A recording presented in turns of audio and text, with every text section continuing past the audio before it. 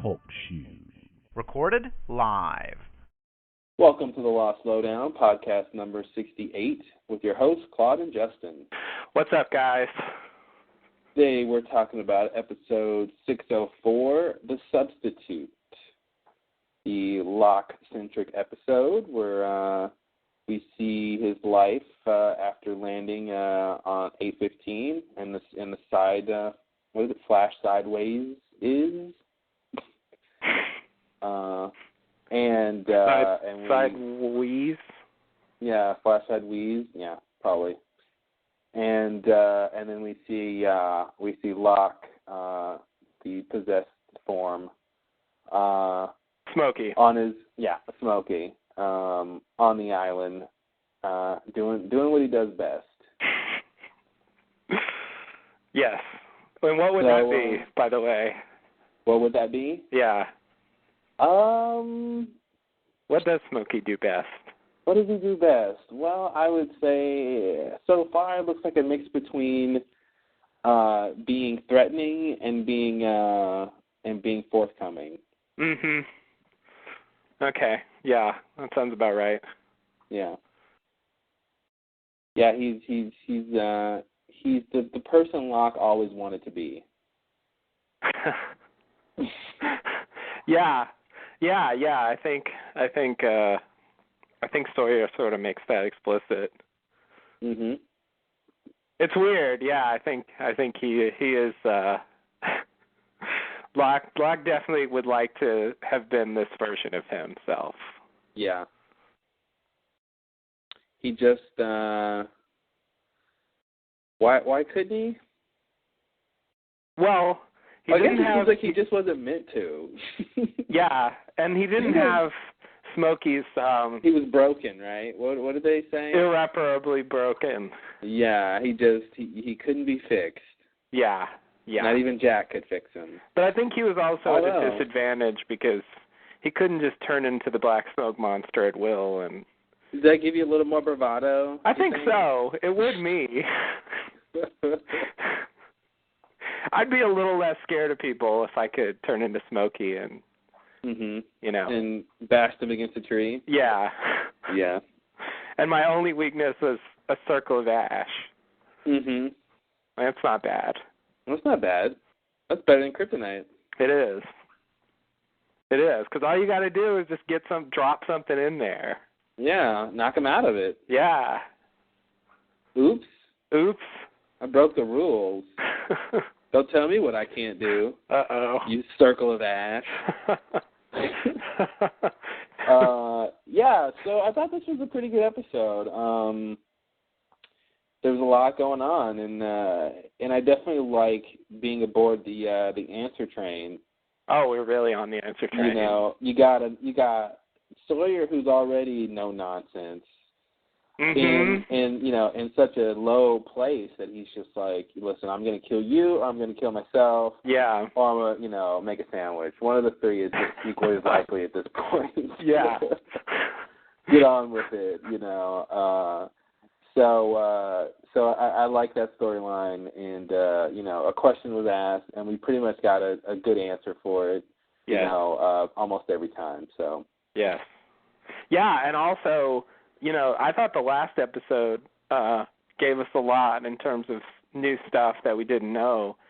This episode had not that much to do with the last episode, and it was also full of stuff. Yeah. So you're right. We're really barreling towards the end here with big revelations about things. And overall, it's weird. It's weird to have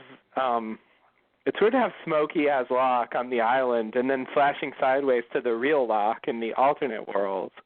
I think it's you see the dichotomy between the two versions of Locke, and it's the two extreme versions. Because I think the Locke, back in Tustin, he was the guy who didn't crash on the island. Yeah.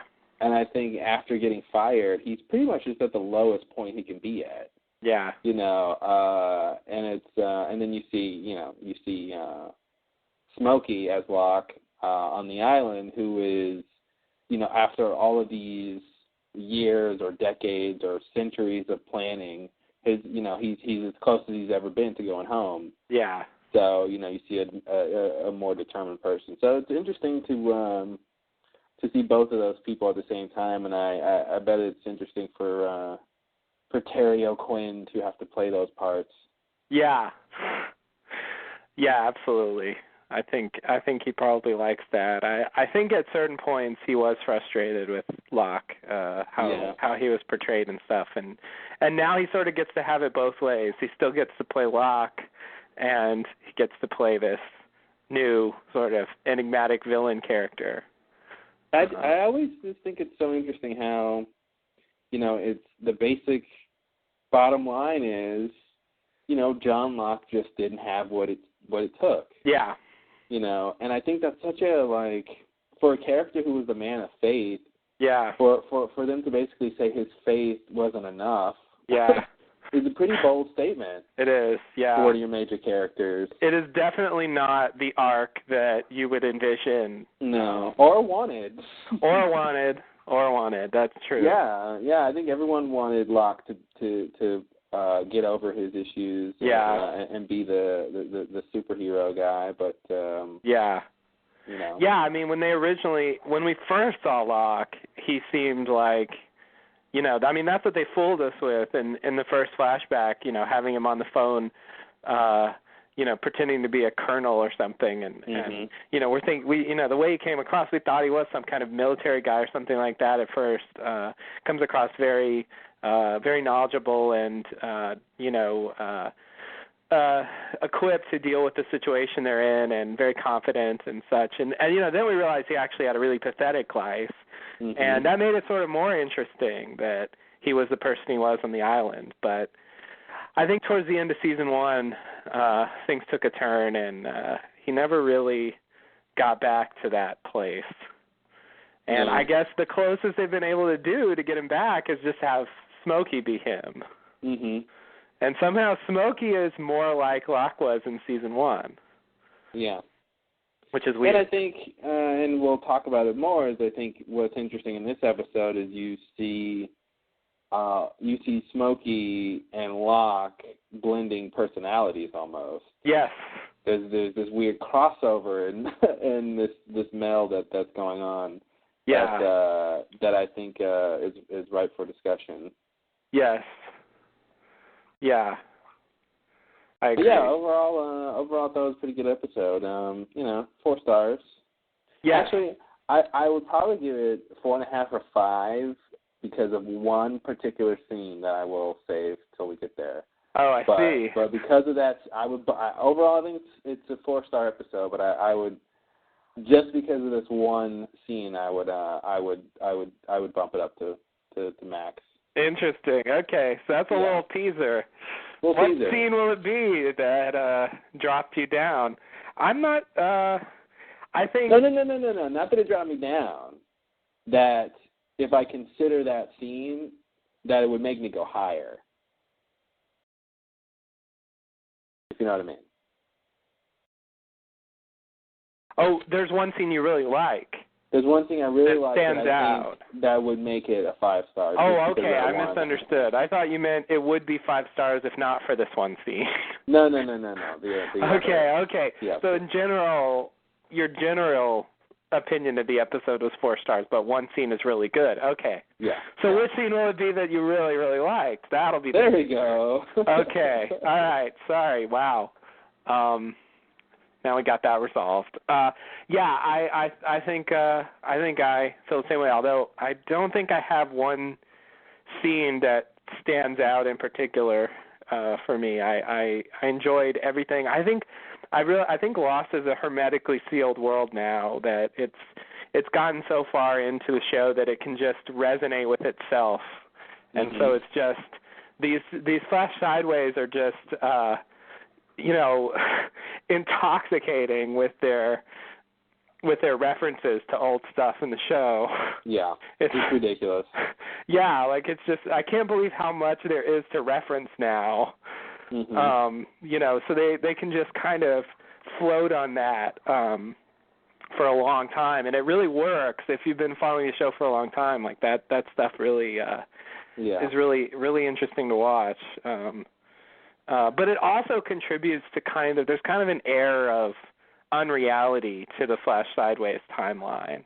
Mm-hmm. Like it just doesn't quite seem real, partially because of how it's this kind of twisted version of stuff that we're familiar with. You know, the first episode of the season, you know, the 2-part LAX episode, I thought like, you know, the Sideways stuff was just, like you said, it's very unrealistic, and it just seemed like this alternate reality that wasn't quite real. But the next episode, you know, when they get off of the plane and they show you what we've never seen before, which is what kind of would have happened if they got off the plane at LAX, it to me it got really grounded. And I'm just like, wow, this is what would happen. Kate would try to escape. This is what would happen. Locke would go back to work. You know, like it to me it seemed very realistic and very grounded. Like just these very sort of simple things that, you know, that if you would think, okay, well, what would happen if the plane landed? Well, these very simple things would happen. Yeah. You know? But of course, the interesting stuff is, you know, how they're all connected and you know, and particularly connections that they weren't made before the plane trip. You know. Yeah.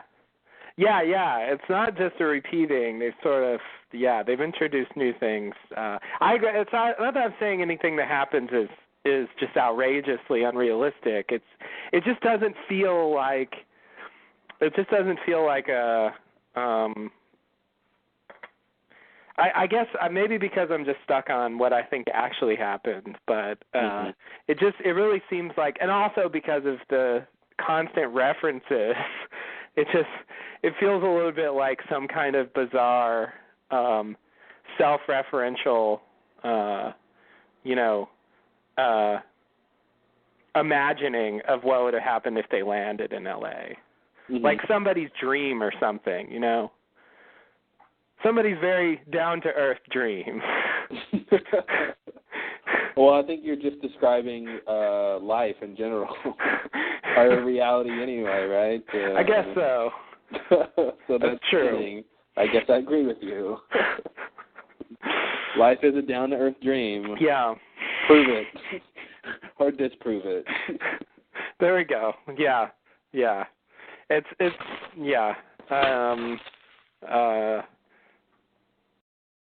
I guess. I know what you mean. It doesn't seem quite real, and I think that's largely in part because we don't know how it connects to what we know to be true already. So I think that it's kind of a waiting game before it's like, well, this is what you're telling me, you know, but I don't quite believe it until I know how it all lines up. Right, and I don't know how to think about it because it's playing the role of the flashbacks, but they're not flashbacks for the characters on the island.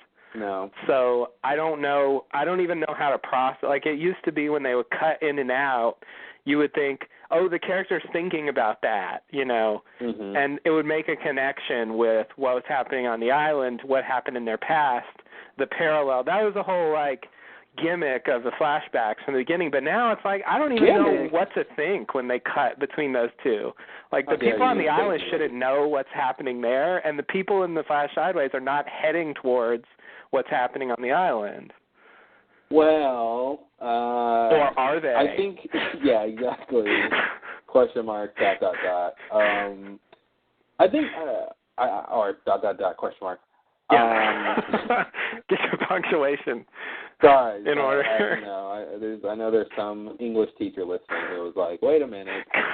Question mark ... I got a book to assign. Maybe it might have been. Oh, yeah, wow. Yeah, topical. Exactly. So, sorry, that was your line.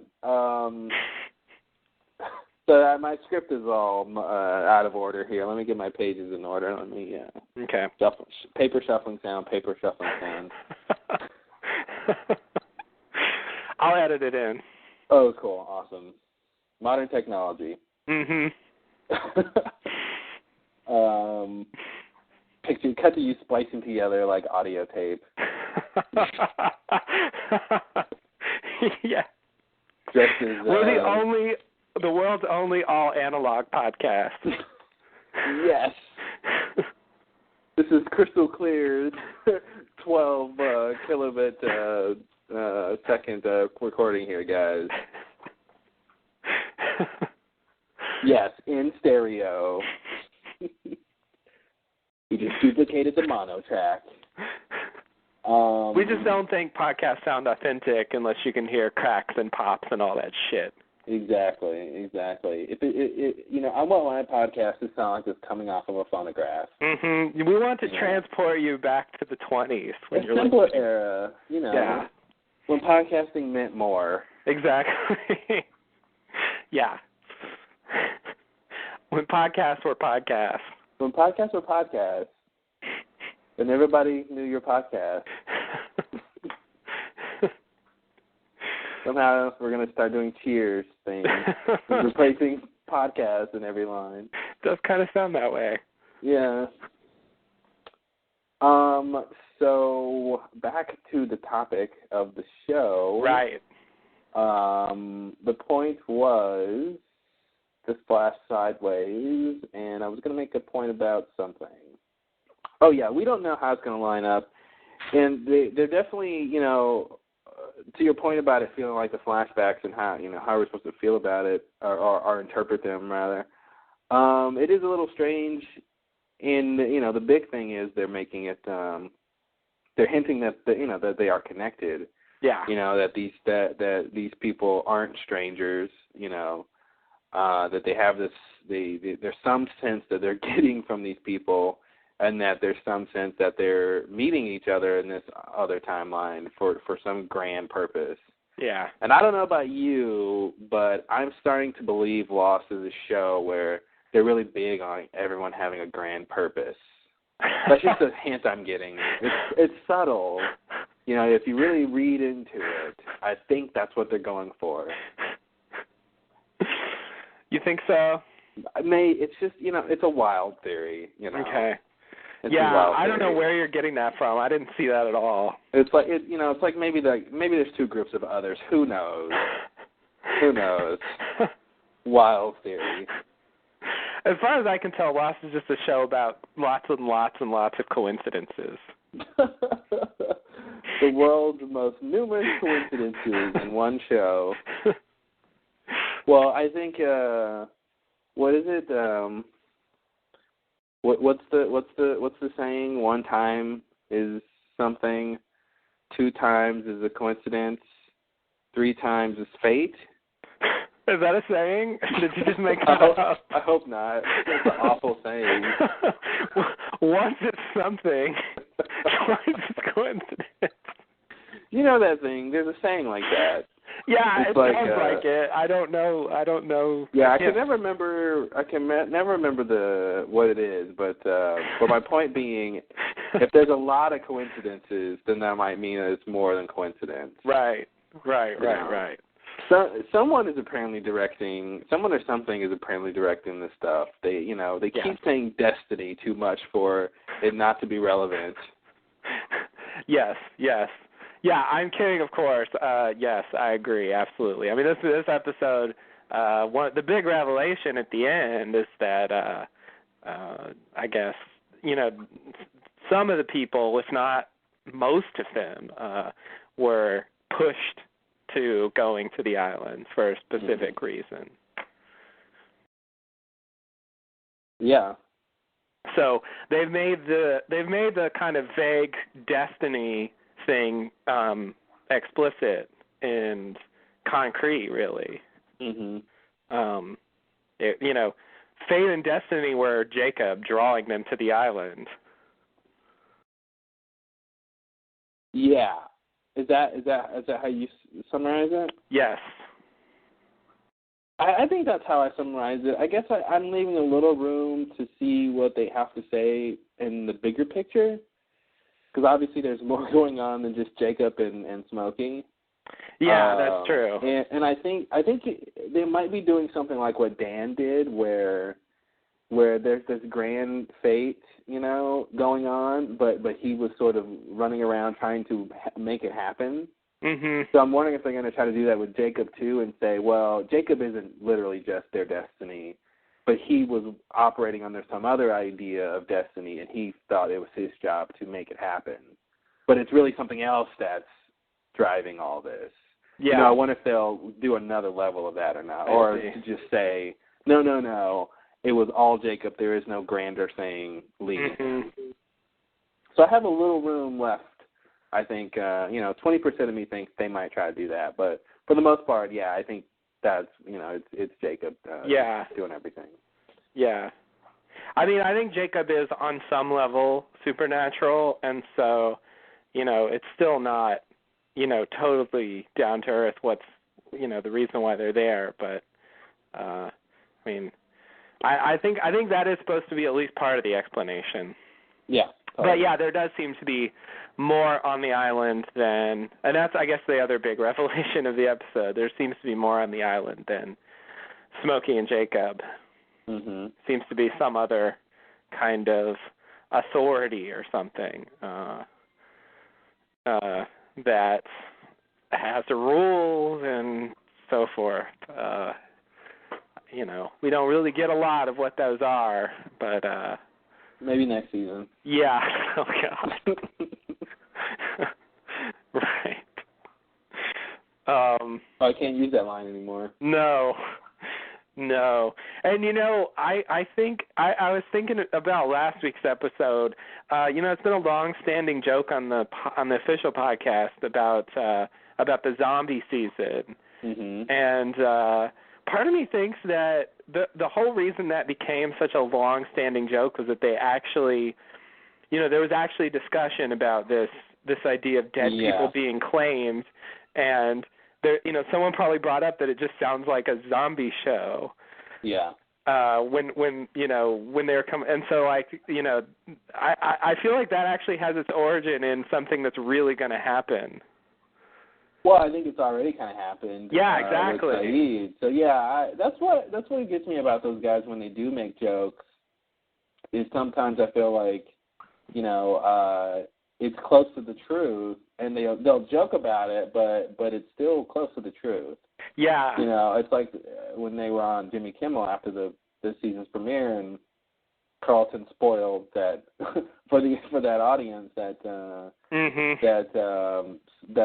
Smokey was Locke, or Locke was Smokey, and then they're sort of recovering from the spoil, and then Damon says, yeah, and the island is a spaceship. Right. Ha ha.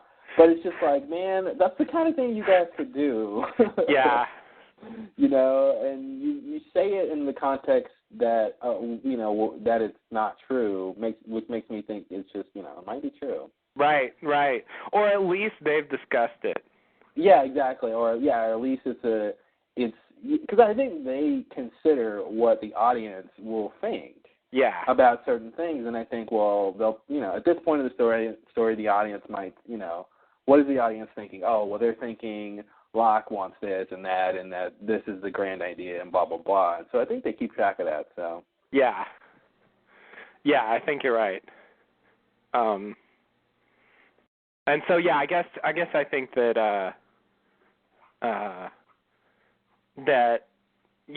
guess I'm just agreeing with what you said. You're right. I agree. Yeah, and the whole thing about the zombie season, like I'll say it again. The whole idea about the war, and if the troops in the war are, I'm wondering if they're going to be the claimed people. Mm-hmm. And most of the people who were on the island are dead now. Right. So it'd be interesting if we get some scene of like, Smokey somehow claiming, whatever dead people he could on the island and, sending them to attack the temple. I mean, that would be a zombie scene, if anything. Yeah.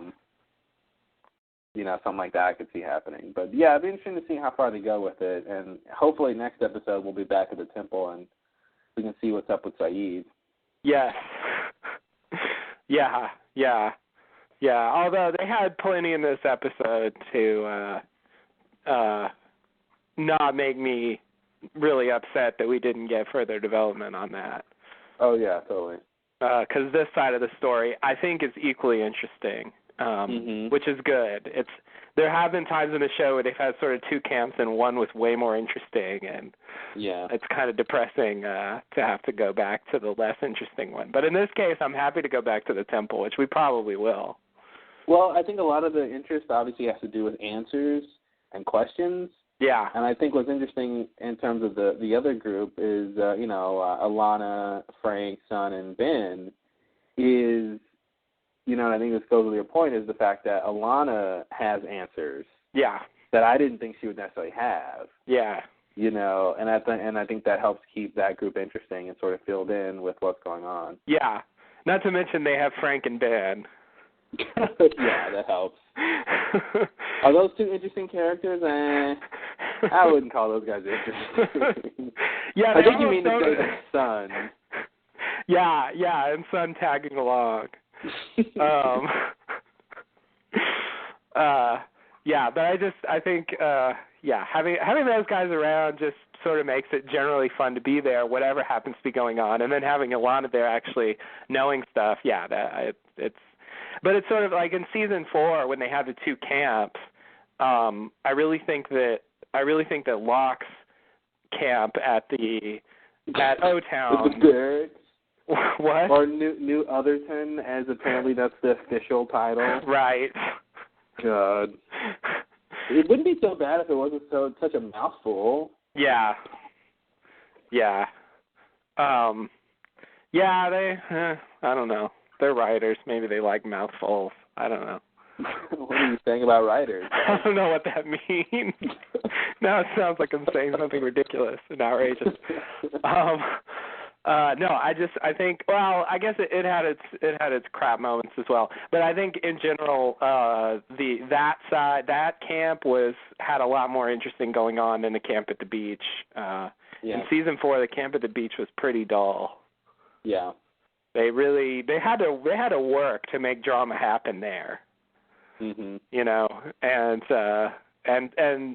Well, they didn't have any heavy hitters down there, right? Yeah.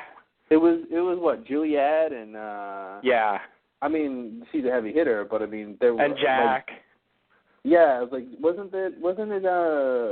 it Jack and his surgery wasn't around that time? Yeah, like, Jack and his surgery. And like I was like, why are you kidding me?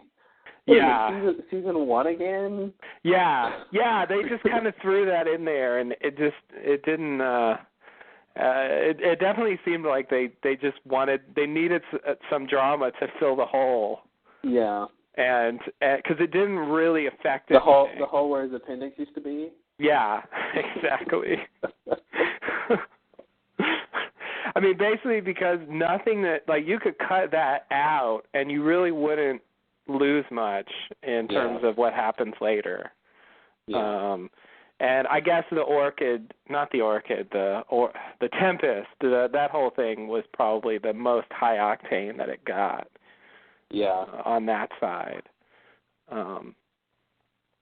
Whereas the other side gets, Kimi's team showing up and the whole place being blown up and Alex getting killed and the Smokey shows up and then they go to Jacob's cabin. There was a lot going on because they had the stuff on the boat. And the boat was interesting. The boat was interesting. It was really the beach camp that just didn't hold up its end. Yeah. I think that was the weakest part of season 4. And in this case, I think the beach camp is equivalent to the temple.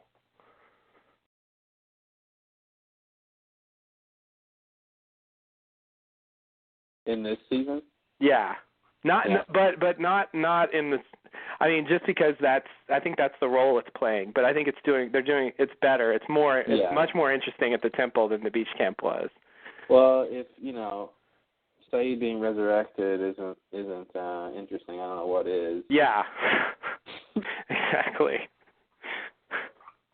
And you got this mysterious healing spring, and it's the inner sanctum of the others, and it's a very old place, and so it's tied into the history of the island. I mean, there's just a lot of good stuff there, I think. Yeah. Go on Wednesdays when it's half off. Yeah, Take a tour of the temple. see the history of the island. Don't forget the monkey petting zoo. Now, they're going to ask you for a donation, but you don't have to donate. You don't have to donate, but every cent that you donate goes to help the children that were kidnapped by the people who run the temple. Help give them an education. It's all going to scholarships for Zach and Emma. Zach and Emma, yes, exactly. Come, bring the kids. Just keep an eye on them. they might steal them. But if they do, it's for the best. It is. They have a home here. And don't worry, Jacob wanted it that way. Mm-hmm. Who's Jacob, you ask? Oh, don't worry, he's dead.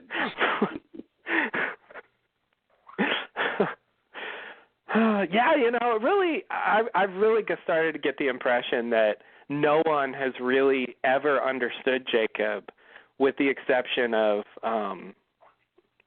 Smokey. Yeah.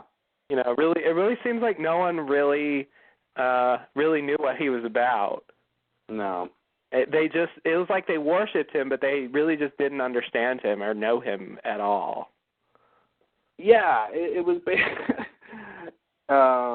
I don't know. I mean, obviously you can look at it in a religious context and try to see if they're making any statements there. Yeah, it is. But I definitely think it's interesting how he convinced a whole group of people to follow him and not really know why. Yeah. And that's actually what Locke says. Yeah. When he returns to the island, when Smokey, that's one of the first things he says is, you guys are following these people and you don't know why. Like let's go talk to them, Yeah. Yeah, and he makes that point again in this episode. Mm-hmm. Mm-hmm. With Richard. Ricardus. Yeah. Yeah. Yeah, totally. So it's interesting. I mean, it'd be, it's interesting that, Richard in particular never really knew what was going on. Yeah. He seems like he's not going to turn out to be that interesting of a character in the end. Yeah. Like, I'm interested to see the early beginnings of the island for him, like when he first gets there and what happens and all that stuff, but it seems like he kind of is on the John Locke side of things. Of he didn't quite know what he was doing and why, and he seemed really interesting, but and similarly to Locke, he was given the ability to not age. Similarly to Locke's being given the ability to walk. Yeah. But that's it. Like, he didn't necessarily inherit some kind of deep intrinsic knowledge about the island or anything like that. He's in a way as mystified by Jacob as everybody else is. Mhm. So he's definitely been demoted. I mean, like most characters on the show who seem to know stuff, over time it's just he really doesn't know as much as we thought. As they go up the strata of information and who knows what, they just go higher and higher, and all the people with the lower level clearance, just get pushed to the bottom. Yeah. Yeah, he's basically becoming the new Tom.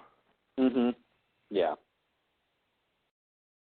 And I am interested to see his flashback, but I think for the end game he's not going to be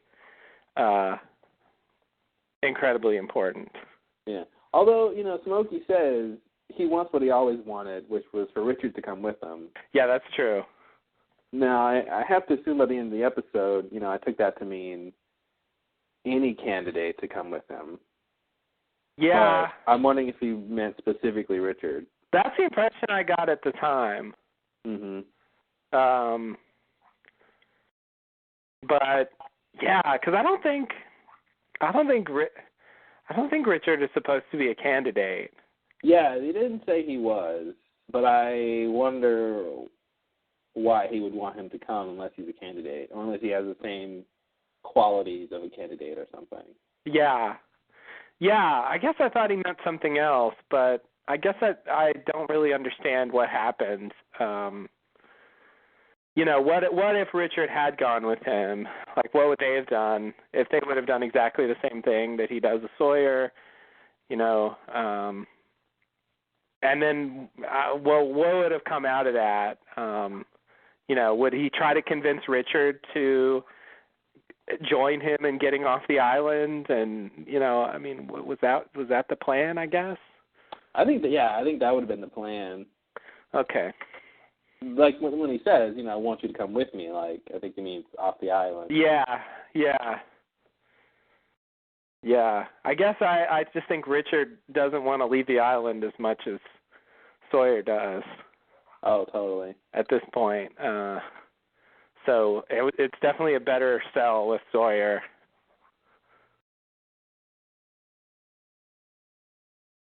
I don't know what kind of life Richard has been around a long time. I don't know if he really wants to just go back to the real world. Yeah.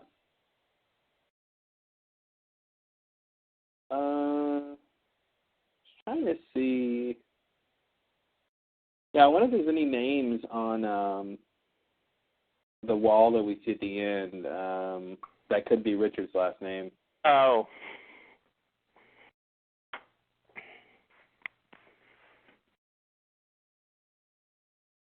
Do you remember the alias he used when he met Juliet?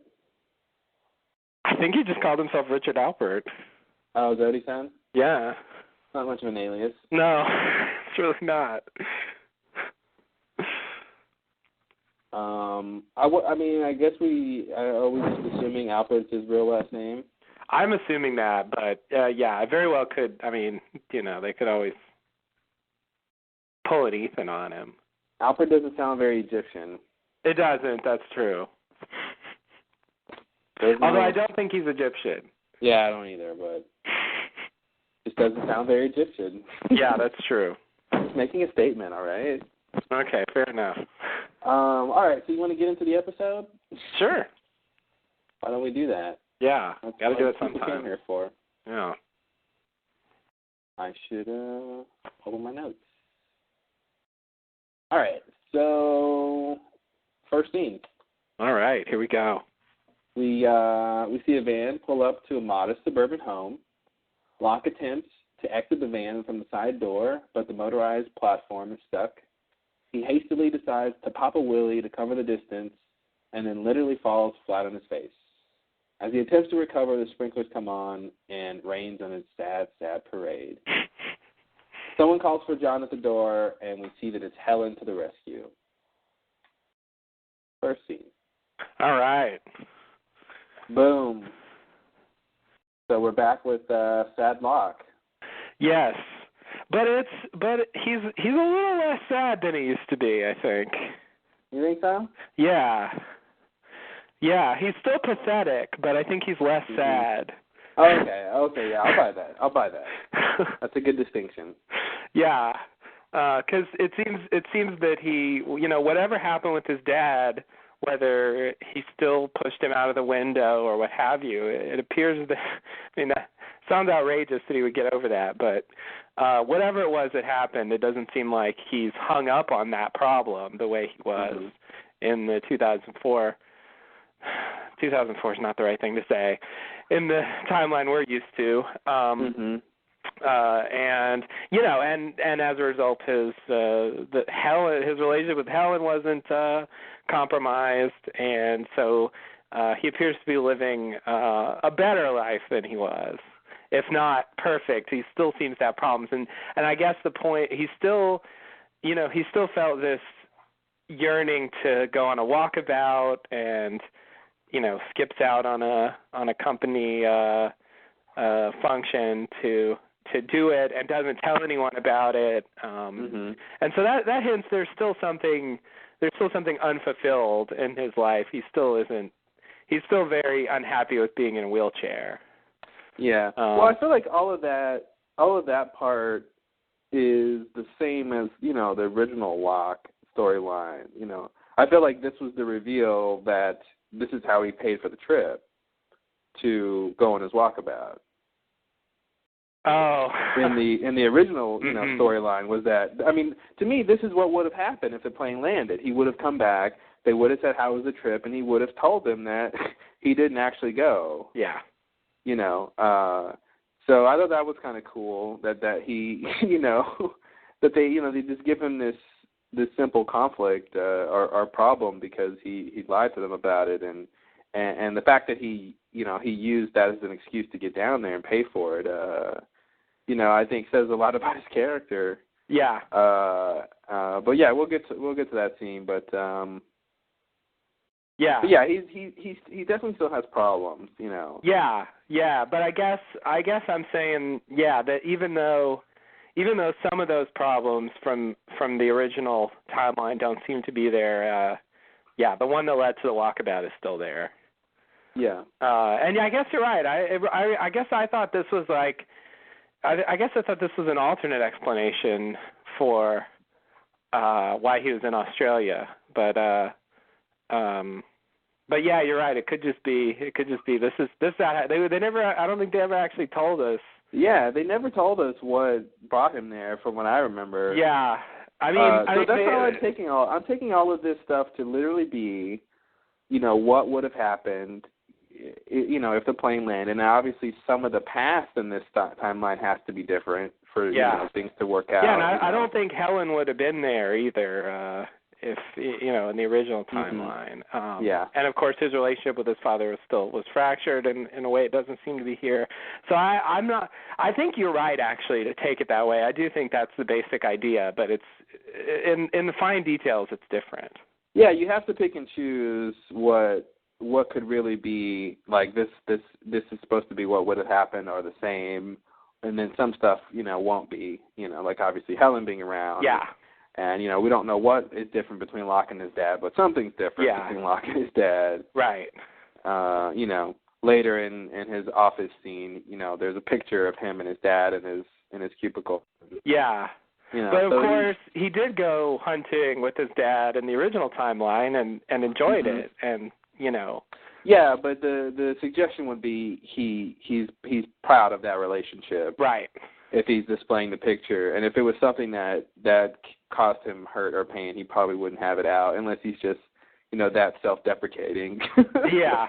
That he just wants to be miserable all the time and look at the good time he had with his father that can no longer happen. But you know, but from everything we hear in this episode, it seems like they have a decent relationship. Yeah. So maybe his dad didn't steal his kidney or something. That's what I'm thinking. Yeah, and I would feel like the difference would be he didn't steal his kidney, but I feel like he might still be involved in the getting pushed out the window part. Okay. Not that he pushed him, but I could just see that scene and see his dad being there just for the. I see. You know. Yeah. Lining up with the timeline. But that was an outgrowth of the kidney stealing, so there would have to be some. But I guess the way they're writing it, you're probably right. He probably still was involved in some way. Mm-hmm. But maybe not necessarily the person who did the pushing. Yeah. We all know Jacob is the only one pushing people around. Wow. See what I did there? I did. I'm a professional podcaster, all right? That's how you do it. Gather and surmise. Next scene? Yes. All right. So next scene, we find John in the tub contemplating where it all went wrong. While Helen is on the phone in the background, she hangs up and comes over to John. She complains about dealing with the details of planning the wedding and suggests she and John get her parents and Locke's father, and they all go to Vegas for a shotgun wedding. Locke reassures her they can handle everything so she can get the wedding she deserves. Helen asks Locke about his conference in Sydney. He says it was boring. Helen finds Jack's business card and tells John she should call him. Locke doesn't think Jack was serious, but Helen contends it might be destiny. Locke likes that word. End of scene. Oh, that was the end of the scene? Yeah. Was there an indication that he likes that word? Did he say that? Just the look on his face.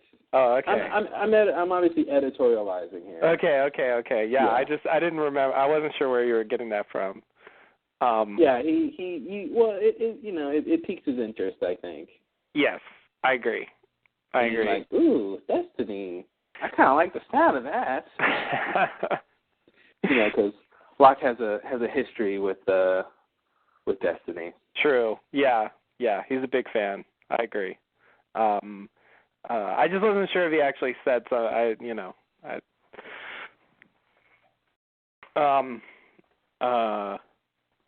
Yeah, it's clear that they're gonna kind of slow play this going to see Jack thing. Mm-hmm.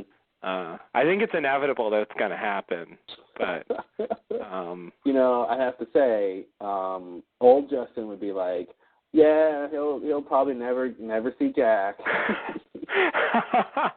And then I would say, you don't think that, they set this up for him to go see Jack? And you'd go, well, when you put it that way, it seems like it would make sense. And then you'd be like, yeah, I think that's going to happen. So now we skipped all that, and I don't have to, as Locke just a bit, now I don't have to convince you. Maybe I've finally learned something about storytelling convention after all these years. This is what podcasting will do for you, kids. Yeah. You finally figure out how to understand how stories are told, and not to assume that something really boring and undramatic is going to happen. Usually the opposite happens. Yeah. Yeah, if you have two options and one of them is incredibly dull and the other one is full of drama and excitement, they're probably not going to go with the first one. No. So yeah, I guess as I just said, I think it's inevitable they're going to go there, but I don't know what they're going to do with that. I mean, if Jack does the surgery on Locke and then he can walk, then what? I mean, I don't really see what the next step is. Mm-hmm. Well, the next step would be. Oh, what are you gonna say? Well, I was just gonna say I can see, all the way up to there. I can see how the drama plays out. But I guess that's the way it is on this show. A lot of times, I just can't see what they're gonna do. Yeah. But in this case, I feel like I can anticipate, all the way up to Locke and Walk again. Yeah. And then I don't know what. Well, and that's at the part where you have to know what are the repercussions of him walking again? What is his motivation this whole time? What does he really want? And if you knew that stuff, you could maybe think about what he does next, or what happens to Jack because he does this. Right. All the little things that you don't know what they are, because those are the things you decide in a writer's room what they are. Right. So yeah, you can only see so far down the road, but yeah. But yeah, it's definitely clear that they will be crossing paths again. Yeah. What else? Even though this episode ends with them tearing up the business card. Mhm. Well, I love when Helen did that, because I'm just like, well, now you're just forcing Jack and Locke to meet. Yeah. Now it's really going to happen. Before it was up to John to kind of do. The ball was in his court, but now it's like, well, fate has to intervene again. So you'll be going to your car in some parking lot or at the grocery store getting an orange. And Jack's going to be there, trust me. Yeah. Getting an orange, huh? Maybe getting an orange, I don't know. Okay. Just wondering if that was intentionally chosen, or if that was just a random item you might get at a store. Both. Okay. Good. Perchance a mango. All right. That's a good title. Yeah, it's a good title. Perchance a mango. Like that. All right, next scene? Yes. Next scene, we're on the island, zipping through the jungle, careening through the canopy, while the signature Smokey honks, whistles, and cranks play. Honks. All the way towards the barracks. A loud noise comes from one of the houses, and we see the image of Smokey reflected in the window. We flash back into the jungle, and after seeing a knife on the ground, Locke steps in and picks it up. He looks around and then cuts something down hanging from a tree. It's Richard. Surprise! Locke tells him it's time to talk. So this first little sequence, the Smokey cam, Smokey vision, whatever you want to call it, was what makes me want to give it 5 stars. It blew me away how long we were in Smokey vision, and I'm just like, holy crap, this is the 6th and final season. Yeah. Yeah. Yeah, it was too cool. Like, and I gotta say, like, what I like about the camera work is that it's both, you know, realistic and really cheesy at the same time. It's like, I don't know how they could have shot it any better than if they did it all like CG or something. But like, so I think they did a good job. At the same time, it's just really kind of like, okay, then the camera cranes this way, then it cranes that way, and you guys just sped this up a little bit, and you know, it's not like that fancy, but it really captures, you know, what we know to be Smokey's point of view. Yeah. Yeah. And as you said, they put in the signature honks and the honks and the beats and the boots. Yeah. And tick tick tick. And the augas. And the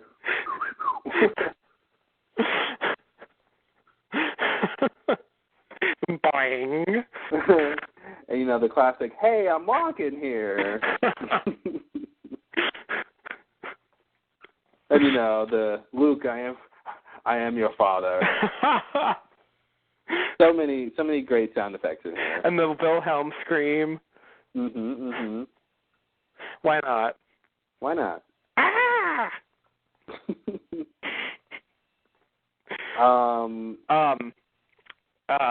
Yeah, it's I'm not surprised this is what you pointed out. When I first saw this, it was like, I can't even imagine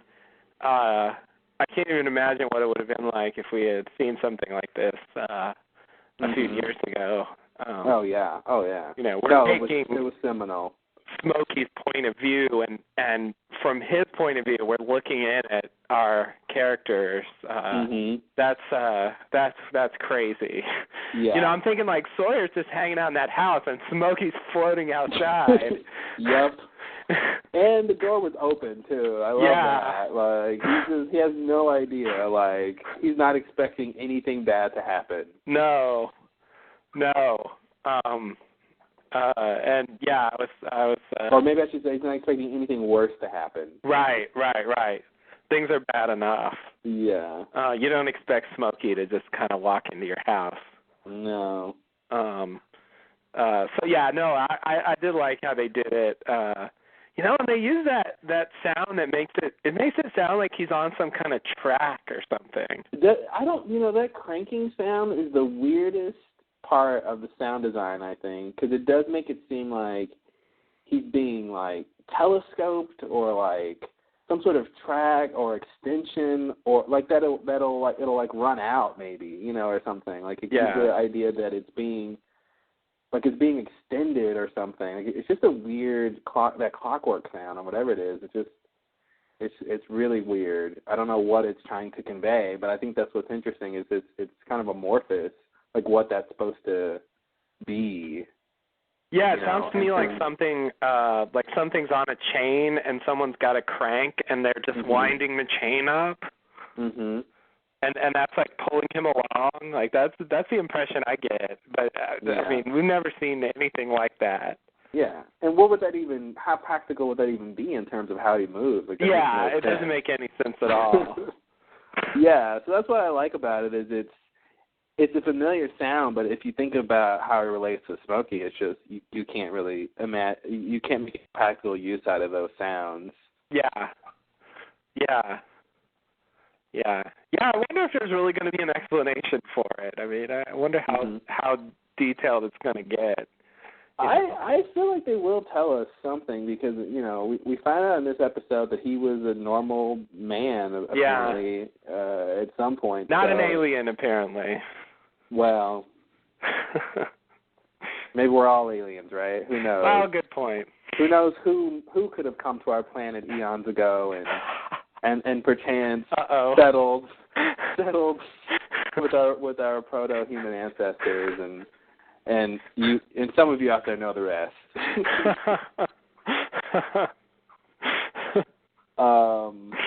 But yeah, no, apparently not an alien. Apparently a normal man. So I think it's somehow he seemed to have gained that ability to turn into Smokey, and I wonder if they'll tell us, what he actually is. Maybe that'll make sense. Like, he's, when he's in Smokey form, what he really is this. And it'll be like, okay, that's what that is. Yeah. I can't think of anything because it was ridiculous. But yeah. I'm wondering if it'll be as simple as that, or if it's going to be more complicated. But I feel like Jacob is the same way.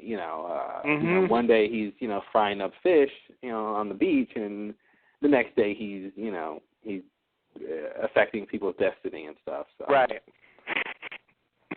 Right.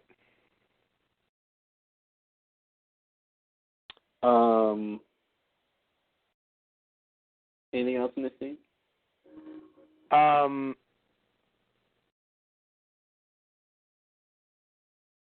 No, I think that's it.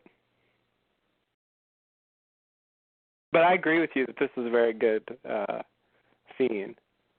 Very. It's very exciting to be at this point in the story. Yeah, exactly. Well, just another one of those little scenes where like you just wouldn't be getting it at any other point in the story. Yeah.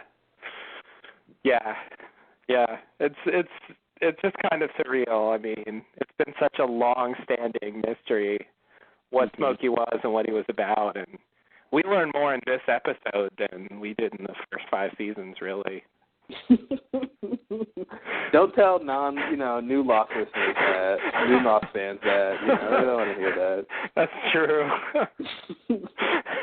Yeah, I'm going to watch 5 seasons and still not know anything about that thing? I did tell someone that at some point, because, when you talk to people who, obviously a lot of people who haven't been watching Lost know that it's the last season, so, so when they know you watch it, they ask like 3 questions, which is, have they explained the numbers yet?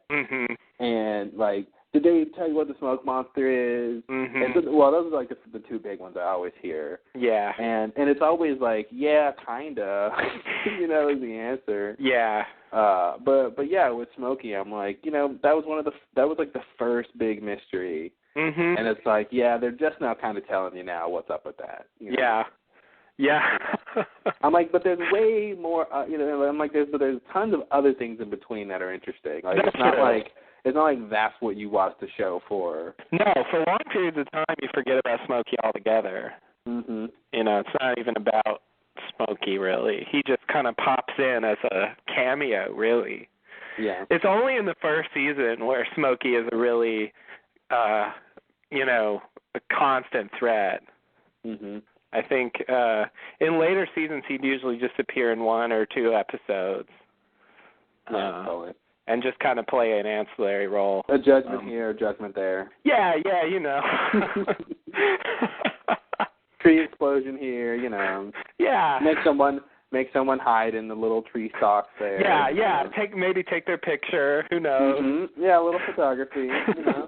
He's a big fan of flash photography, apparently. He loves it. Don't tell him what he can't do. He will use his flash.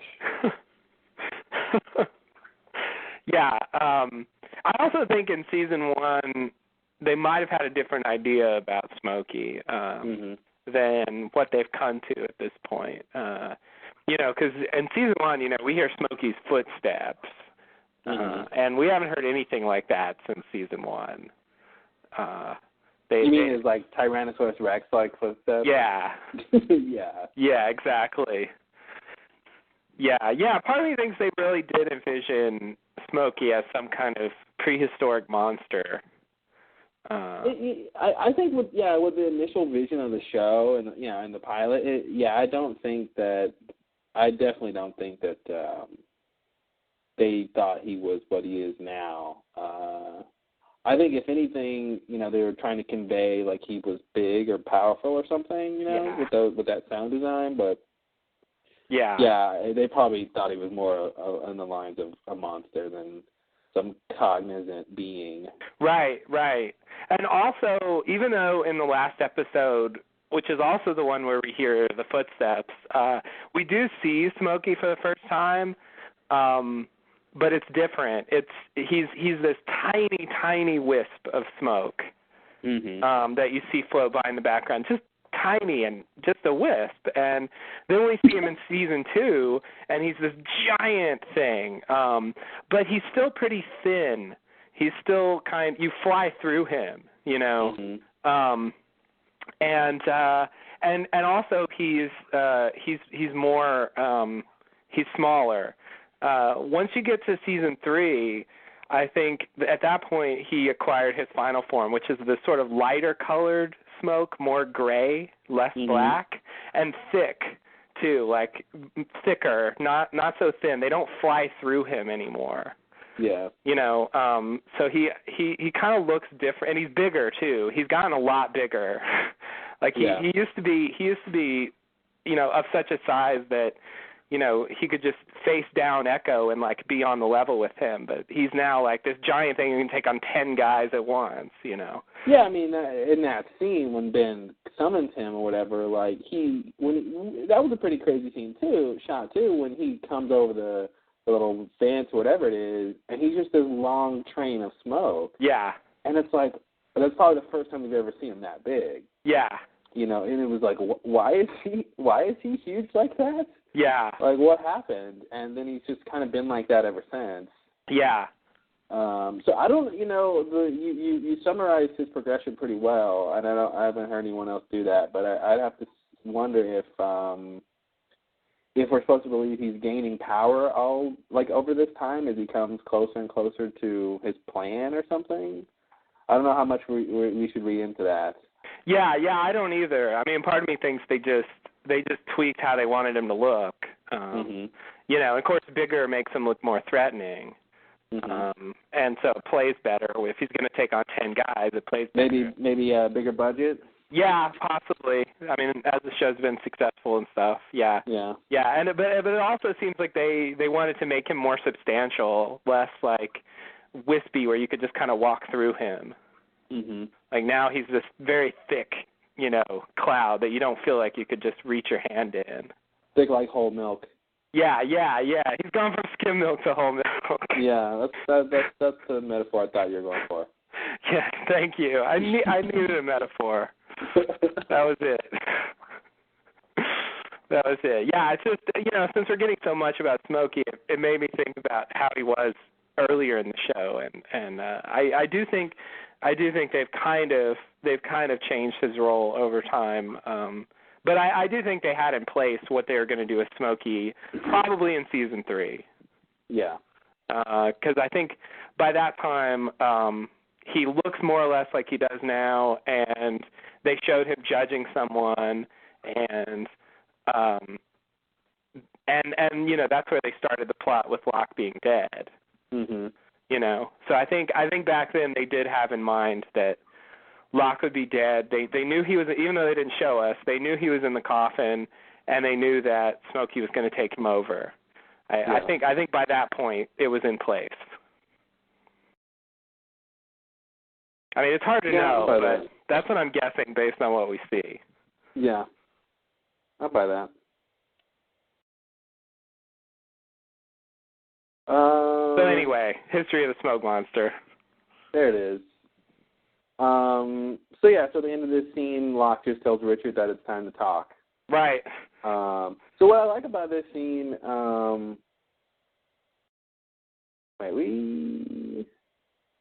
was the last thing we talked about. I like that we basically get the idea that that Locke, Locke comes out of the statue, attacks Richard, drags him to the jungle, puts him up in the tree to keep him there so he could go see what Sawyer was up to. Yeah. And see Sawyer was, busy. Yeah. And then came back to try to get Richard on his side. Yeah. So I kind of like how they showed that. Yeah. Yeah.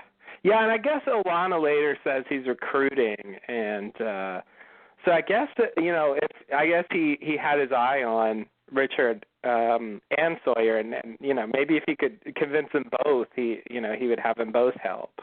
Mhm. If that were possible, but I guess Richard seems to kind of know who Smokey is, or at least know more about who he is than most of the characters do, and so he's not from what he knows, it seems that he's not willing to join him in whatever his plans are. Mhm. But we'll get to that. I'm getting a bit ahead of ourselves. Yeah, I mean, I have to guess that he, I wonder if Richard would have said yes if he would have just been fine and not gone after Sawyer also. Mhm. But it depends on how well, I wonder how well he knows Richard. Like, if he just knew Richard would say no, or, Right. if he's coming from that place. But all right, let's go to the next scene. Okay. So we flash sideways. Locke rolls into work and goes to his sad little cubicle at his job at the box company. Randy enters and welcomes the Colonel back. He asks John about the conference, but already knows John didn't go. Randy starts to probe John about why he was there, and John tells Randy where he was is private. And Randy says Locke is fired. Ouch. I really liked his response to him saying it's private. He goes, "Oh, hey, no problem, John. You're fired." Let's get off my back, man. Just get the hell out of here. Oh, hey, your business is your business. Exactly. I don't want to pry. Just get the fuck out of here. Exactly. Yeah, fucking Randy Nations. What a character. Yeah. Once again, the show's just resonating with itself. He's such a. I love that Lost has this population of really, really, really background characters that they've carried through the whole show. It's really cool how they can bring somebody back who was on in like one episode and they did like one thing, and they come back one more time and it's the biggest thing ever. Yeah. I'm telling you, if we see Claire Psychic again, if he just happens to be in Los Angeles. Yeah, I wouldn't be surprised if they did that. And he's not a psychic. He's like a lawyer who prosecutes fake psychics. Exactly. Oh, yes. God, it seems like you're writing the show. Yeah, exactly. Because, I mean, we've already seen the psychic again. They already did that gimmick in season 2, but I think, we haven't seen him since then, and this would be the time. And, I think your vision is something very much like something they would do. Yeah. Because I somehow tie that into to Claire's story. You weren't supposed to raise him, Miss Littleton, but you're supposed to care for him and love him,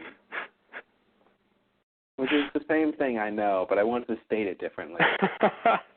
Because as you see, we're in an alternate timeline. Oh wait, I should have told you that. Whoops. Now we got a meta character. Yeah, now that, wow. I wish we got to see that. But the thing that's cool here is that Randy he's still an asshole, and yet he's totally justified. Oh, yeah, that's what's great. It's like you can't blame him for what he says here. Nope. I mean, that's a pretty big violation that Warlock did. Like he, you know, not only, I mean, he lied about going on a company trip, and I gotta say, didn't even do as good of a job as like a teenage girl could have done, you know, covering up the lie. I know, there was a whole plot on Dexter about him faking going to a conference, and he made it a point to pick up his badge. Exactly, that's what you gotta do. You gotta go check in and register. Yeah, you have. That's number one, folks. Register at the conference you claim you're going to. Yeah. It's going to be obvious you didn't go if you never pick up your stuff. Exactly. Go get pick up some brochures and some literature. Yeah. Give someone your business card. Like do the groundwork for the lie you're trying to tell. If you care about getting away with it. Yeah. It's like he really thought he could just skip everything and they'd never know. They would never find. He could just tell them it was boring and he didn't learn anything, and they'd be like, "Oh, okay, bye." Yeah. Really, Locke? Come on. Yeah, and he should have come up with something better to say than that. Yeah. Like I think that's they say it in fucking Australia. Like come up with, even if it was boring, like come up with something to say about it. It'll seem like they wasted their money if you don't. Yeah, when he says it was boring and he didn't learn anything, and your company just sent you to Australia. Yeah. Like, what? Like, it's okay to lie sometimes. Exactly. It's time to lie. Like, oh, it was great. I learned a lot, and Even if he really went, and that were true, that it was boring and he didn't learn anything, I feel like you shouldn't have said that. Like that's exactly. You really just don't want to succeed in the job you're in. And he's like, what does he do? He processes box orders or something? Yeah. That's a pretty good vacation for him to go to Australia. It is, yeah. He really lucked out, and if he played it right, he probably could have got away with it. But oh, Locke. No matter what universe it is, it's not one of the ones where he's a winner. That's right. It's like I don't know, it's like some weird version of Sliders, where he's always trying to find a universe where he's a winner, and he can never find it. But little did he know, the one universe where he was a winner, the fence didn't squeak. The Sliders reference for all you Sliders fans. Yeah. We're out there. I know it. Oh yeah, plenty. I've never seen it, but I know they exist. You're missing out. Yeah, one of these days. I'll catch up. All right. So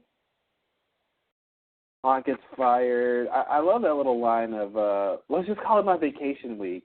I thought you wanted that week, for your wedding. Yeah, it was weird when he said that. I thought that was going to turn into a conflict, that he would offer to give his vacation week for this, and then he wouldn't have a week for his wedding. And then, I envisioned this whole drama that really didn't happen because he just got fired. Yeah, it wasn't like, oh, should will he be able to have his wedding that week now that he, may or may not get that week as vacation also? But it's like, oh, that's not a conflict because you're fired. Yeah. Yeah, that was, yeah, and it doesn't work to just say, I know I used the company's money and just didn't, went on a vacation for myself, but let's just pretend it didn't happen and call it my vacation. Yeah, I just think it's a little late for that. Yeah, you're saying that because you got caught. I mean, if you wanted to do your vacation, you should have taken a vacation. Yeah, exactly. Not have the company pay for you to take a vacation. Yeah, and it's even more pathetic because, as we find out, he didn't go on the walkabout. Exactly the same thing happened when he went there. They said they couldn't do it, probably, for the same reason, the insurance and stuff like that. And so not only did he lose his job, but he didn't even get to go on the walkabout. Oh for 2, as they say. Yeah. Exactly. Yeah, Locke is over infinity. Ooh, that's a lot. It is. Wow, over infinity. You're just really not. No matter how many you win, you always will lose. It's true. He's not going to catch up. He's not. All right. So next scene. Yeah. We're back on the island. Locke gives Richard some water from his canteen and apologizes for attacking him. Locke says he wants what he always wanted, for Richard to come with him. Richard asks why he looks like John Locke. And Smokey / Locke. Oh, I don't know if you've noticed. I've been trying to say Locke for Smokey and John for the sideways John. Oh, okay. Just to make the distinction. I could call Locke Smokey, but I feel like, there's also Smokey as a smoke monster. Right. So Locke just means Smokey Locke. I also think, Smokey is kind of a nickname, and now that he's become this full-fledged character, it doesn't seem like Smokey is the best name for him. Yeah, totally. I want something real to call him, and there really isn't anything right now. So I think calling him Locke and the Flash Sideways John that's a reasonable solution. Yeah, I'll try. Hopefully it's consistent, but Yeah, it should be clear. I mean, if we're talking about events on the island, we can't mean anyone but Smokey Locke. Yeah. Unless we're talking about the funeral. Unless we're talking about the body, yeah. The dead body, which I make reference to. But anyway. Yeah. So Richard asks why he looks like Locke. Locke says because John could get him to Jacob, and since John was a candidate. Richard says he has no idea what Locke is talking about. Locke is surprised that Richard has been following Jacob's orders all this time without knowing why. He offers to tell Richard everything if he comes with him. Richard says he's not going anywhere with Locke. Locke warns Richard that people don't often get a second chance. Suddenly, Locke sees a young boy in a tribal, others-like clothing, standing in the jungle, blood on the boy's arms and hands. Richard turns but doesn't see anything. Then Locke tells Richard he'll be seeing him sooner than he thinks. Dun, dun, dun. Uh-oh. Obvious threat. Obvious threat detected. If you do good, you'll see me one more time. If you do bad, you'll see me still work out. Yeah. So it's this part here. What I've always wanted. Mm-hmm. For Richard to come with you? Yeah. Like that makes it sound like this is like an old thing. What do you mean? That, I mean, it seems like, I mean, this thing he does with Sawyer and these candidates, I mean, that just can't go back that far. I mean, these people haven't been alive for that long,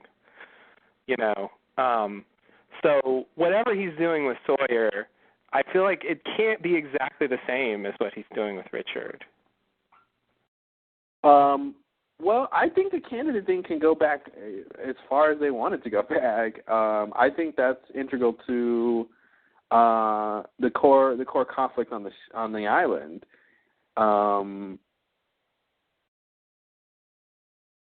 I think, because what we find out, at least in Sawyer's case and in John's case, was that they were candidates to be the protector of the island. Right. Which is what Jacob was. So, I mean, that's a pretty long-standing thing. Yes. Now, the thing with Richard, I think, is a little different because I don't believe he ever calls Richard a candidate. Right. And it seems like if Richard was going to take over on the island, he would, he would have by now, or yeah. Or potentially, although Jacob wasn't dead, so there was no need for him to. I guess, well, that's true.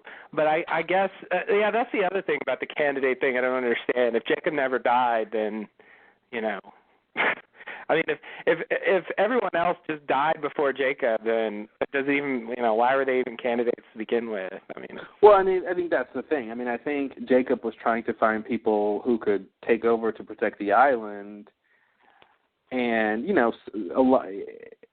presumably he was testing them or watching them being tested, and a lot of them did die. They, either that meant they didn't have what it took, or that meant that, just by happenstance they died. Yeah. But I think it's going to be important who's left alive.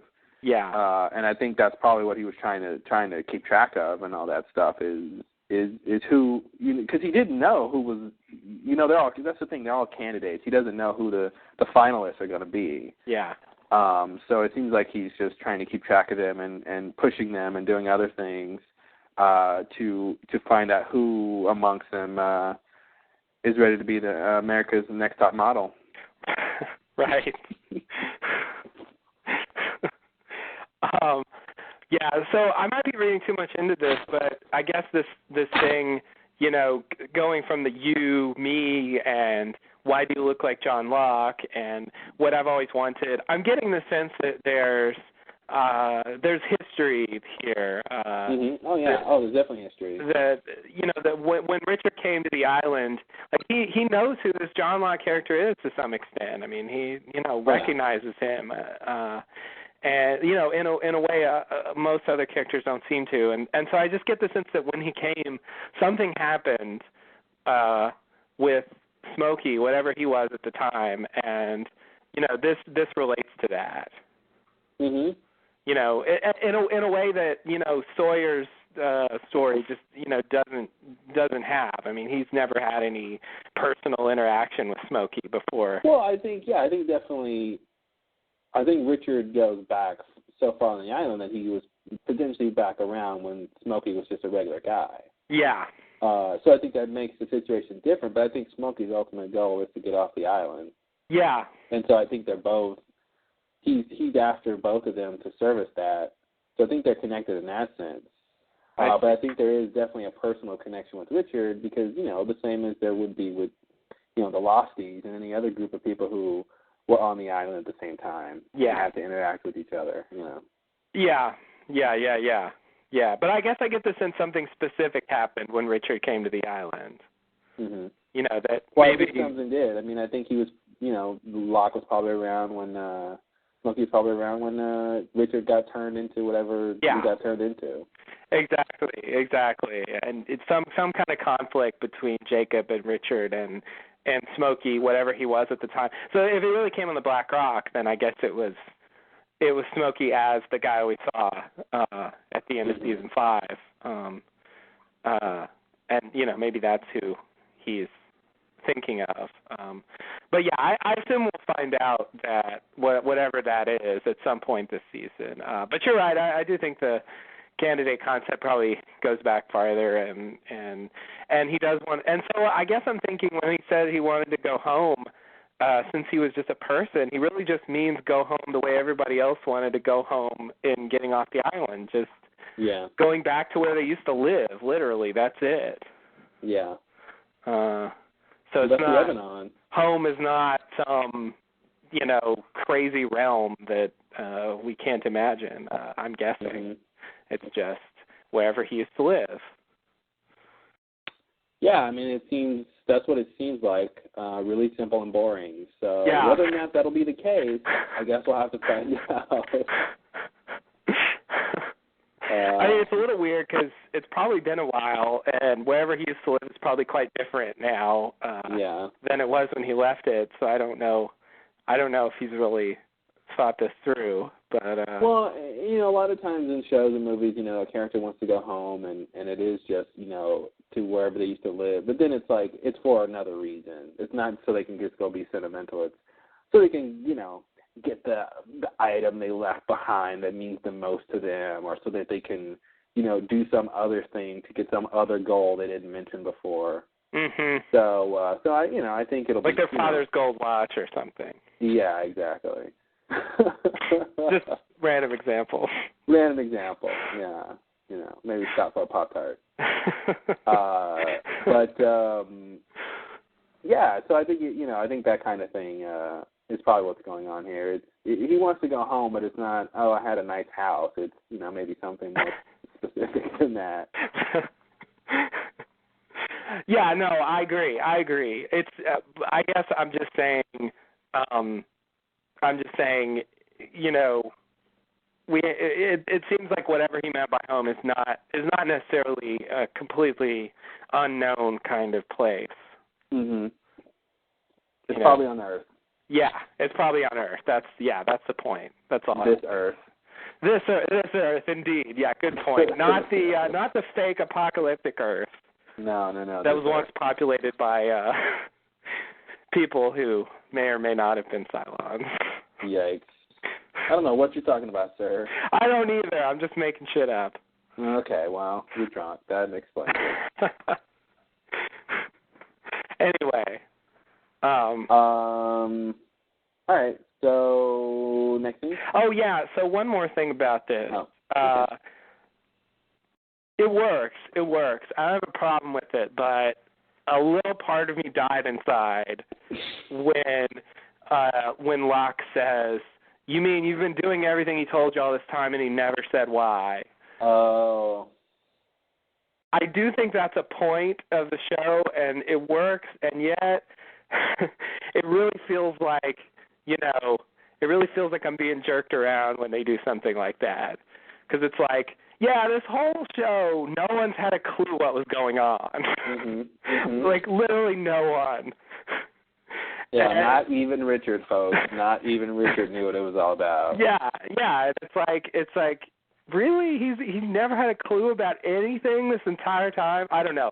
To me, that's just a little depressing.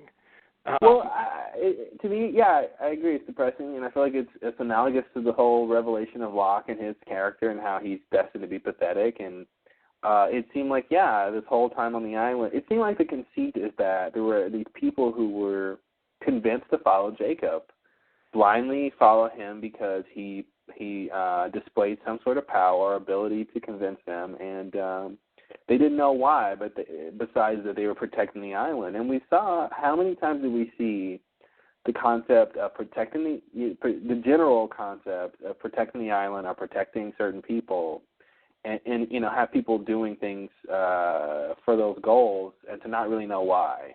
Yeah. Or how what they're doing is really impacting the events. And so that happens a lot on the show. It's I'm doing this to protect the island, Mm-hmm. Ben stopping Kimi, trying to stop, Kimi's team from getting on the island, it's sort of inconsequential in the grand scheme of things. It's like,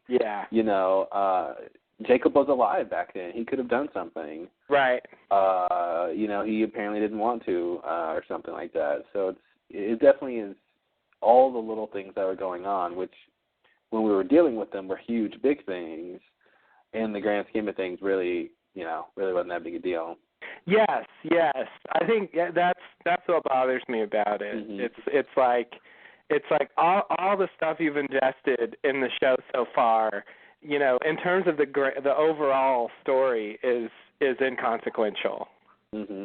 And that's, I don't know. I mean, it works because it's kind of the point that Jacob kept everybody in the dark, and I kind of like it on a level, but yeah, at the same time, I just, I hear that and it's like, oh, here we go. Yeah. Well, and that's the thing is, it works because it makes sense. We were never around people who knew things. We were around people who claimed to know things, who thought they knew things. Ben knew a lot. Yeah. But he himself was never in a position to know what we have found out recently. And, when it starts with him pretending to, talk to Jacob in the cabin just for Locke's sake, it's like, that's a pretty bad sign. Yeah. When you find out, okay, he just made that whole thing up. Right. Yeah. Yeah, and that we still don't even know what happened in that cabin. Ben says he was as surprised as Locke was, or John. I believe him, and okay, so what did happen? Mm-hmm. I mean, we had an explanation back then, but now it seems up in the air. Yeah. I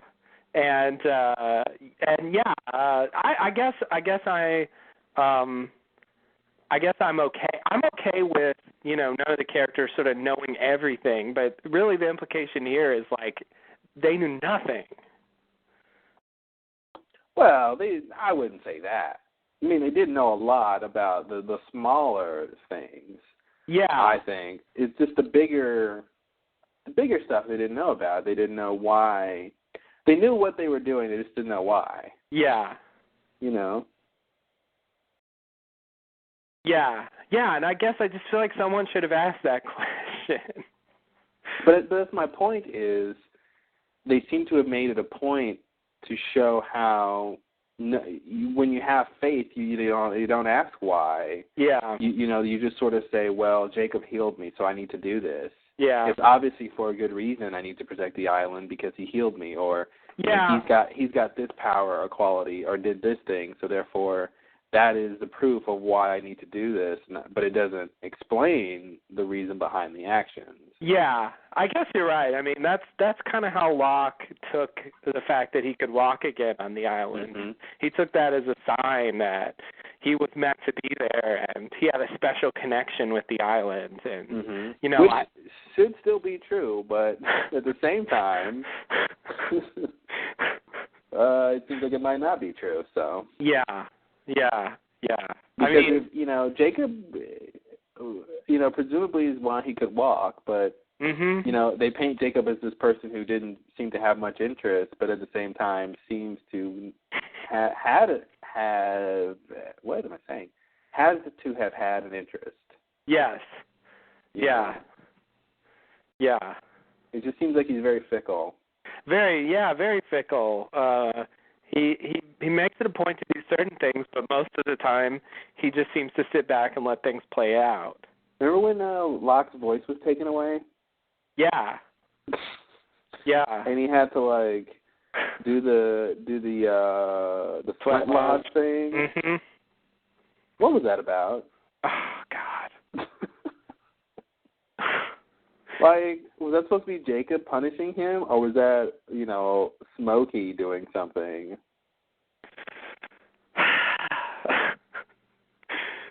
Yeah, was a polar bear really Smokey? Oh, man, the one who got Echo? Yeah. Was that after No, that must have been before he told Echo to confess, because afterwards he killed him. Yeah, it was right after that he told Echo to confess. Oh, okay, so he was like, okay, well, I'll just pretend to be a polar bear, and that'll make you confess. Yeah. And then he got rescued, and he was like, weren't you scared by that polar bear? You should confess now. Yeah, what's it going to take? A polar bear just drug you to its cave after you survived an implosion of a hatch. So, won't you confess, please? It's really not that much to ask. It really isn't, but I guess it was. But apparently so, yeah. It's too much. Yeah, I think I'm going to interpret that as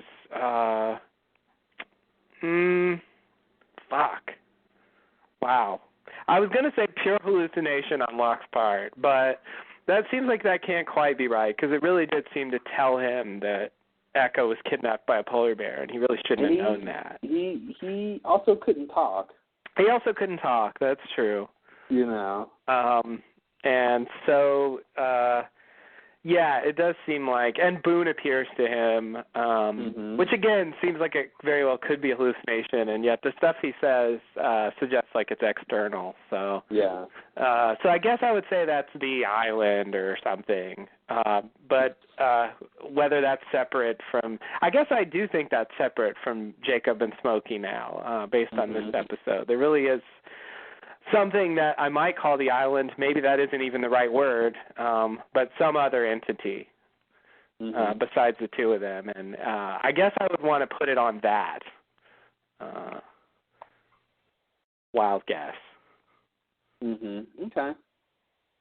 But really, I just wish that episode would go away. Yeah. That's, if there's one episode of all of Lost that I could take back, that might be it. Which episode was that? Further Instructions. Oh, yeah, Further Instructions. Oh. Yeah. Yeah. Oh.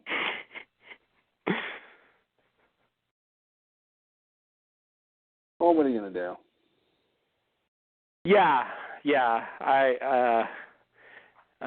It was weird because everyone was complaining about the Hydra Island drama, but I really think the Hydra Island drama was way better than that.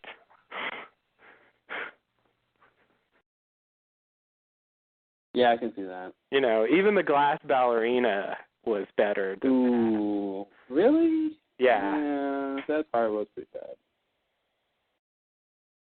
Yeah. It isn't the worst episode of the show. It's just one that I wish wasn't there. Yeah. Because it just doesn't work on any level.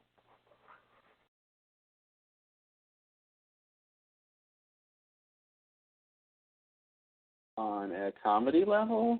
Okay, maybe it works on a comedy level. Maybe. But I don't think that's what it was going for. Yeah. Oh, any theory about why the boy appears bloody? The bloody boy theory. Well, first let's talk about who the boy might be. Okay, that's worth talking about. Who do you think? What do you think? I'm taking. What did you say? What do you think? What do you think he is? For the moment, I'm thinking the boy is somehow a representative of the island, the whatever higher entity on the island is presiding. Okay. Not necessarily that it is that, but it's some kind of emissary for that. Well, okay, I can buy that, but I feel like even if the boy is just representative of the island, what is his identity? You know, why does he look like that? Well, kids are creepy. Who is he supposed to look like? So you don't think it's anyone on the show or anything connected to? You think it's just a kid? Yeah, I do. Okay. I could be wrong about that, but I do think it's you know, I think very knowing kids are scary. Mm-hmm. And so I think it's just effective to have this kid appear and really kind of boss Smokey around and not at all be intimidated by him. Like it's interesting to watch. More interesting than if they had a grown man do it or something. Mm-hmm. But maybe he really is intended to represent someone. I don't know. Do you have someone in mind? I think he is intended to represent someone. My current theory is that he's a young Jacob. Oh, I see. But either, that's okay. Either some sort of island apparition of young Jacob, or or they have, Locke has some sort of connection to, because I think the blood was significant. I think I don't know what it means. Maybe that makes me think of something else. Is it possible that Jacob could have been claimed, and that's why he kicked him into the fire? Or is that just too crazy? I think that's too crazy. Okay. I mean, could he have been claimed? Yes. But, that would suggest he was claimed a long time ago. No, I meant after he was killed, could he have been claimed? Oh, you mean could he have been claimed and that's why he threw him in the fire? Yeah. Oh, sure. I think that's a reasonable assumption. I mean, I don't mind saying I believe that. It would be kind of crazy for Jacob to get claimed by I don't even know what. If he was, that's the question though. Was he just? It's like was he a regular enough person to be claimed? And I kind of don't think he was. I kind of don't either, but just in terms, but the fact that he's, I think a related question would be, did he reappear on the island Like maybe Locke thought putting him in the fire would prevent. See, I always assumed putting him in the fire, Locke was thinking would prevent him from returning in any form on the island. Mm-hmm. And I think he was just wrong about that. Yeah. But you could go a step further and say he was trying to prevent him from being claimed, because maybe Jacob could have reclaimed his own body. Okay. Oh, God. You know what I mean? And sort of been back to his regular seat of power, maybe. I don't know. I see. God, that'd be weird. Yeah, 'cause I was going to say, if that's really true, that really does seem to separate the claiming from Smokey. Mm-hmm. If he's the one doing the claiming, he shouldn't worry about Jacob being claimed. Yeah. I don't know that he was.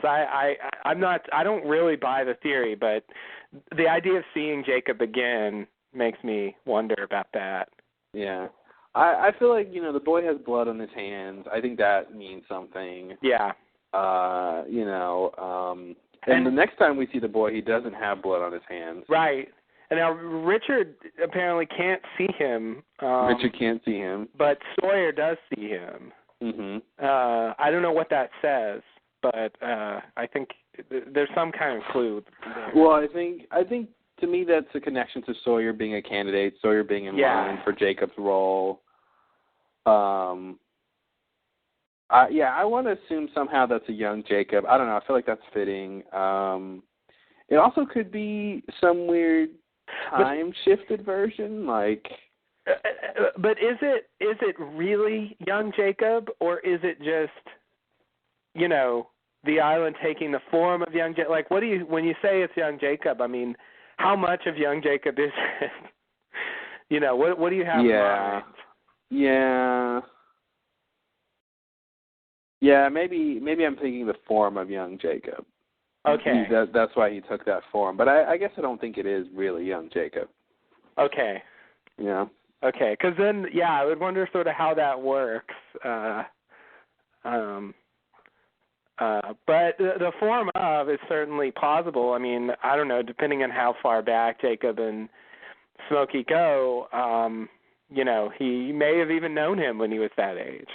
Yeah, exactly. And they're probably brothers. Yeah. I mean, if you want to make all this work, just make them brothers. Yeah. Yeah, that would do it. And, Lost is pretty literal-minded in general. So probably saying that they're just doing something for atmosphere may not be the best theory. Yeah, exactly. They usually do things for some purpose, story-wise, and they're usually pretty explicit about what things mean. So yeah, I think your theory has merit. It does seem like it seems like Smokey should maybe have some connection to whoever it is. Yeah, I mean, he seemed to recognize him. He chased after him. But it seems like someone, like you said, someone of higher authority who knows the rule. But at the same time, I feel like Jacob knows the rules, so it could be someone on the same level. Yeah. And it's an obvious parallel to Smokey appearing as Alex to Ben, telling Ben not to kill Locke. That's right. So I think that's pretty interesting to see. I guess we skipped ahead. We see that later. That's right.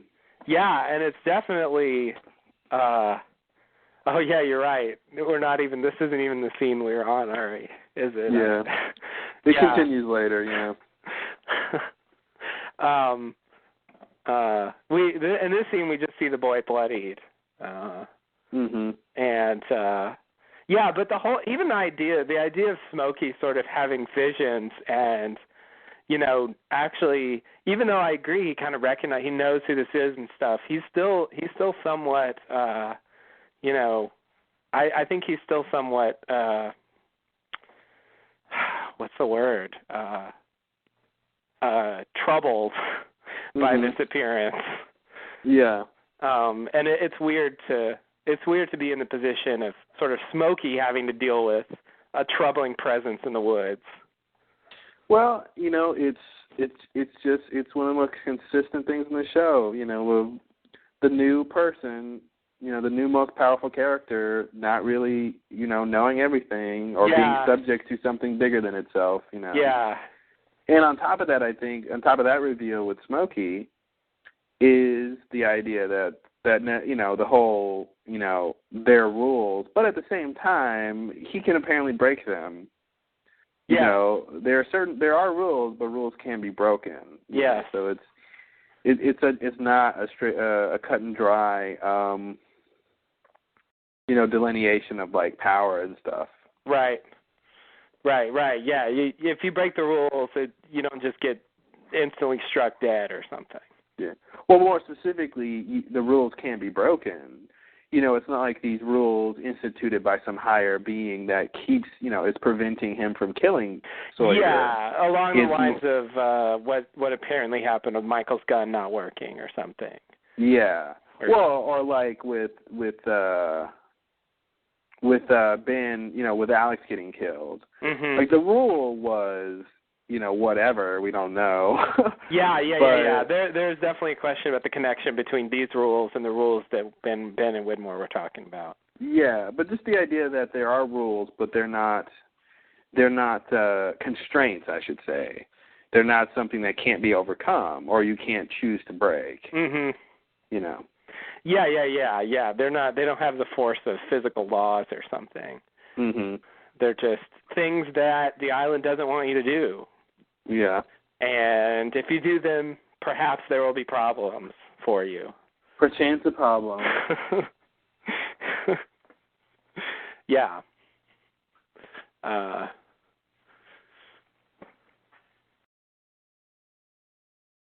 Yeah. I guess we can at least say that. Yeah. All right, what next? The next scene? Do you have more about this scene? No, we'll come back to it. I mean, we've already talked about the... Although, I did want to note the thing Locke said.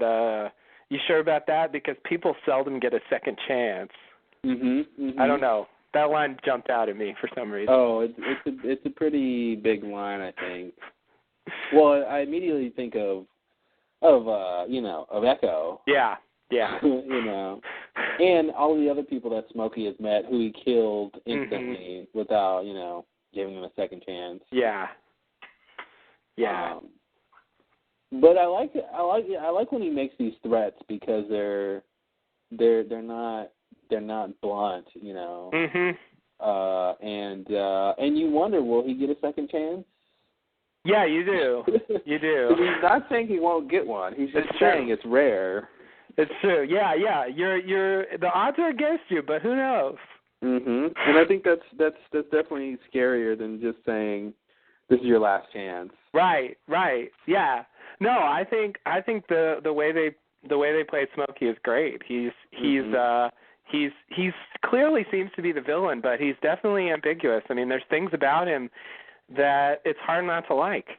I think he's so forthcoming, and he seems to have the attitude that that's how they should have been this whole time. And Jacob seems to have been very uninterested in being forthcoming with people. It's like he's a character that comes on the show and he goes like, "This is how the show's been going? What?" Yeah, exactly. If I was in charge, this would have been totally different. I would have told you guys everything in season 1. Yeah.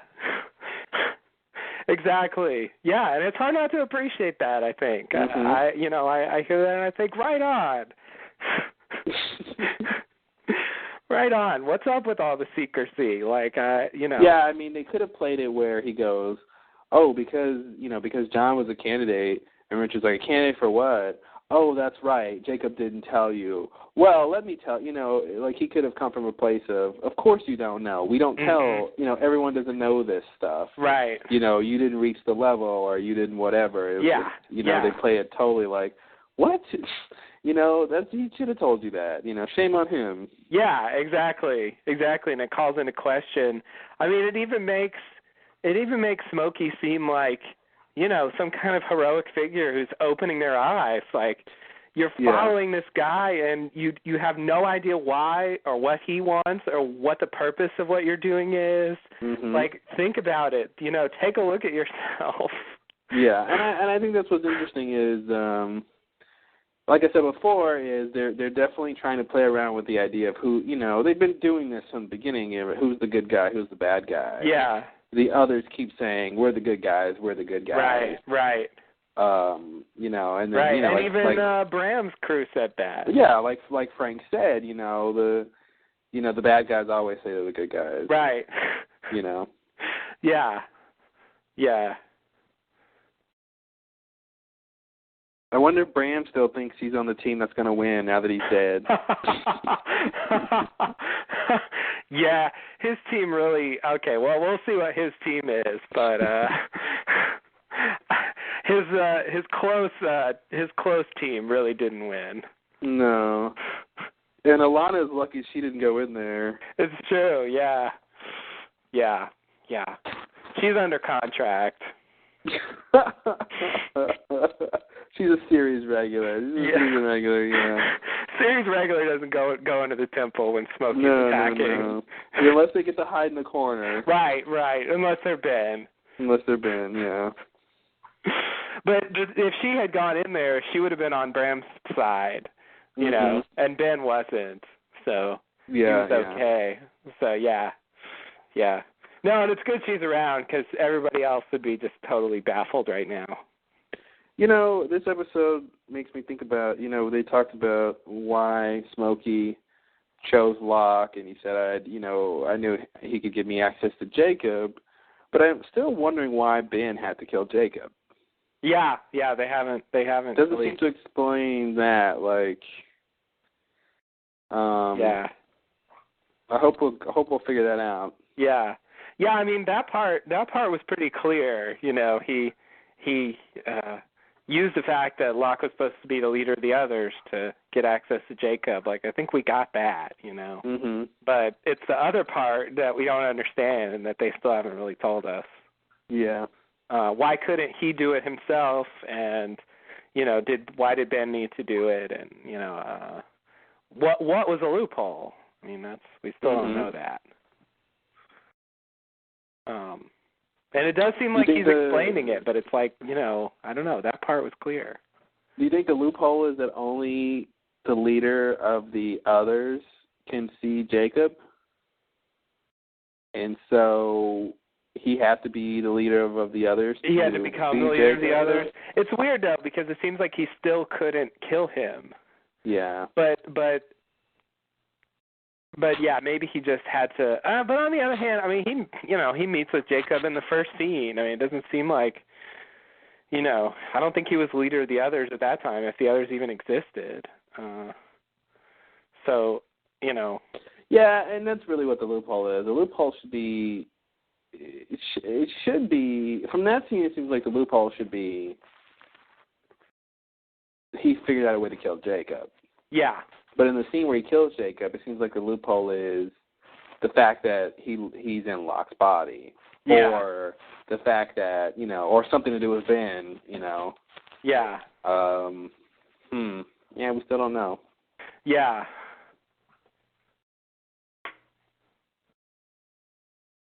Yeah, did it have to be Locke? I mean, if Locke never came back to the island, I would think the others at some point would have to have another leader. Mm-hmm. And, if Smokey it probably would have been Cindy. Oh, God. That hurts. And whoever that was, if he what am I trying to say? If he got he or she, if he got whoever that was to kill Jacob, I mean, it seems like it still would have worked. Maybe, yeah, I don't know. Or if he impersonated that person, if he was able to take over that person.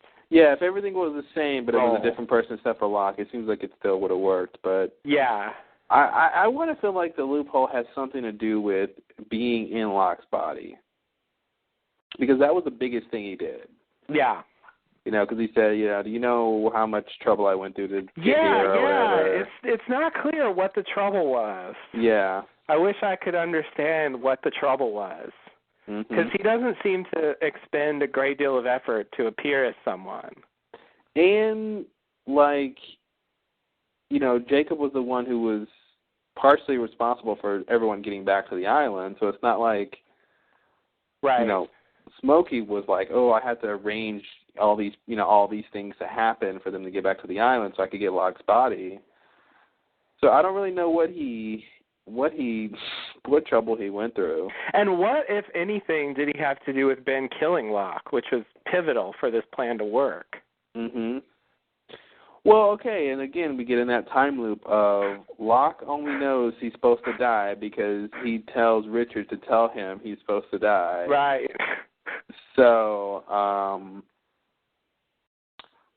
and that has to, you know... And if they only knew, if Richard and Ben knew what they were dealing with at the time, they could have realized that, you know, the path that they were sending Locke down was the path where he gets murdered, and it wasn't by Locke himself.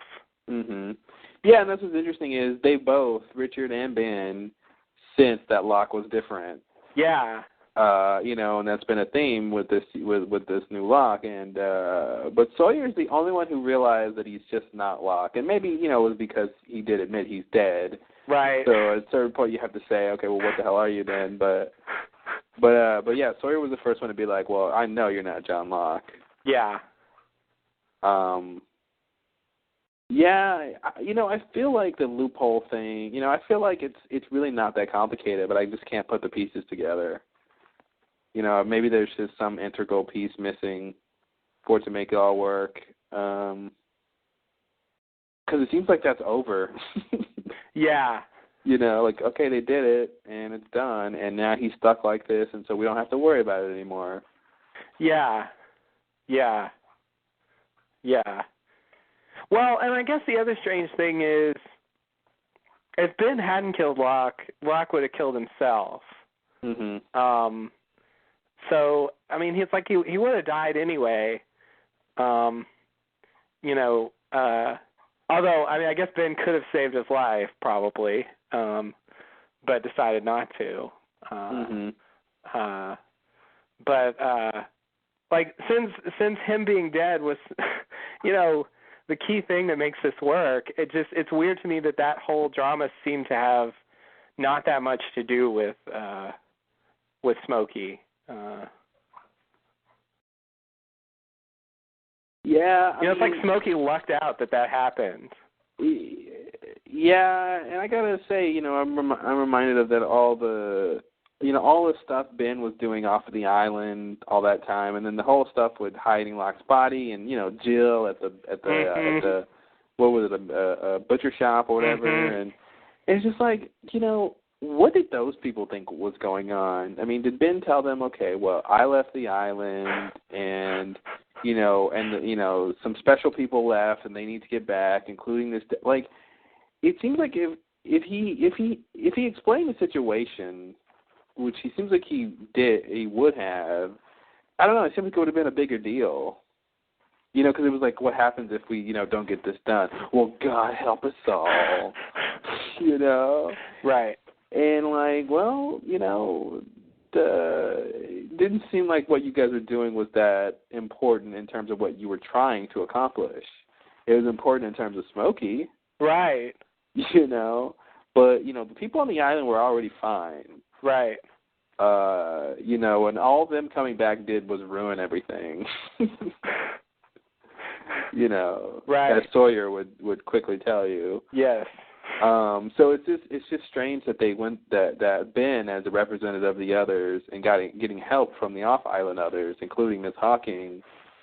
You know, I don't think, you know, did Jacob care? Right. That they were doing any of this stuff? I mean, and you know, this ties in again to the island and how did they get back? You know, what flashed them off of the plane? was it Jacob's power that flashed them off the plane, off of 316, or was it the island? Mhm. You know, yeah, it actually seems like Jacob just kind of, latched on to something that was already taking place. Mm-hmm. Like Ben and Miss Hawking and all of the, the off-island people, all the stuff they were doing, it seems like they just did on their own. And oh, you know what? This has to be said. The other perspective here is Christian, who was also telling people they got to come back. So if that's Smokey, then that will be his influence. That's a clear, direct example of the work he had to do to get all this to happen, if that's supposed to be Smokey. Yeah.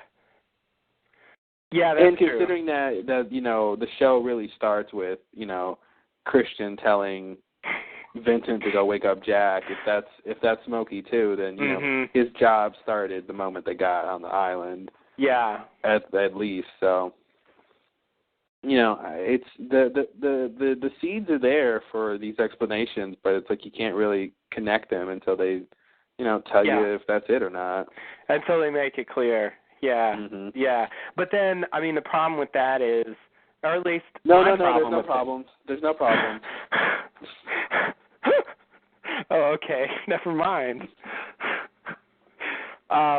My problem with that is that it totally seems like, it's very convoluted, as every plan on this show really is convoluted for the most part. What? But okay, looking past that, it really seems like it really benefited Smokey in a big way. More so than I can tell that it benefited anyone else, including Jacob and the Oceanic Six and the people who were already on the island.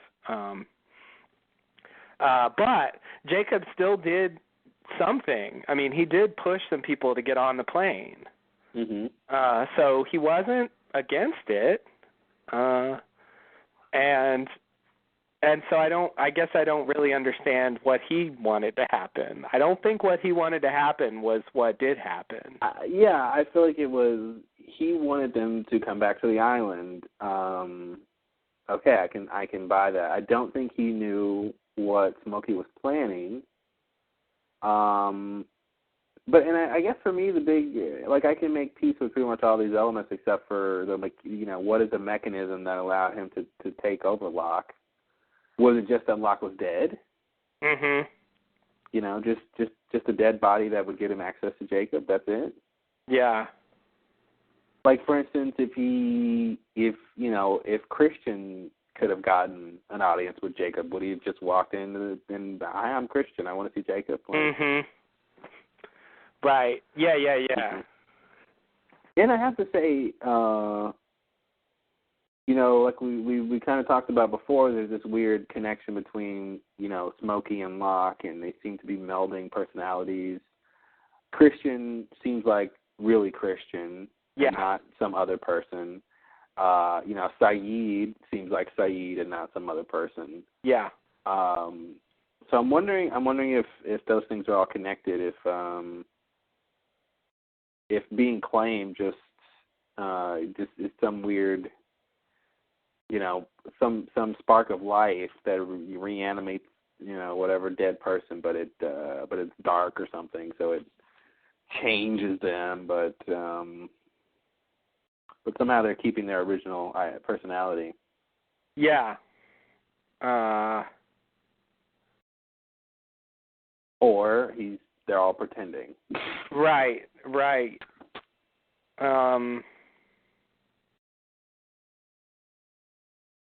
Yeah, I don't know.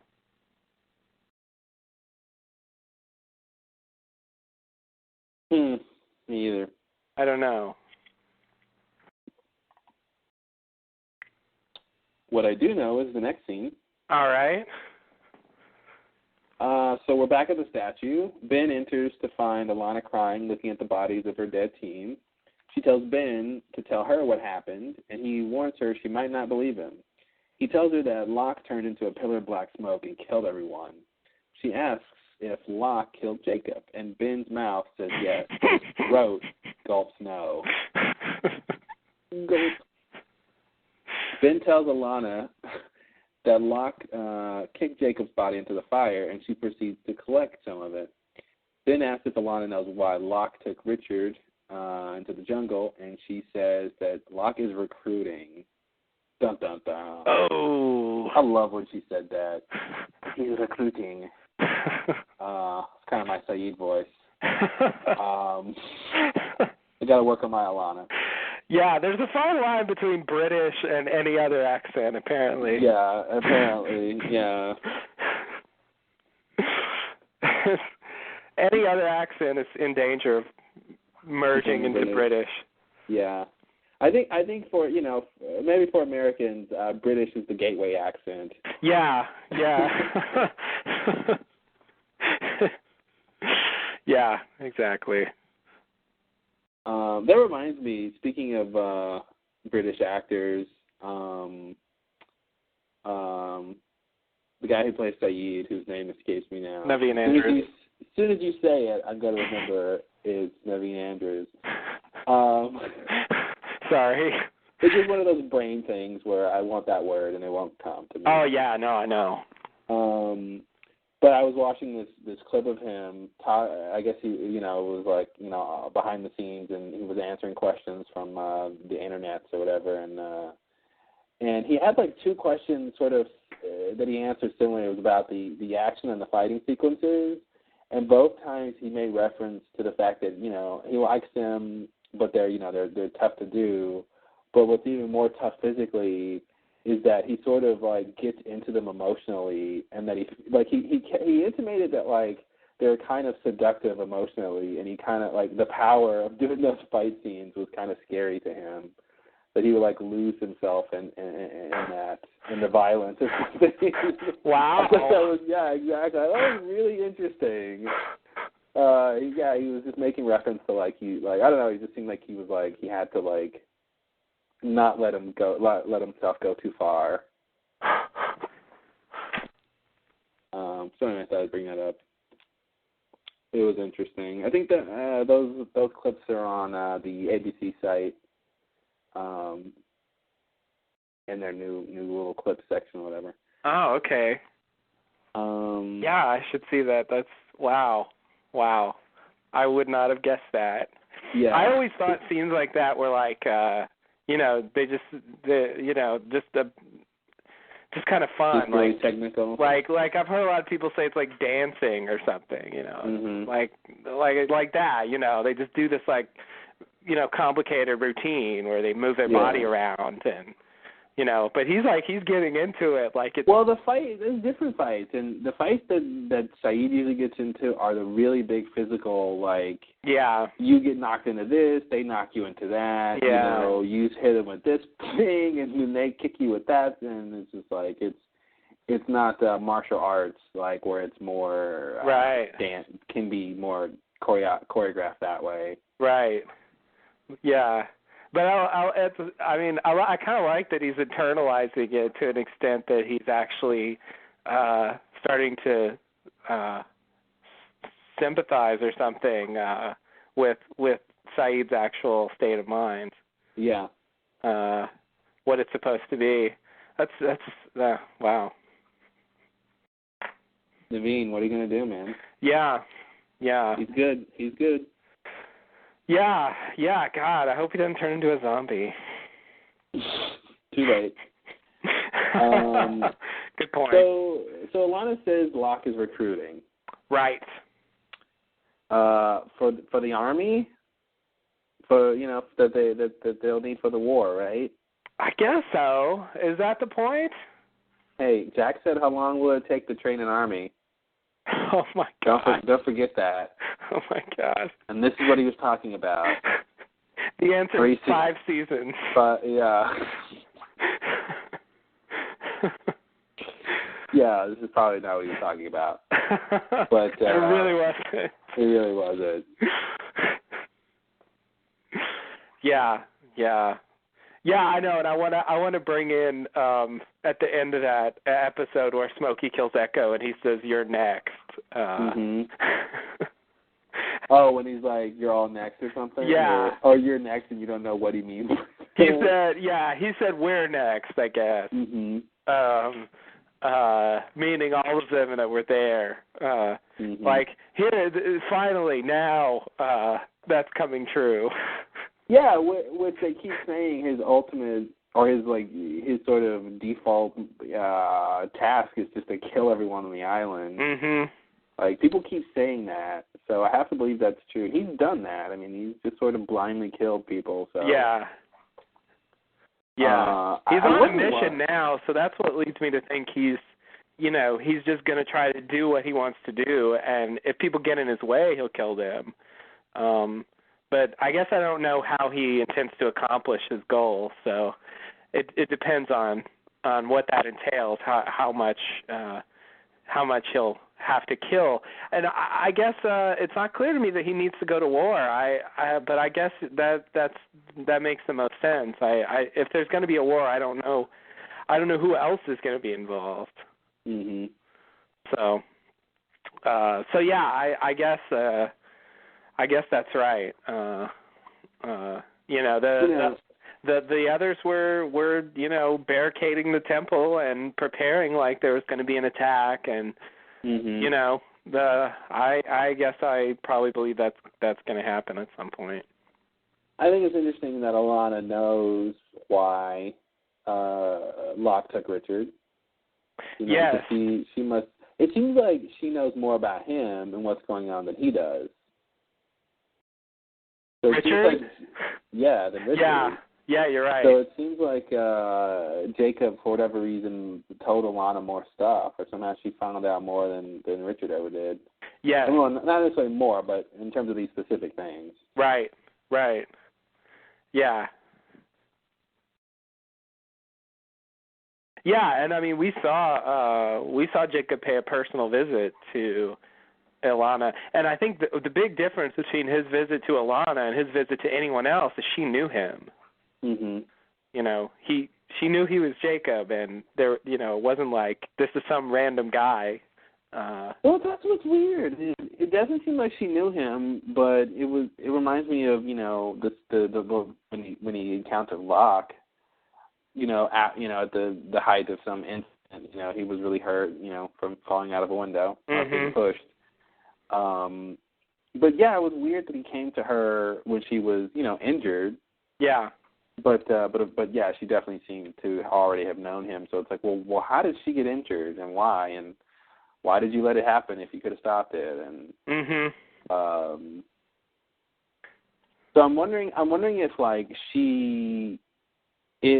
if before that she knew everything she knows now, or if that was the beginning of her really knowing everything.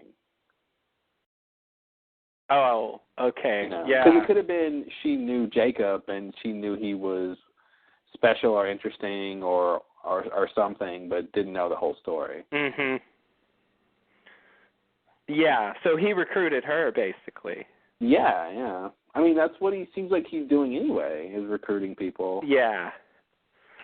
Which in this job economy is a good thing to hear. Wow. A little topical humor. Why not? Why not? Exactly.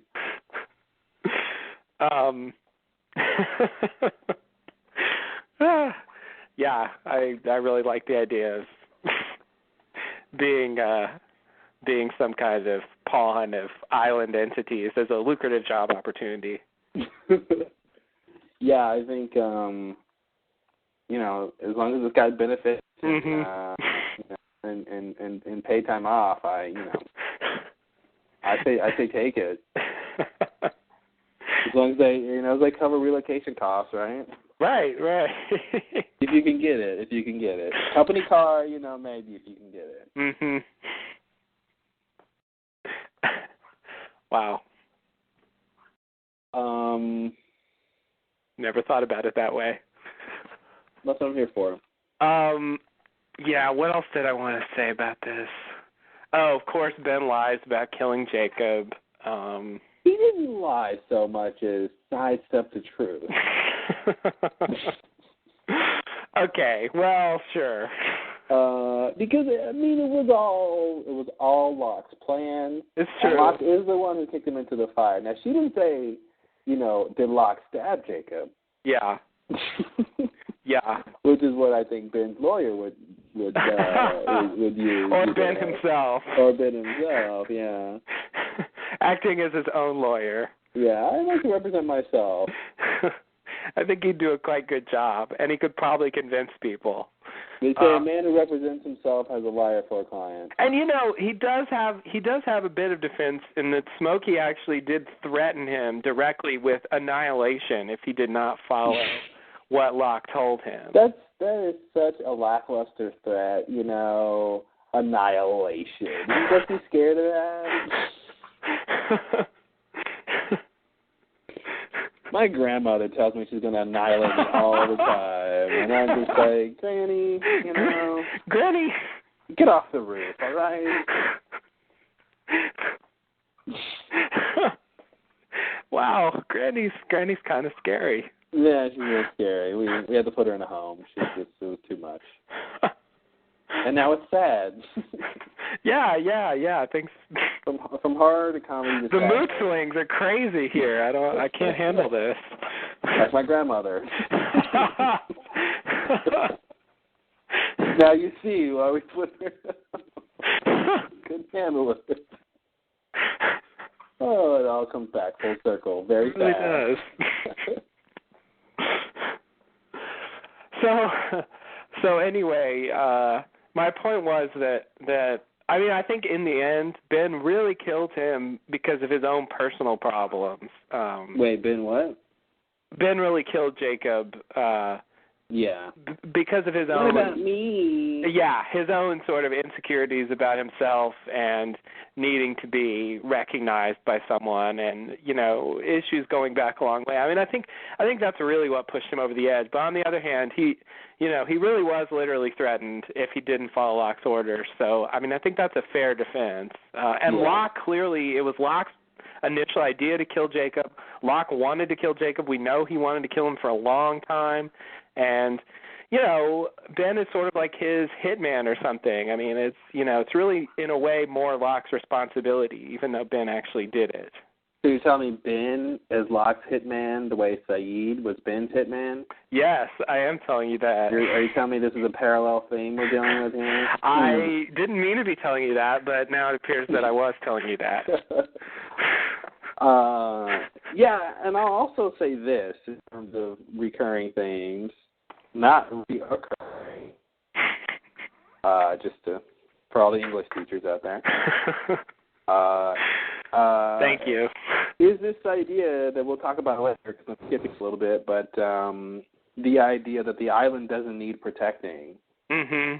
That there are protectors who protect it, but it doesn't need protecting. And I feel like that's a direct correlation between pressing the button or not. Yes. So you have, a similar situation of, well, do we need to press the button or don't we need to press the button? Do we need to protect the island or don't we need to protect the island? Yeah, exactly. We got to go back to the island to save them. Mm-hmm. Yeah. They're already safe, guys. We got to tell the lie so we can protect them all. I got to kill all these people to protect them all. Mm-hmm. I got to save all these people to protect them all. Yeah, exactly. Yeah, you're right. It's very much. I guess that's a running. I mean, when you look at the show overall, that's definitely a running theme. They like that idea of this nebulous mission that you have to do this, but do you really? Mm-hmm. Because you know why? Because that situation always comes back down to your choice, and that's choice directly leads to your destiny. So it's like that's why these things I think are all related, because it puts you in a position of having to choose. Yeah. Jacob can tell you what to do, but or what should be done, but you have to choose, and therefore it's more important that way. Right.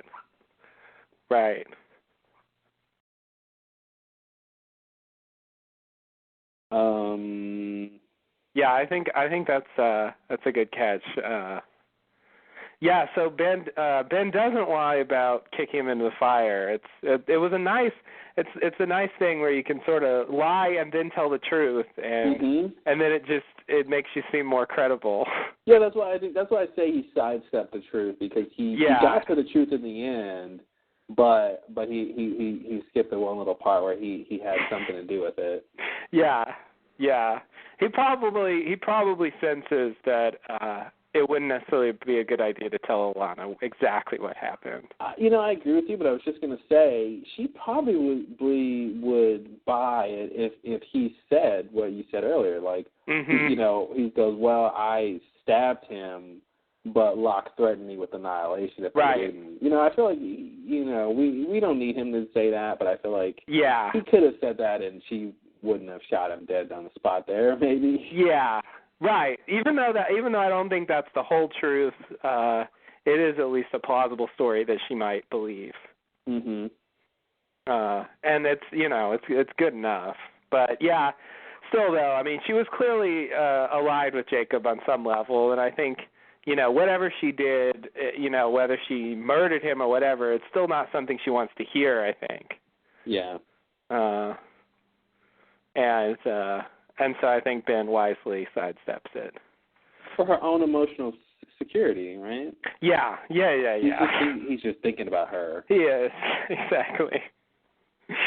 He's so caring and empathetic, that Ben. Like Dr. Phil. Yeah, he really is. He's the island's Dr. Phil. He is. Never realized that, It's one of the things. That's why I'm glad we do a podcast. I really never. I would never pick up on these things. And Jacob is the island's Oprah. Right. Right?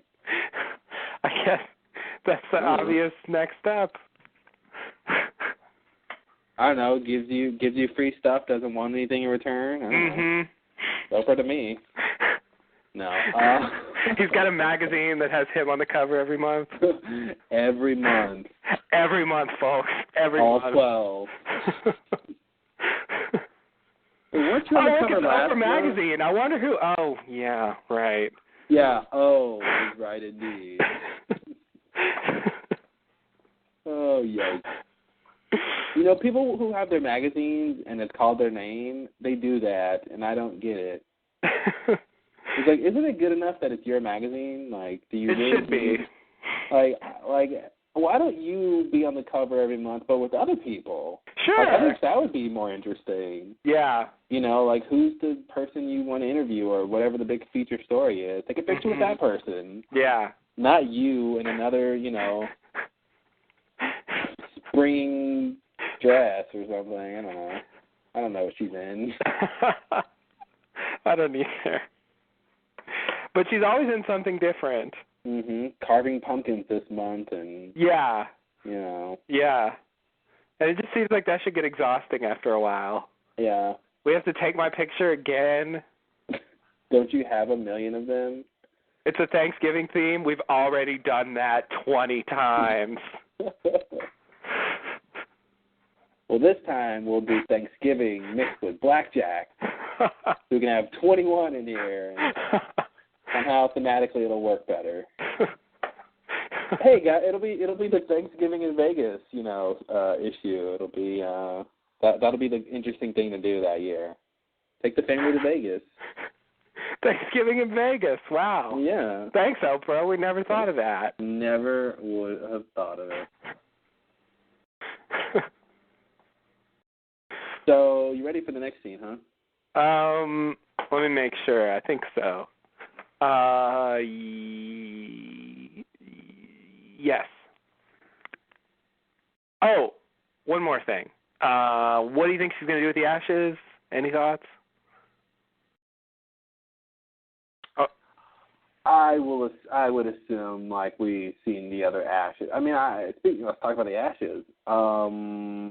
Are those ashes the bodies of dead leaders? Dead protectors? Some kind of explanation for what the ashes are, why they work. I see. Interesting. Yeah, I didn't think about that. my signature line. I wanted to press the button or the buzzer or the word of the day or something. Yeah. Yeah, I really hate that that's my catchphrase, but oh well, I said it, yeah, so it's my own fault. It's like having a catchphrase of "I'm so stupid." Exactly. Exactly. It's a little better than that. Just a little. Well, I guess I'm a stupid idiot. It's like, why is that my catchphrase? Why do I say that a lot? Yeah. I can't really blame anyone though. It's not like people made me say it. It's not like I get a script where they tell me to say that. You're right. It's not like that at all. Turn to page 7.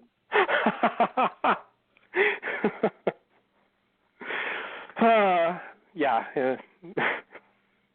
That would be hilarious if this entire podcast were scripted. Paper shuffling noise. That would make this moment very meta. It would.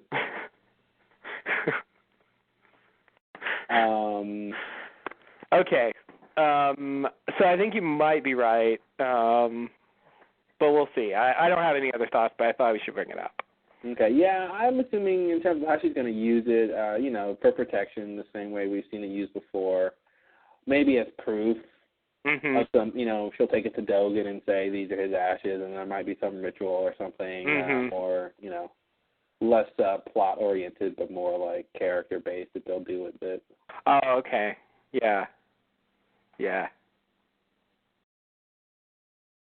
All right, next scene, huh? Okay. The next scene, we're at the barracks. Locke enters Sawyer's house to find the aftermath of a raging hootenanny.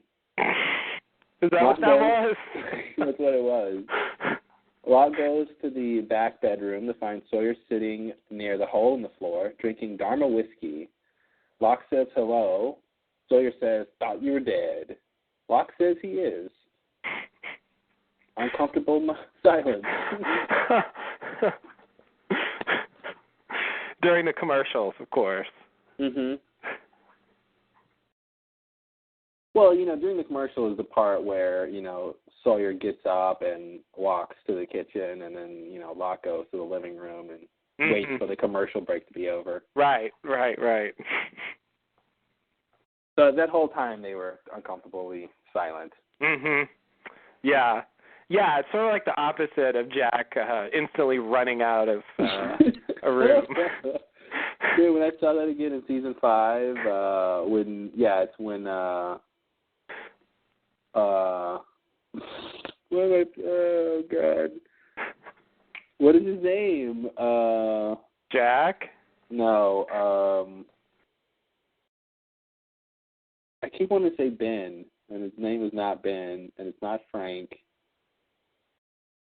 Dan. That's why I wouldn't say Dan. Oh, Dan. Yeah. Yeah, it's when Dan comes back in the 70s. He comes back on the sub and he rushes to talk to the gang, and he tells Jack that they weren't supposed to be there and blah blah blah. And then he's like, "But I can't talk now. I gotta go." And then the next cut is, we come back to that scene, and Dan and Miles are in the car trying to leave, and Jack comes out and goes, "Wait, what are you talking about?" And it's like, you're just not asking him that? It's been 2 minutes since you said you weren't supposed to be here. Yeah. Or my favorite, when Jack goes to see Claire's mom, and oh, that's a good one. And too. she tells him who's Aaron, and we never get to see what happens. It's just a great ellipsis in the show. But from what we hear her say later, he blinked twice and ran for the door. Exactly. Yeah, he was like, what? Oh, okay, gotta go now. Like, he didn't even have a classy exit, you didn't have anything to say. It was just like, boom, gone. Nothing suspicious here, sorry. Right. Yeah, I'm sure she won't think anything of this. Yeah, this strange man who was on my daughter's plane where she died came to me and said, everything we did for Aaron. Like, nothing's going on there, I guess. And also,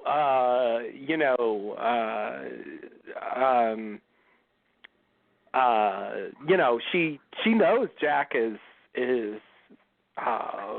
related to Claire. Yeah, totally. So it's even more curious, I think, for him to just kind of run in there and then run out with no explanation and referencing some character she's never heard of. I wonder if we'll get any explanation of the coincidence that Mrs. Littleton had the same lawyer as Ben's lawyer, and that was the whole connection between Kate meeting up with her and being able to give Aaron to her and all that stuff. And I wonder if that had anything to do with Jacob at all. Oh yeah, he's my lawyer. I want to see a montage of all those Ben lines that are like that, because he has some of those every now and then, like 2 or 3 times a season. He'll just say a line like that where it's just the weirdest line, and I don't know what it is. It's always some kind of like you're waiting for him to say something, and then he says it, and it's just I don't know. It's something weird, like he's my lawyer. Why do you think I tried to kill him? Yeah. That's my favorite. I love that line. The look he gives to the side is so great. Oh, man. Oh, yeah. He talks out of the corner of his mouth. Yeah, exactly. Great. Yeah. What do you think about you? Like he, elbows it, wink, wink, honk, honk. Yeah, exactly. It's almost like he's half joking. Yeah. It's a little dark humor there. Yeah. Yeah, he kind of means it, but he's kind of also joking. It's great. Yeah, but this is why I said we should kill him, guys. Come on. Hello. Do you think I was just doing it because I'm a bad guy? No.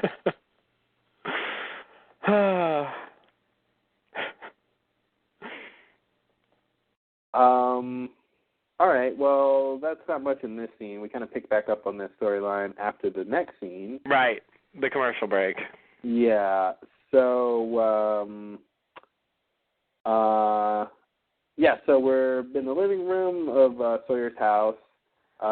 Sawyer pours Locke a drink and says cheers, to being dead. He says he doesn't care if Locke is dead and tells Locke to get out of his house. Locke says that it's not Sawyer's house, that Sawyer just lived there for a little while. Sawyer asks Locke who he is because he sure isn't John Locke. Locke asks why Sawyer would say that, and Sawyer says it's because John Locke was always scared, even when he was pretending he wasn't, and that this Locke isn't scared. Locke tells Sawyer he can answer the most important question in the world: why are you on this island? Sawyer says he's on this island because his plane crashed, his raft blew up, and the helicopter was one too heavy. But Locke says that's not why he's there, and he can prove it if Sawyer comes with him. Sawyer realizes he's going to need pants. End of the scene. I think they did a really good job with, I've been a fan of Josh Holloway this season and Sawyer's reaction to losing Juliet, and they did a good job with his little his hootenanny here. The hootenanny seems like such a lighthearted word for the depressed, drunken stupor that he's in. Yeah, exactly. Well, I think if you have a hootenanny by yourself, then it's depressing like this. Oh, okay. No. It's a one-man hootenanny. Yeah, a one-man hootenanny. That's not fun.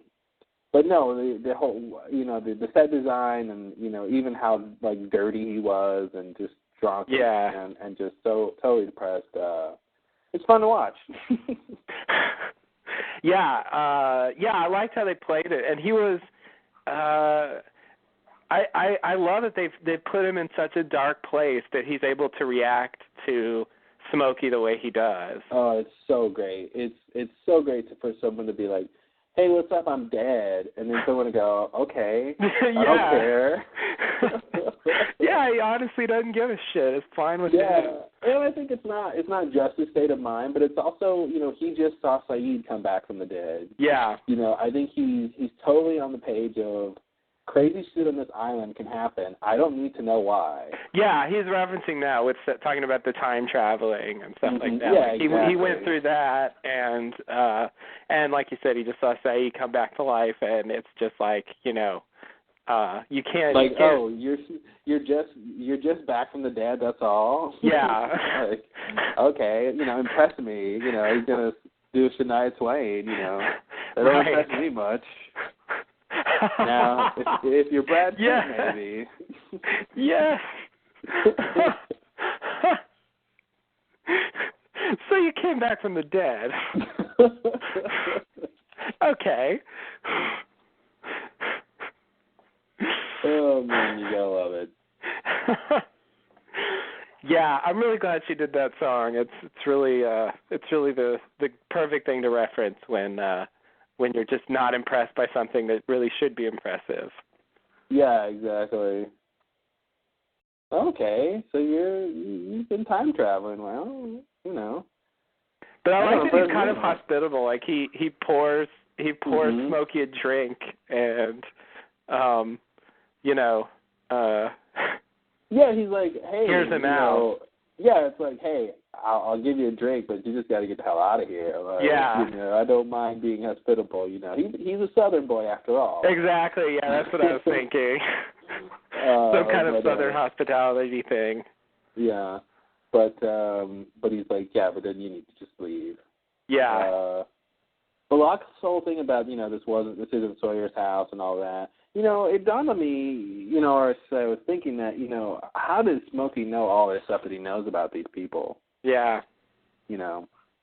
Obviously he's been invested in what's going on the island, but I'm just curious how he knows. He knows everybody's names. He knows. When he sees Quan written on the cave wall, he says, well, I don't know if that's Sun or Jin. So he knows as much as it seems like anyone else does about them. Yeah. Right. Yeah, and I don't know why. Yeah. But although I guess if he's Smokey, then he can read their minds. It's also, yeah, I guess so. It's also, it struck me that he knows about Sawyer's time traveling adventures. Yeah, definitely. I guess that he knows to some extent about it because he was the one responsible for sort of manipulating Locke while he was time traveling. So he obviously knew to some extent that stuff was going on. But we didn't ever see Smokey in the 70s, so it wasn't clear to me that he knew that had happened. Yeah. But yeah, if he really can't just read people's minds, then that would explain it. But I don't know what the explanation is. I kind of thought with Locke, somehow becoming Locke gave him this connection to him where he, knew everything about Locke and, including his dying thoughts and stuff like that. That's. I thought the explanation was that he became Locke, but yeah, it does seem like he can sort of do more than that. Yeah, I guess that would explain some of the stuff he knows, if anything that Locke knew. But obviously, it seems like he knows more than that in terms of the Losties. Yeah, and Locke didn't actually know that what happened to Sawyer and yeah, he didn't know that stuff. Juliet, and he never found. He just left them behind and marched off to his death. Oops. Yeah. When he said the most important question in the world, oh man, I was like, man, what the fuck are you going to back that up with? Yeah, and I was thinking, well, he's not going to tell us what the question is. Yeah, that's what I thought too. I thought, they're teasing us. Yeah, exactly. And then it's like, why are you on this island? I'm like, okay, I can see that being the most important question in the world for Sawyer. For Sawyer, exactly. That's the part he leaves out. Mm-hmm. When he said that, it sounded so grand. Like, wow, the most important question in the world. Mm-hmm. I can't wait to hear. But yeah, for Sawyer, I think he's probably right. Well, I think for any of them on the island. And any of them, yeah. I think it's the most important question for any of them that were brought to the island. Right. Is why. I think it's kind of a question they've been asking themselves for a long time. Oh, God. Why? Movie reference. Yeah. Well, and he's definitely been asking himself that for a long time. I think he's been contemplating, the events that led up to all this, during his whole drunken stupor phase here. And he tells them why he thinks he's on the island, which were the sort of three big opportunities, that he had to avoid being stuck on the island. The first was the plane crash. The second was the raft blowing up, and the helicopter. He leaves out some other things like, he was on the sub recently that he could have gotten off on. Yeah. And he could have got on the sub the first time they got to the 70s. Yeah. So he left out, those little things. But I did like to hear, it was nice to hear Sawyer's point of view of, his sort of timeline of attempting to get off the island. Yeah. It might have been a little harder to explain what happened on the submarine in the concise way he explains all the other things. Oh yeah, totally. Because it was a little more. It was a little more, I don't know, complicated. The reason why he left the sub. Well, yeah, and even the plane crashing was complicated. The why the raft blew up was complicated. Like, It wasn't like it just blew up. It got blowed up. Right. I like this scene. I like this Sawyer and and that whole thing of but you ain't scared. Love that line. Yeah. Yeah. Like, I don't know what you are. I just know you're not scared. It's good because I think it's character building for Smokey because it tells us how he appears to characters we know, and I think that tells us something about him. Also, this whole plot line with Smokey and Sawyer really, the fact that Sawyer's sort of hit rock bottom to such an extent that, he really is going to team up with Smokey by the end of this episode. That's since I know that the Lost Riders are Stephen King fans, I can't help but think this is very reminiscent of things that happen in, for example, The Stand. The sort of villain of that book has a similar thing. There's a character who sort of hits rock bottom and he recruits him and uses him for his own purposes. And this is very reminiscent of that. Well, and I would say specifically, if there was anyone around Sawyer, I think he wouldn't have chosen. If Kate was around, if Juliet was around, if there was anyone around him to tell him something different or tell him not to go with him, he would have probably listened. But yeah.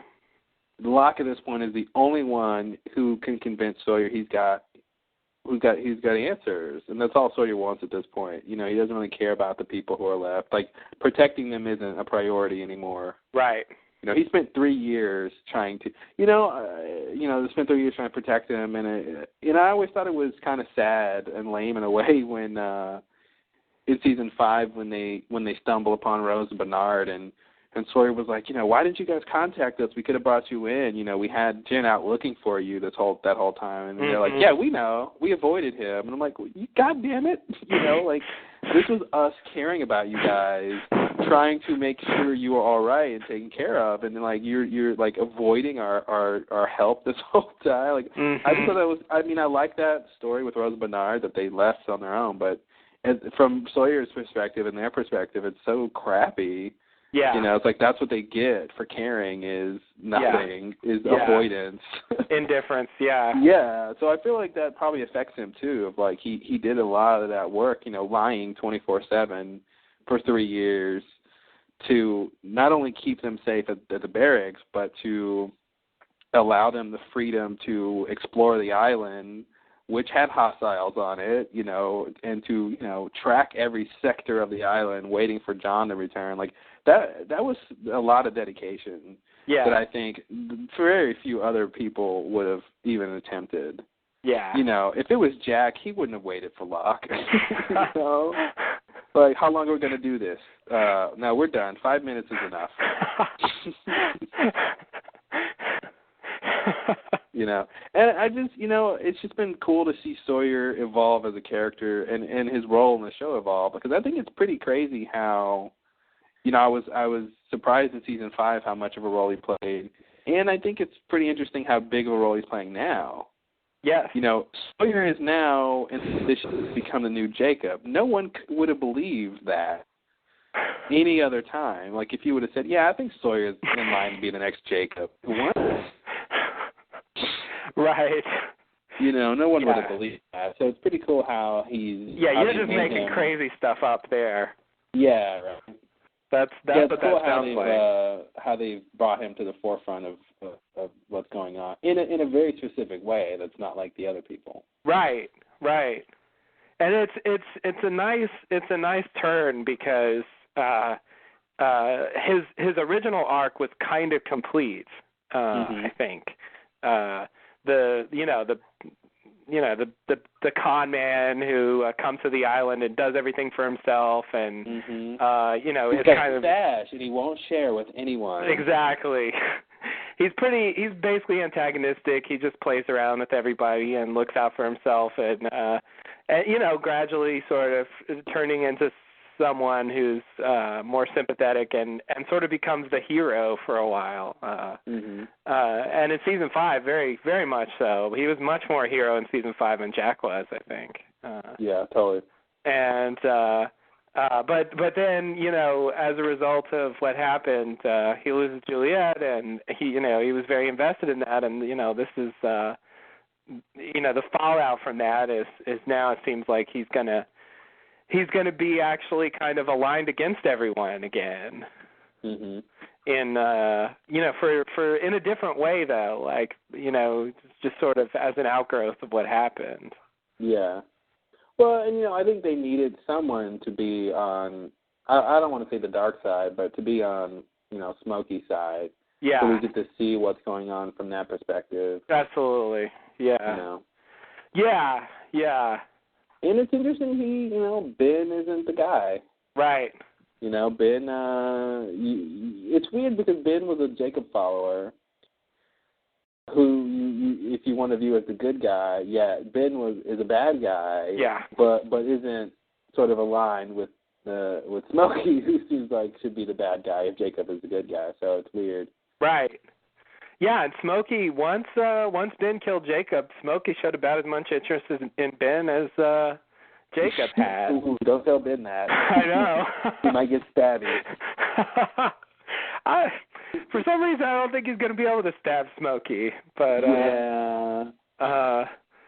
which is a little odd. I still don't understand why he could stab Jacob, but nonetheless, yeah. You're right. I think Ben is still in shock, and it hasn't really sunk in that he's sort of been abandoned again. Yeah. Oops. Yeah. Yeah, I agree. I don't think he realized that he was used that whole time, and because see, that's what's weird is, you know, Alex told him to do whatever Locke says, and so, you know, he's taking that, you know, obviously it's a threat on his life. Yeah. The annihilation part. But I think he's taking that as a sign of interest from whatever is telling him that. Okay, well, this thing wants me to follow him, therefore this thing is interested in me. Right, and, you know, right. And then he finds out that the thing is, you know, is Locke/Smokey, but he's summarily abandoned after that. Yeah. Yeah, it's like he has no further use for him. Yeah, I think, I'm interested. I can't wait to see Ben realize, oh, my God, I was used and then off to the side. What about you, part 2? Exactly. What about me again?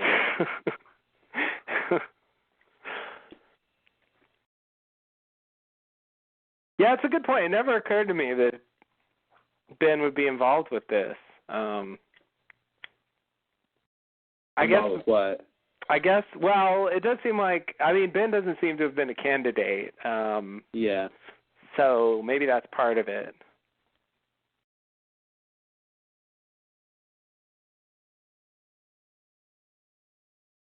If he wasn't a candidate, why was he a leader? Yeah, it's a good question. It's still not clear how he became the leader. Yeah, I feel like they're just separate things. Yeah.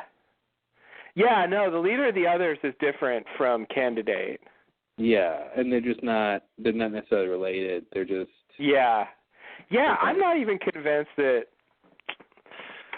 I mean, I don't want to get too crazy with this, but I'm not even convinced that the others were really authorized by Jacob in any way.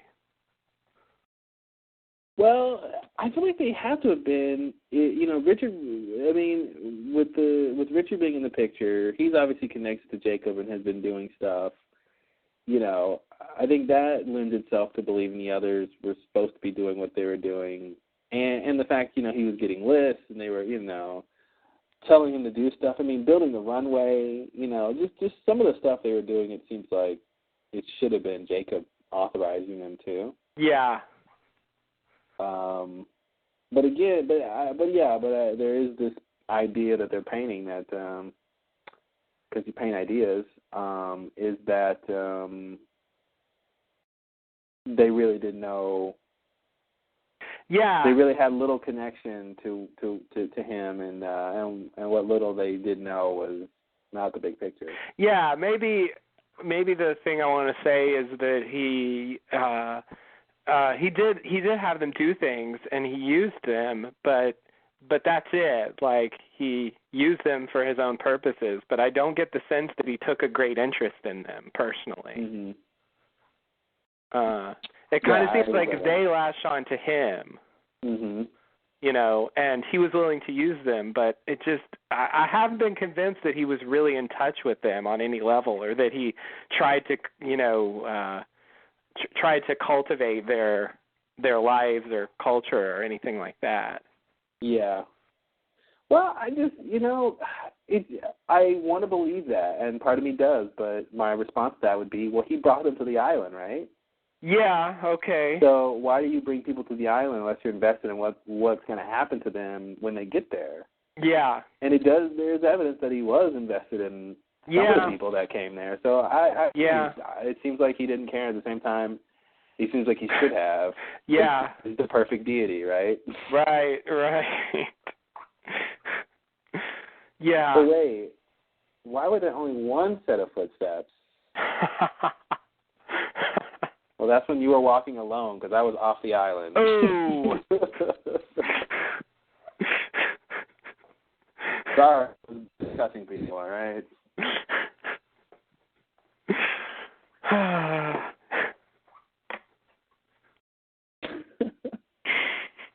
Gotta love it. Oh, you know what I read that really shocked me? Where was that? It was probably on Lostpedia somewhere. Although I don't remember specifically now where. Oh, it was on the Lostpedia page for the others. Apparently, I think on the season 2 DVD, there's actually either one of those like transition scenes where they show something from the show, either something like that, or one of the special features or something like that. They weren't clear about exactly where it was. Anyway, supposedly on there's a shot where they show that time when the others passed Echo and Jen, and we see them and they're barefoot and stuff. And apparently in one of these, there's actually someone in the back who's brushing the ground with some leaves or something to cover up the footprints. Okay. And that actually appears to be the explanation for why they didn't leave footprints. So are you saying this was in that original scene you can see that, or they showed that scene again, and in that version you can see that? Yes, the second thing. Exactly. Okay. You don't see it in the show, but they showed something on the DVD where... Oh, and they decided not to show them. So that's how they're untrackable or something? Yeah, they just covered up. They had someone in charge of covering up their footprints. So the explanation of the whispers and the explanation of the footprints is that, hey, they make noise when they talk, and hey, they make footprints when they walk. Yeah. And someone just covers them up. Yes. Oh, others, you're so realistic and practical and down to earth. Exactly. Yeah, the resolution to the mystery is like people make noise when they talk, and and people leave footprints, and so if they don't leave footprints, it's because they intentionally cover them up. Yeah. Yeah. So even back then, you know, they didn't have in mind, you know, the others being supernatural necessarily. Yeah. Well, I'm not convinced that they didn't have that in mind in season 1. That's true, yeah. But you know, and again, you know, the whole dressing up thing perplexed us forever. Yeah. But I feel like we now that we know the temple is there, I feel like we can put that to bed. Yeah. Although it still bothers me a little bit. It still feels like I guess the idea is that I think Tom just couldn't grow a beard fast enough. I guess the idea is that Ben was kind of in charge of that phase. Mhm. And Ben actually seemed like he tried to modernize the others to some extent. Corporatize, please. Yeah, okay. Whatever spin you want to put on it. But the appearances were misleading. It seemed like they were pretending to be something they weren't, but it was more like they were pretending to be something they used to be. Yeah. And would be again as soon as Ben lost his position. Mhm. So anyway, I just thought that was worth throwing out there because it actually seems like a resolution to the footprints mystery. Yeah, wow. And it's probably been on Lostpedia for years. I just happened to read it. Well, there you go. So, yeah. As I always say, reading is fundamental. Yes. You do always say that. I wish you would stop. Well, I can't. It's too fundamental. Oh, okay. Well. Now, you just need to go make reading something else, and, you know, then solve your problem. Mhm. Yeah, fair enough. So next scene, eh? Okay, yes. So we're outside of the box company. Right. Oh, yeah. Locke's box company in Tustin. Right. Which isn't very far from where I am. Oh. Yeah, I could drive there and realize I wasted gas because Lost is a TV show. There's no point in me driving down there. So John attempts. And they don't even shoot it there. They don't even shoot it there. Yeah, it's just a name. Yeah. Place. John attempts to get into his van, but a Hummer is parked too close for his automated lift. I didn't know what to call that thing, so I just called it that. Yeah, I don't know what to call that thing either. Yeah. It really doesn't work very well, though. Because it breaks every time we see him use it. Well, it broke at one time, and then the other times, like, he could never deploy it, right, or something, like... In this scene, it looks to me like it actually, it should be hitting Hurley's car, but it actually breaks before it can. That's what was weird about that, because I thought it was like, yeah, I thought Locke was like, okay, well, screw it. If you're going to be parked too close to me, I'm going to just deploy this thing. Yeah. And it's just going to scratch your car up, but I'm still going to be able to get in. Yeah. But then I thought, okay, well, it's just going to hit the thing and stop, which it seems like it does. But then, yeah, then it doesn't look like it's actually hitting it. Yeah. So, and I guess we're supposed to believe. Yeah, let me finish the scene. So, okay. John attempts to deploy the lift anyway, but is befuddled again when it doesn't work and throws his keys in anger, like a tray of dishes. Right. Pause for laughter. He beats. Thank you. He beats on the Hummer, making the alarm go off. A very lucky fellow enters, and it's Hurley, who is the owner of the Hummer. John yells at Hurley for parking so close. Hurley apologizes and suggests John use the handicap parking spot, but John says he can park anywhere he wants. Hurley tells John he owns the company and introduces himself. John tells Hurley he was just fired, and Hurley gives John the number to a temp agency he owns so John can get hooked up with a job. So the maybe you're right. Maybe we're supposed to just believe it just broke before it even got down that far. That's lame. It's very coincidental. It would break, inches before it would have been stopped anyway. Right. Maybe they just didn't want to scratch up that Hummer. Mhm. Yeah, it could be. But it just left me with the impression that his wheelchair lift was just really, really unreliable. Yeah.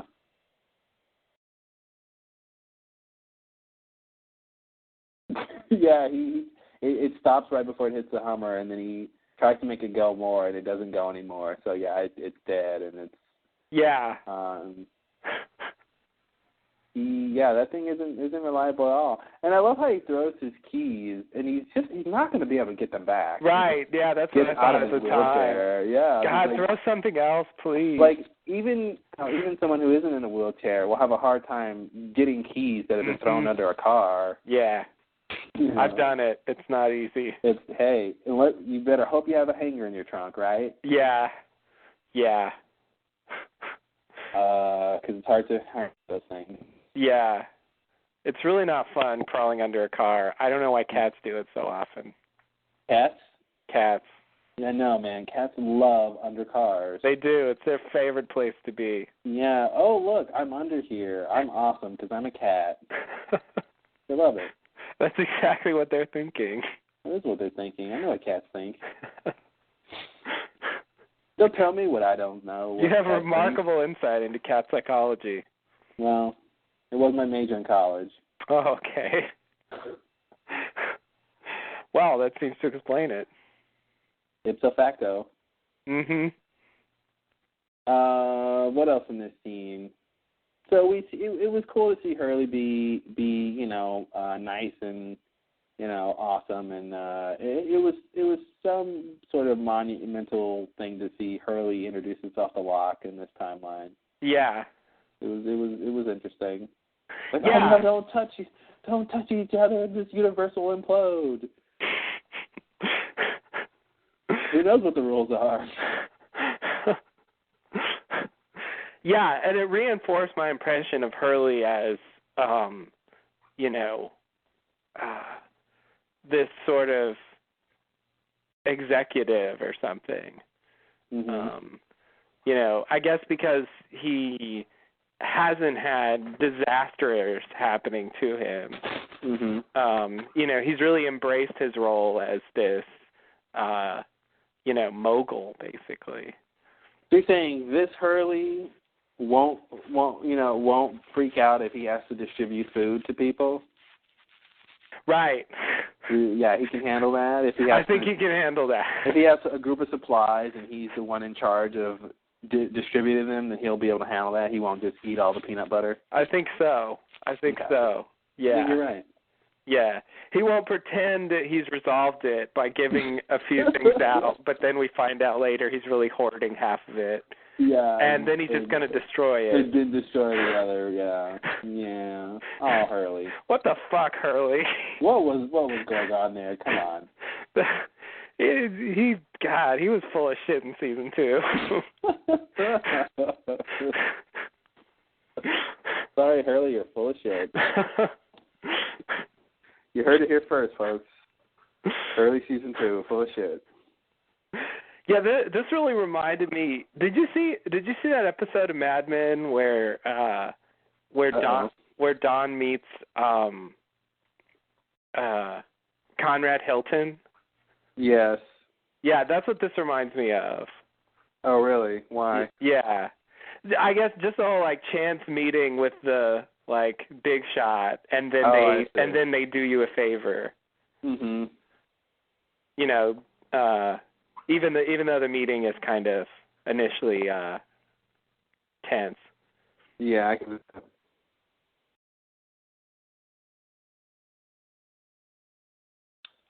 What else happened in this scene?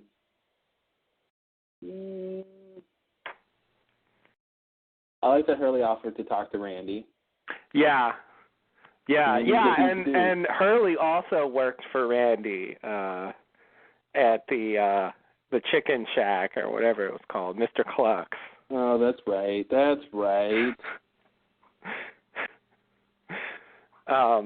And then he gave him a job inexplicably. Mhm. It's weird. It's like, I hate you so much, I'm going to employ you. Well, I don't remember the timeline on that. What was when did he win the lottery, and when was he working at Mr. Cluck's? He was working at Mr. Cluck before he won the lottery. Yeah, I remember that. So, but I mean, I'm wondering how much, like, was he there a long time, or was it like Randy wasn't that bad of a douche, so by the time Randy he was won the one who lottery, fired him. Oh, yeah. Well, do you think he fired him in this timeline? Although it was justifiable, he fired him because he was, I don't know, he was eating all the chicken or something. It's such a, like, early lost idea for Hurley. He was eating all something. It really is. I'm really glad problem. It's not about that anymore. Yeah, it's lost. It's not about Hurley's eating habits anymore. Yeah.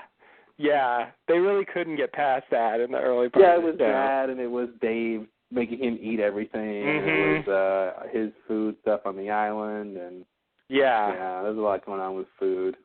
Yeah, I think after Dave, they stopped doing that. Yeah. That was like the culmination.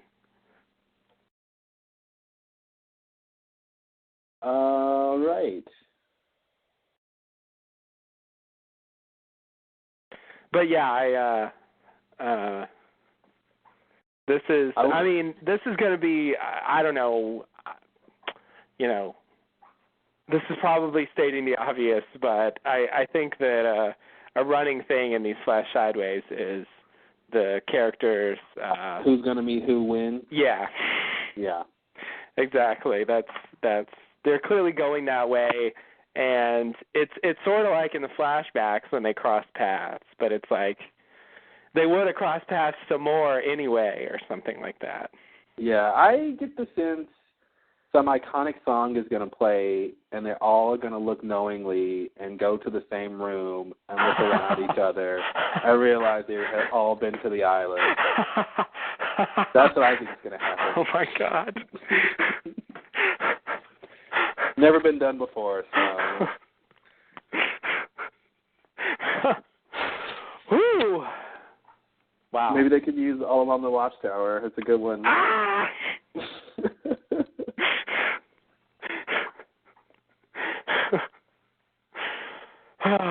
Yeah. Wow, I'm afraid to comment. Yeah, it's a minefield of spoilers. It really is. It's best to just move right along. Good point. Yeah. Things of that nature. Yeah. Okay, I'm ready for the next scene. Yeah, me too. So we're outside of the statue. Son, Frank, Ben, and Alana discuss what to do next. Alana says they should go to the temple.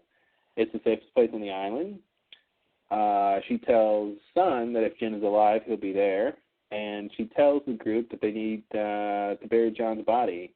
And then they all lament that she's right. God damn it. God damn it. We were hoping we could leave him out here to rot. Let the crabs crawl in his head. Some more. Yeah, did you see that shot of the crab in his head? It's such a creepy shot. It's such a great shot because it's like they time that crab jumping off his head with him covering his face up. And yeah. I don't know if that was a real crab or not. I don't know how they did that, how they made that work. Or it was just like a fake crab on a string or something. Yank it off his side. I don't know, but it looks convincing to me, but you're right. I mean, it looks real, but at the same time, it's such a either they planned that or they just got lucky and the timing is right. But it looked interesting. Yeah. Yeah, someone asked Greg Nations about it. They asked if that was actually Terry O'Quinn in that. It's not. That shot. Yeah, I doubt it is. But they had a link to a little, whatever they call those things where they play the same clip over and over again. Do you know what I'm talking about? It's a specific thing though. Like I don't. There's a name for it. I just don't know what. Like I've seen it a lot. I mean, it's an old thing, but like it'll be a clip of video, and it'll just play over and over and over and over again, repeatedly. Where? What do you like online? Yeah. Like a video someone makes.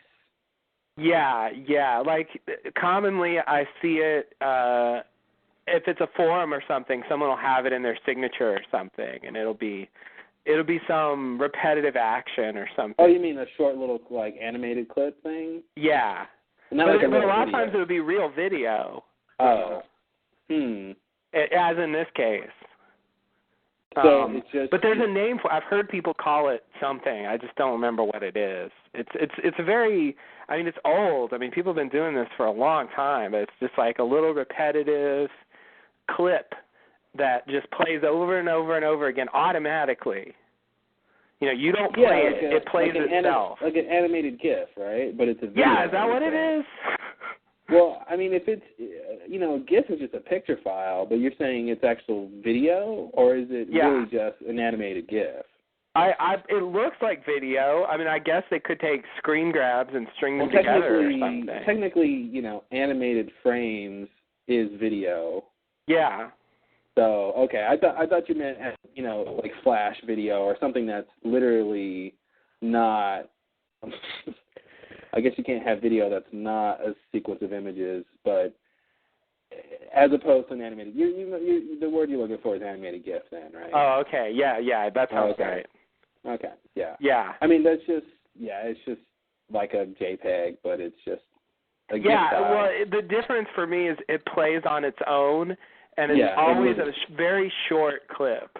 Yeah, okay, yeah. That's what I thought you were talking about, but I thought you were saying something different since it was video, but yeah, it's just an animated, clip of images. Yeah. That just repeats, yeah. And it just, endlessly loops, and you don't do anything. You can just look at. Anyway, it was of that crab crawling off his head, and I got really creeped out by watching it. And actually, I didn't notice it the first time I watched the episode, but when I watched it the second time, since I had seen that, I paid attention, and it's well done. I like how they did that. Mhm. Well, they like how they did it too. I'm sure they do. So a lot of notes about Jen. Oh yeah. So she's to some extent familiar with some of these people, I guess. Not quite sure why or how. But it looks like they're going to the temple. So, oh, Frank. He's getting pretty ripe.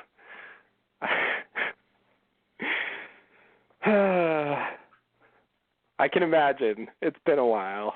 Yeah, and it's definitely been a while. He really didn't resurrect. So I guess they're going to go to the temple and then meet up with the people who are there, and then I don't know what. I just want to say I was thinking about Locke's body and not being resurrected, and versus Christian being on the island and his body being missing.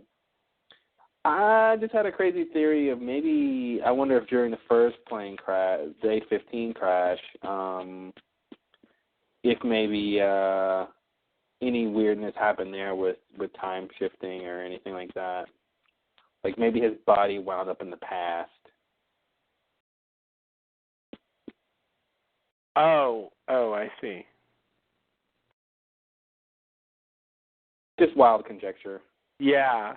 Actually, I'm wondering, how did they discover Locke's body originally?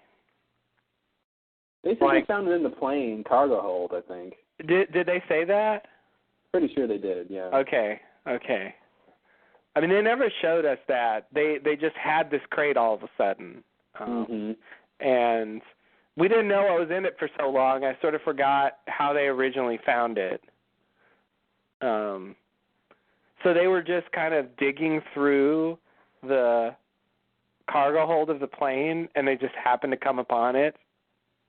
Is that right? Yeah, Richard says, where did you find him? Alana says, in the cargo hold of the plane we came here on, in a coffin. That was in the finale last year. Okay. Last season. Okay.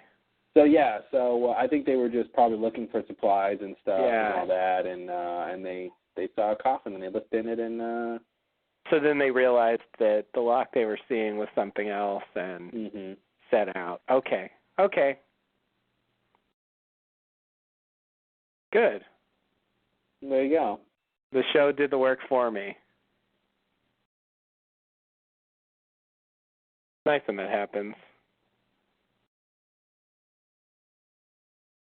And she's right. He is at the temple. Or at least he probably will be. Unless Claire captures him. I guess that could be a problem. We'll see.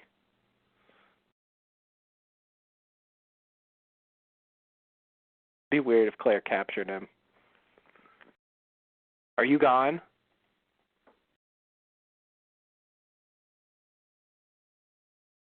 Yep. That's the... Oh, I had something prepared. Oh, no. Hello. Fuck. Hey. Didn't get to my story. It took me too long to realize that you were gone. And then I opened up my thing, and then there's this big ad in front of it. And well, what did the ad say? Well, it was for Best Buy, if you must know. Oh, are they having an interesting sale? I didn't read it carefully, but I presume so.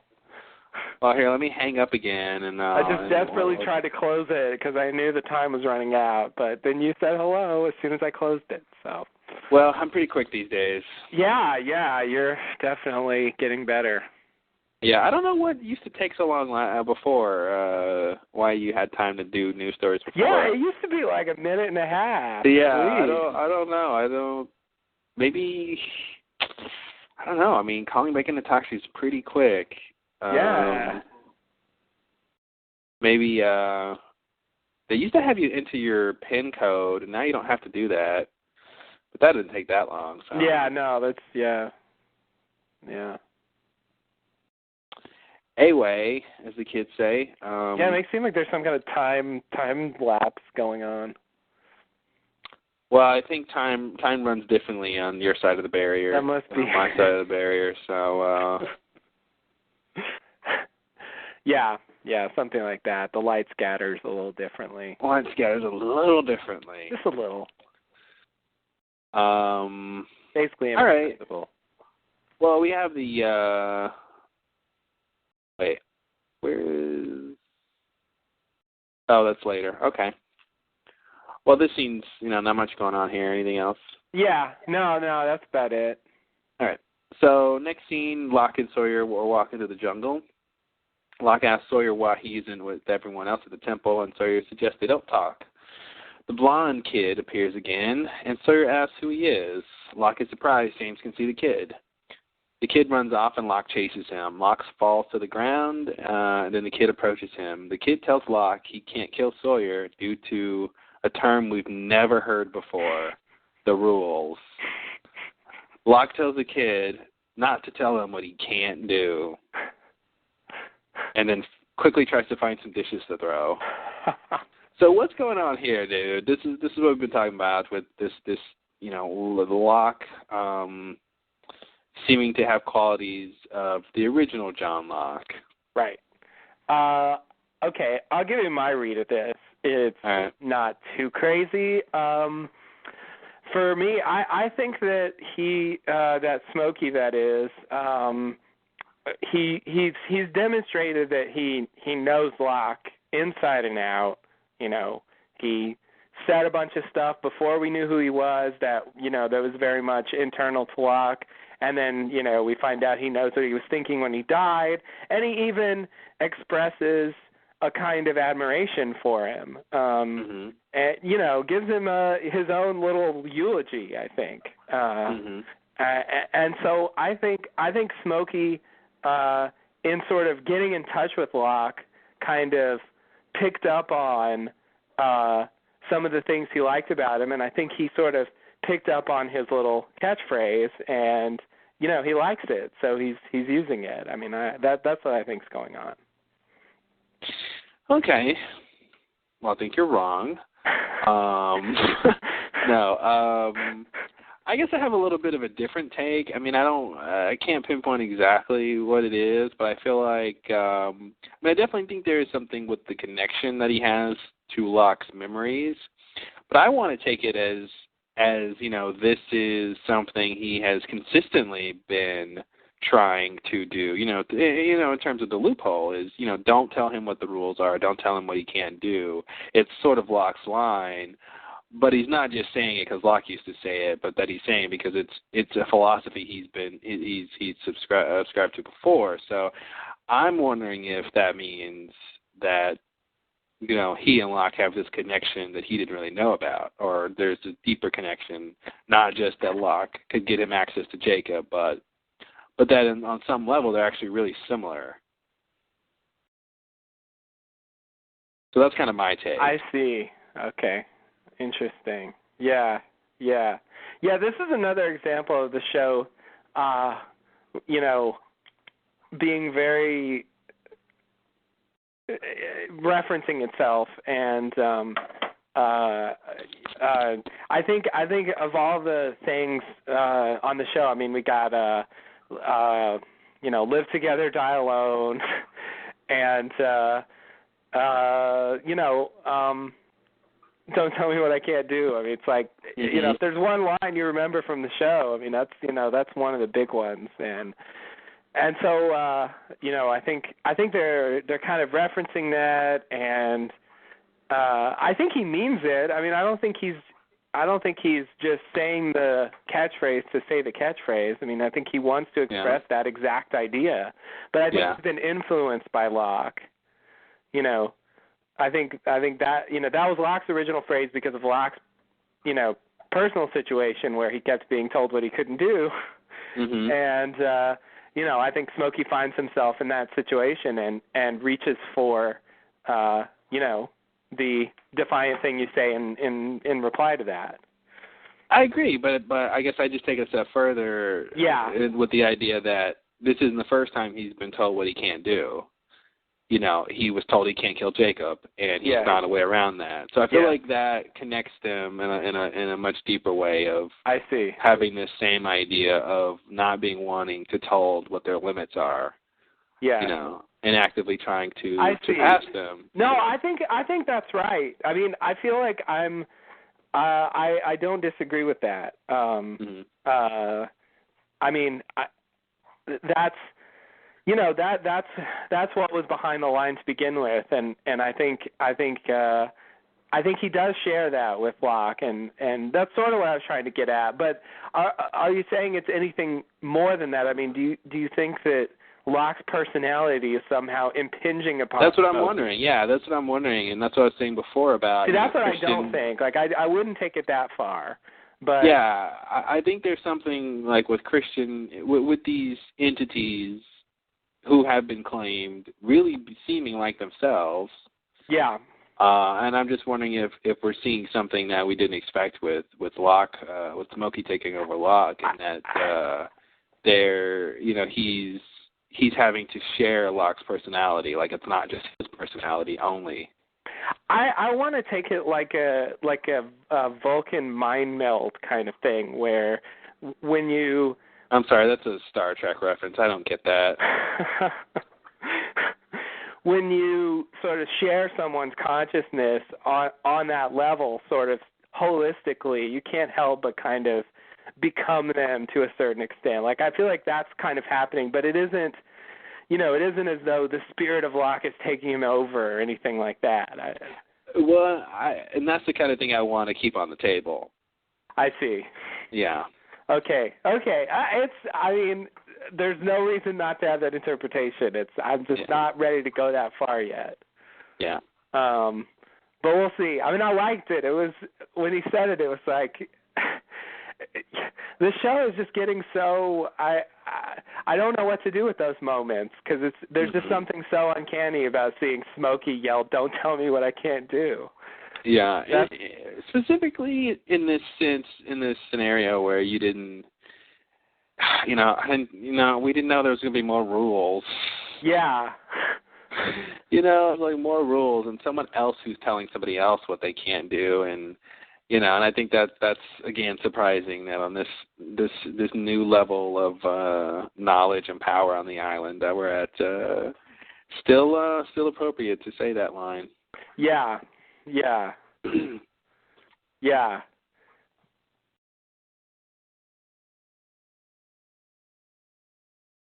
So again, this kid. Yeah, and I guess Smokey, it appears he's been trapped to some extent. You might even say handicapped. And, and doesn't like being limited in that way. I mean, I think your reading of that is totally spot on, and I think thematically or character-wise, that's what's going on. Absolutely. Yeah. The plot or the actual whatever that's gonna however that's gonna impact the story, I think is up in the air. Yeah. So this kid. No blood on his hands this time. It's weird how Lost stages things to me. The kid runs away. Locke chases him, only to fall, which is not something I think Smokey would do. That was a very Locke-like moment, just to fall flat on your face, like we saw John do in the other timeline. And then just for the kid to come up to him and to deliver a message, and it's like, well, why were you running? It allows the kid to tower over him. That's one thing that makes it kind of more effective. Like if you were standing next to the kid towering over him, the kid wouldn't be as threatening. Yeah, that's definitely true. But you got to wonder, why would he trip? Yeah. Is it just, well, he's just a man and he's just trying to run and he tripped? Yeah.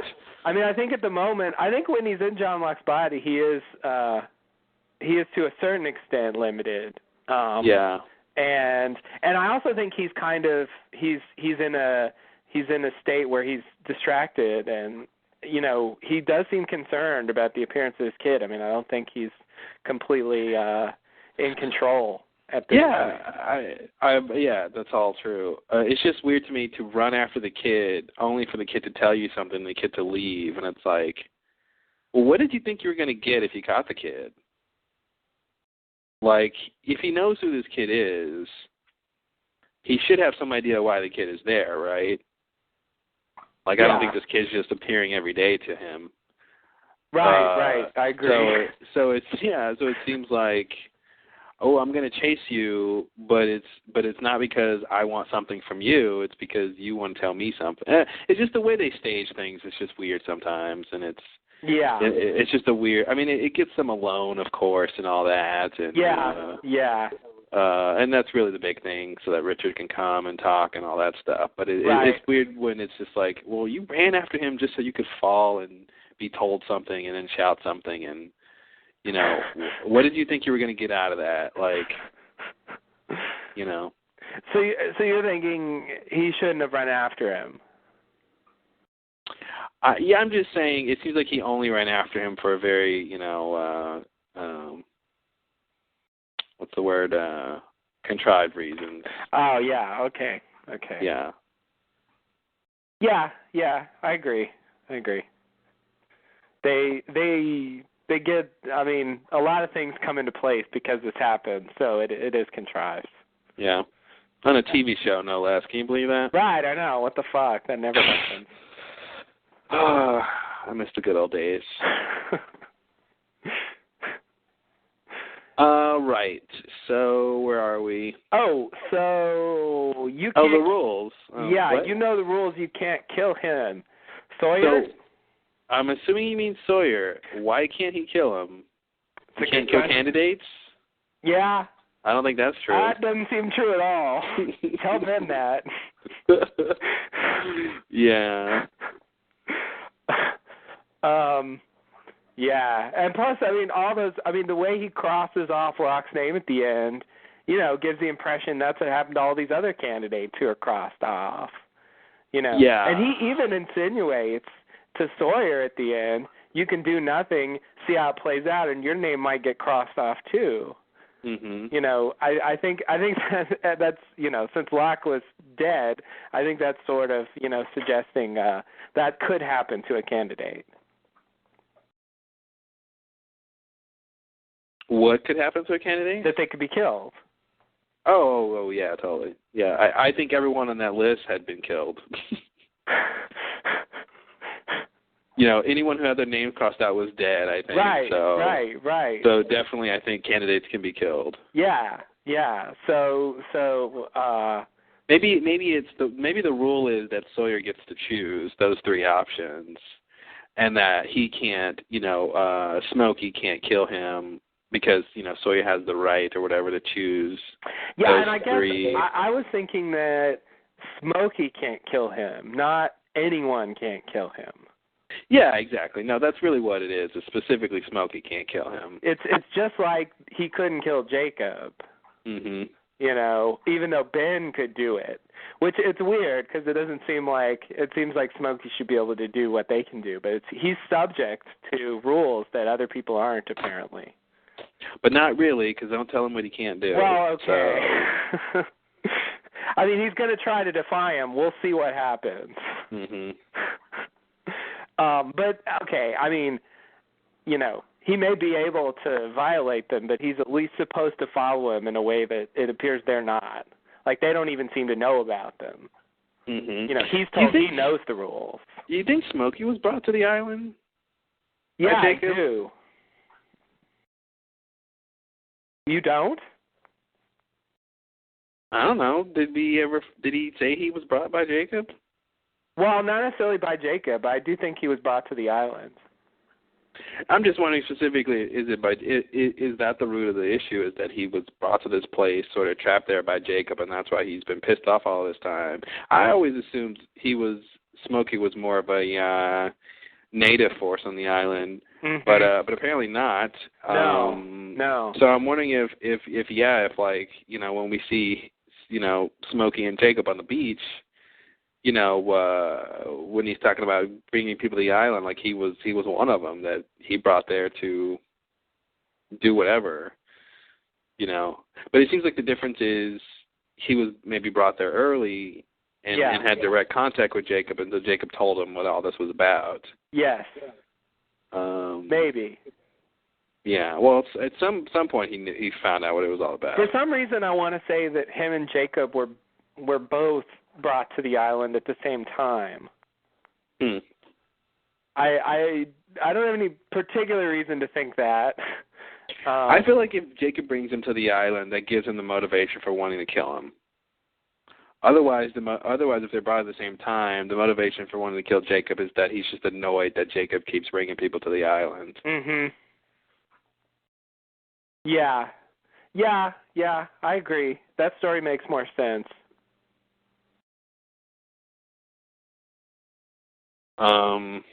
But I guess I got the impression that they were more on the level with each other. Mhm. And so that made me think that they went back and had some kind of shared history. Not necessarily Jacob bringing him, but it does seem like Jacob was holding him there or somehow preventing him from doing what he wanted to do. Yeah. So, part of me wants to think that they both came, but the island chose Jacob over him, but trapped him there or something like that. What, the island that doesn't need protecting? Yeah. Mhm. Yeah, the island favored Jacob over him, and that's sort of the source of the antagonism. And the other thing, too, is Jacob can leave the island. Right. That's true. Good point. I didn't think about that. Fuck. I'm going to get a buzzer. Yeah, I really do. I should have prepared. Yeah, there's a lot going on here with all the rules, and you can't kill certain people. Yeah, and do Ben and Wedmore's rules have anything to do with this? Or maybe is that just their own thing? I feel like it could be. It's very close to being connectable. All you have to do is tell me that Ben and Wedmore were candidates, and that it's connected. Mhm. Oh, okay. They both were leaders of the others. Presumably, they could have thought that they would, not get Jacob's spot per se, but be in that line or something like that. So yeah. But I can't wait till the end of the season to find out who made the rules and why and what are they and all that nonsense.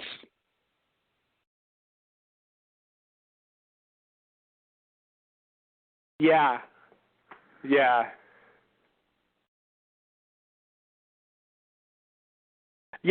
all we can really infer from this is that there's some other entity that's still around, that's not Smokey on the island that is still. Even though Jacob's dead, this entity is still insisting that he not do certain things. So that almost makes it seem like Jacob really wasn't responsible for the limitations that Smokey had put on him. That he wasn't responsible? Yeah, although he did want to kill him, so it does seem like Jacob should have done something that would make him want to kill him. Ate all the oatmeal? Yeah, there you go. Yeah. That'll do it.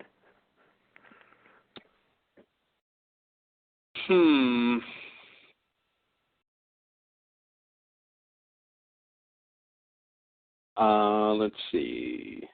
Yeah, the rest of this stuff with the kid, I'm just going to have to wait to see what happens. I can't really imagine. Unless the kid is somehow Jacob or represents Jacob. It's either that or, it's the island. Yeah. Some third party. I read somewhere online, I don't know if it was our forum or some lost forum or something, but the concept of, I guess the Trinity concept or something, but just the idea of or sort of that idea of three main powers at work here. How do they describe it? It was the Protector, the Destroyer, and the Creator.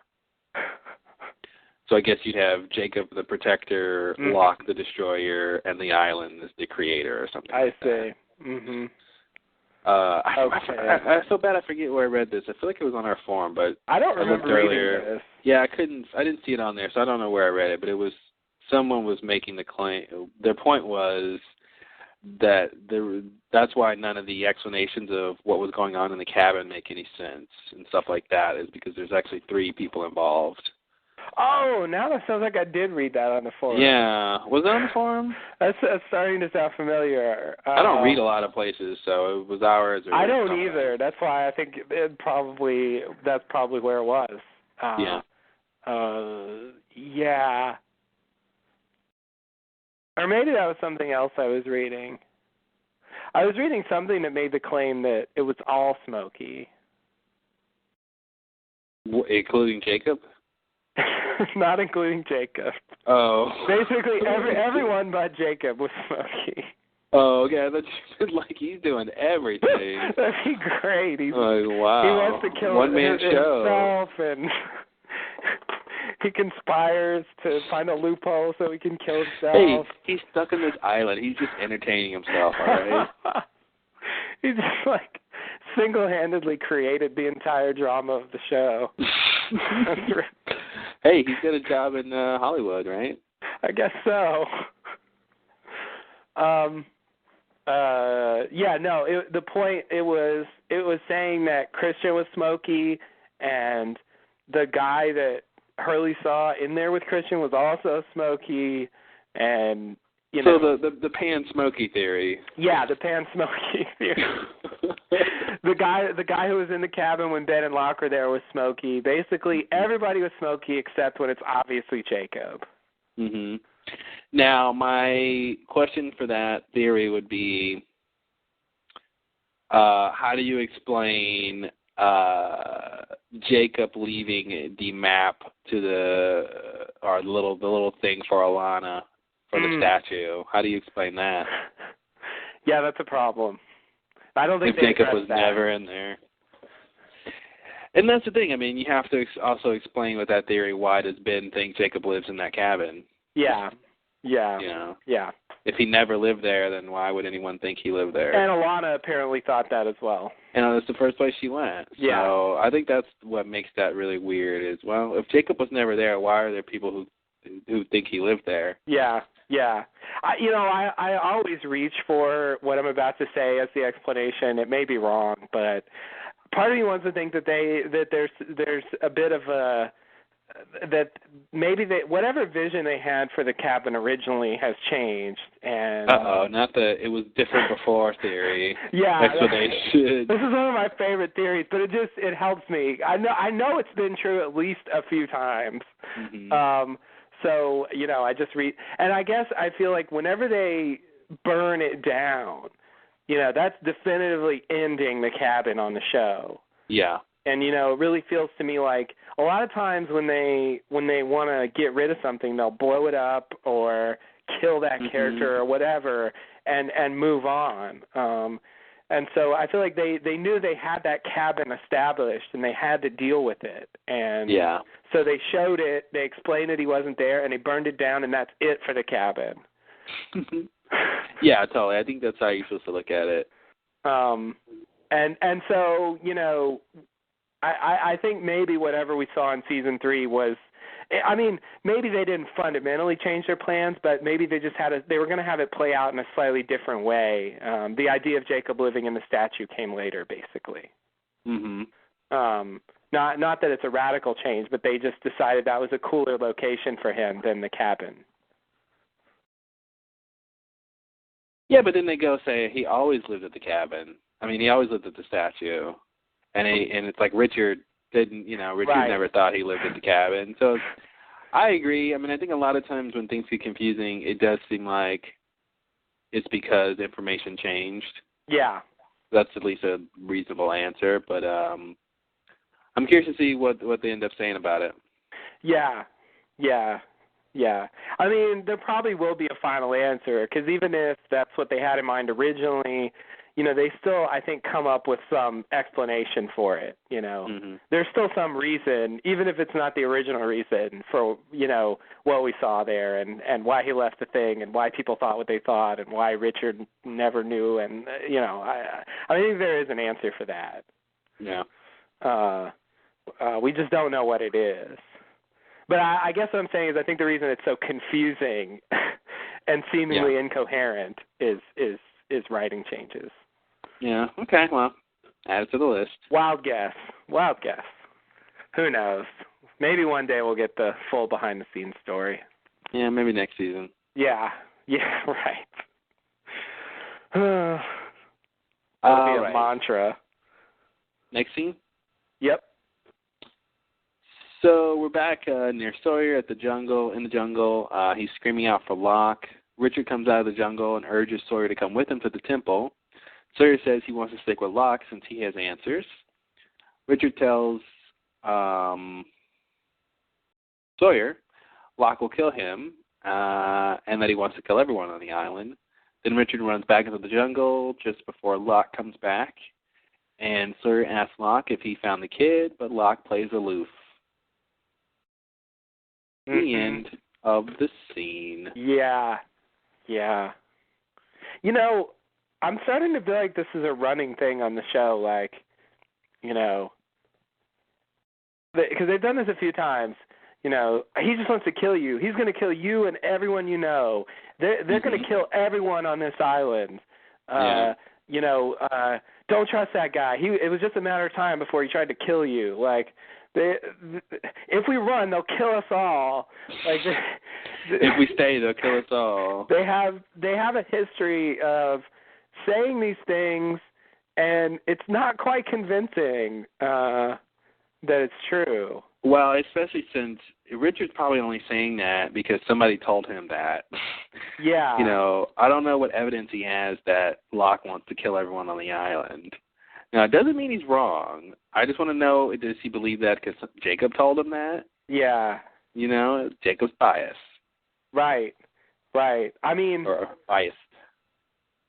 I think my sense is that Smokey will kill people who prevent him from doing what he's trying to do.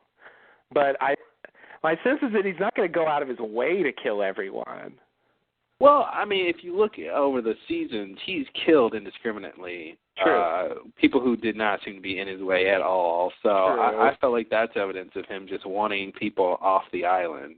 That's true, but I guess I get the sense he's on a mission now and won't necessarily just kill people at random. Yeah, I feel like at this point his goal isn't to kill everyone on the island, but I feel like he probably still wants everyone dead. And, I mean, the fact that he was going to kill Sawyer, or at least this kid thought he was going to, he didn't deny it. That's true. I think don't tell me what he can't do. He doesn't say, I wasn't going to do that. Yeah, exactly. And so I think it does seem to suggest that if he could go home, but on the way home he could somehow make it where everyone dies, that he would do that. Yeah, I think that's probably right. But I guess I don't see it as his primary mission. Yeah. I think, you know, he wants to get home and that's the central thing. But I guess it just you know, it just reminds me of the whole thing with Abaddon. You know, with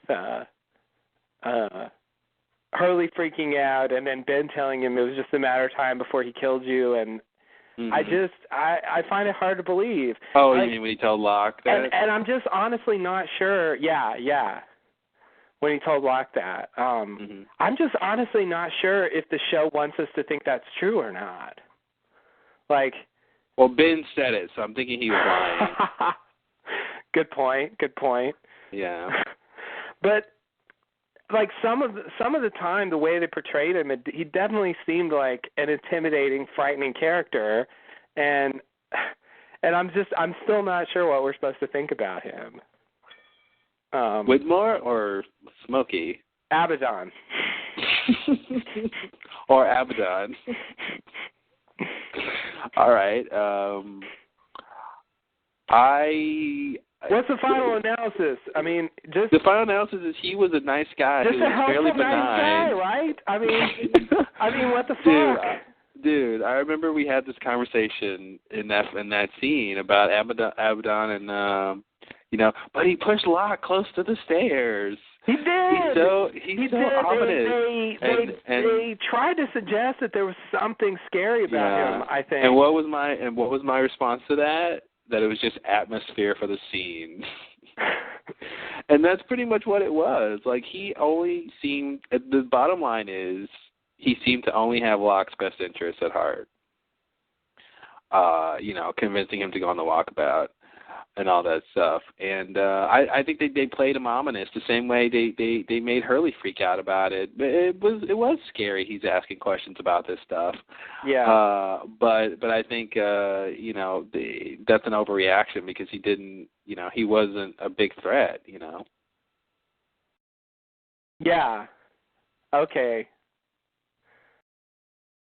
Yeah. I mean, all that stuff was I'm Abaddon just wondering and Widmore. if they actually, when they wrote that, if they want us to think that he was a threat or not. I think they want us to be unsure if he's a threat or not. I mean, in that scene, I think they wrote it for atmosphere. They wrote it to be ominous. They wrote it so we don't know how to take it, you know. It's more interesting that way. Yeah. But I think, I was trying not to let that fool me, and I think at the end of the day, it's like, well, he didn't really have any ill will towards them at all. Yeah. Yeah, there's not a lot you can pin on him. Now, you can say he, helps in the team to the island, the freighter team. Even though we only saw him... Exactly. We only saw him hire the good guys. Yeah, hire the good guys, exactly. Yeah. So, but Widmore did admit to hiring Keamy's team, though, at some point. True.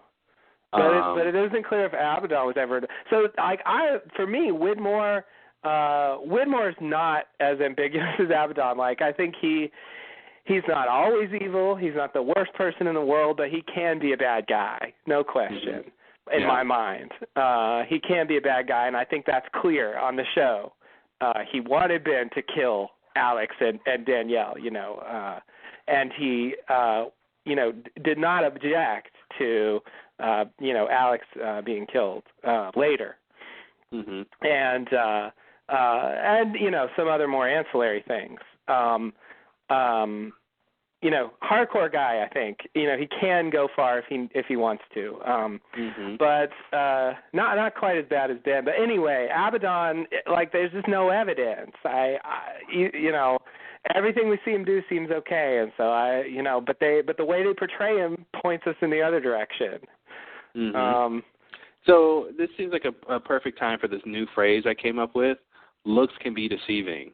I like that. I like that. I think it works. That could really catch on. I hope so. Everyone tell your friends, looks can be deceiving. You should use that all the time.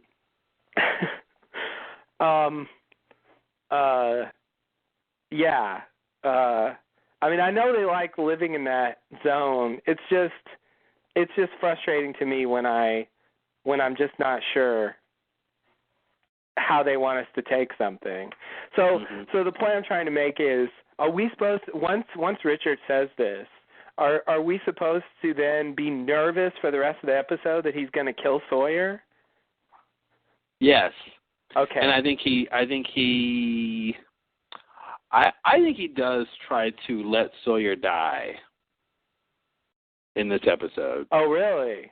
Yeah, I don't think he tries to kill him, but I think he tries to let him die. The ladder situation. Okay.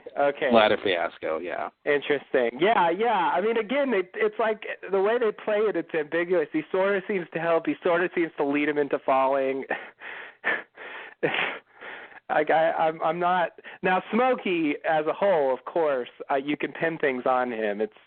He's not. His blood is on his hands or whatever he has. So there's no question in my mind about that. It's just when they show Richard saying this, I feel like that's supposed to set the seed in my mind, and yet I never feel like Sawyer's in danger except from the very natural thing of falling from the ladder. Mm-hmm. Well, because you trust Locke just wants to give him the answers. I guess so, and maybe I shouldn't. Yeah. But I don't know. Maybe I trust Smokey too much or something. Well, I think the fact that he doesn't deny wanting to kill Sawyer should diminish your trust for him. That's true. Because the whole time you never thought he had that idea. That's true.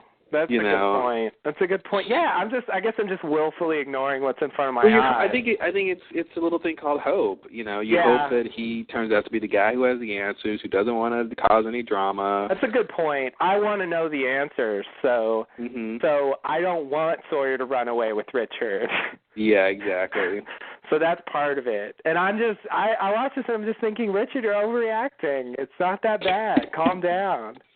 And what's interesting again is, Richard doesn't really know what's going on. Like what I think is interesting in so many of these scenarios about who knows what is, all it takes is knowing one little bit of fact to you don't have to know the big picture, but if all he knows is like this one fact that, Smokey was created to kill everyone on the island.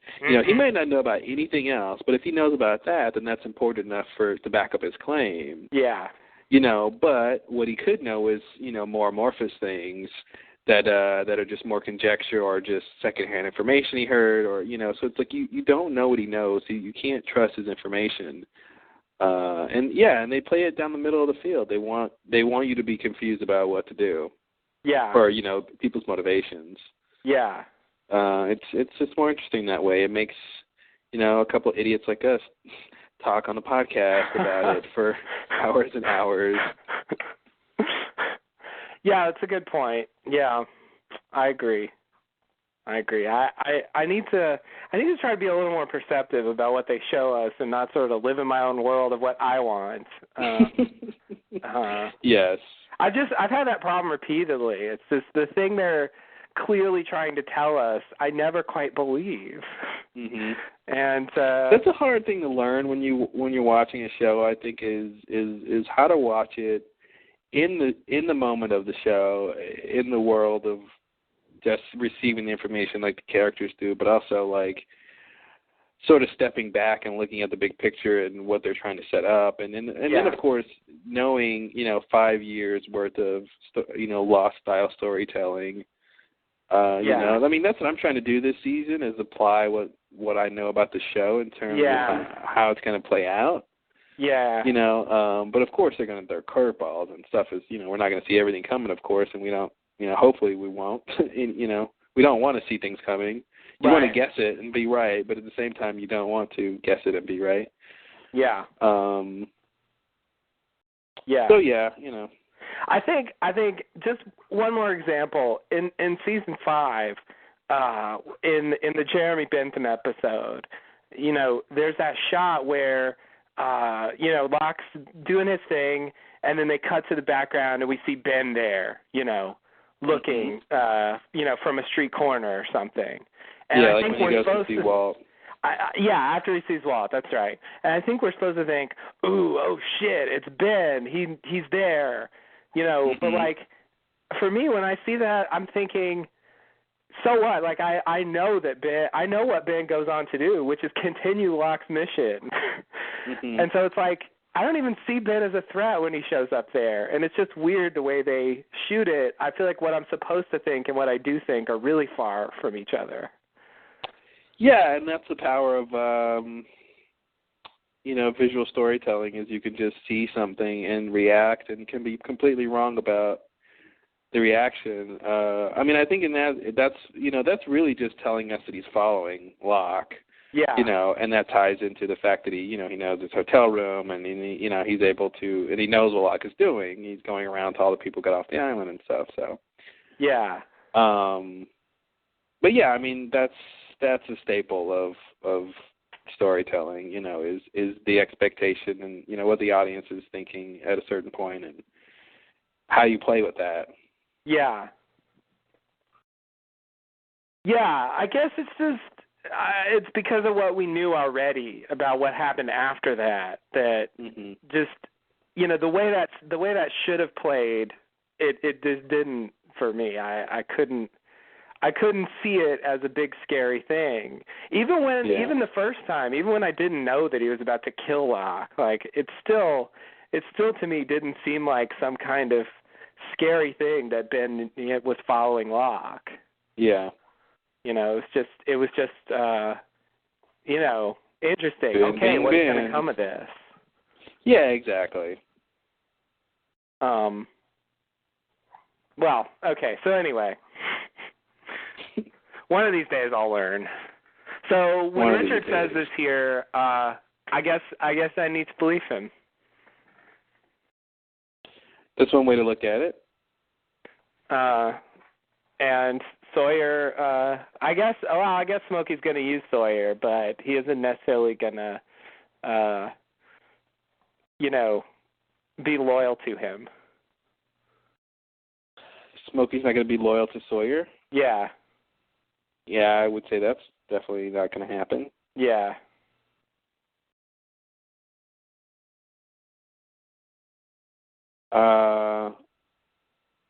You mean, what do you mean by loyal to him? I mean, we can't necessarily count on Smokey to, protect Sawyer. Oh, yeah, no.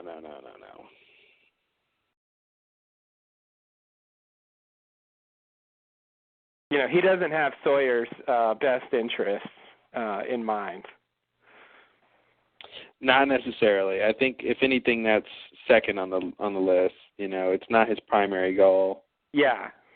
Like I said, I want to believe that if Richard had agreed to go with Smokey or go with Locke in the beginning, then he would have never come to James. Okay. That's what I want to think. Okay.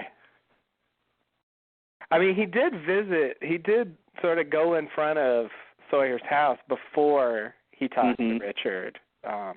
Yeah. Now, I mean, my answer with that would be that he's, like Alana says, recruiting, so maybe he wanted multiple people. But if he only wants one person, I feel like it was Richard, number one. Richard rather than Sawyer, yeah. I agree. Yeah. I agree.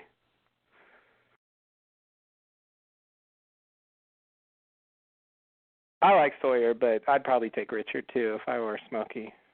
Well, yeah.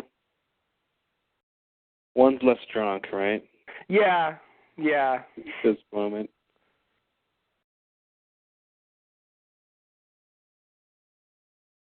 You want to go to the next scene? Yes. So we're back at the temp agency. Well, not back, but we're at the temp agency. Where Locke is being interviewed for a temp job, and he gets annoyed by all the personality questions. He demands to see the supervisor, who just so happens to be Rose. What the fuck? Locke tells Rose he wants a construction job, but she doesn't think it's a good fit. She agrees to let him try it for one day, but then urges him to be more realistic. He asks her what does she know about being realistic, and she reveals that she has terminal cancer. She says she was in denial, but is back to living what life she has left, and offers to find him a job he can do. Don't tell me what I can do.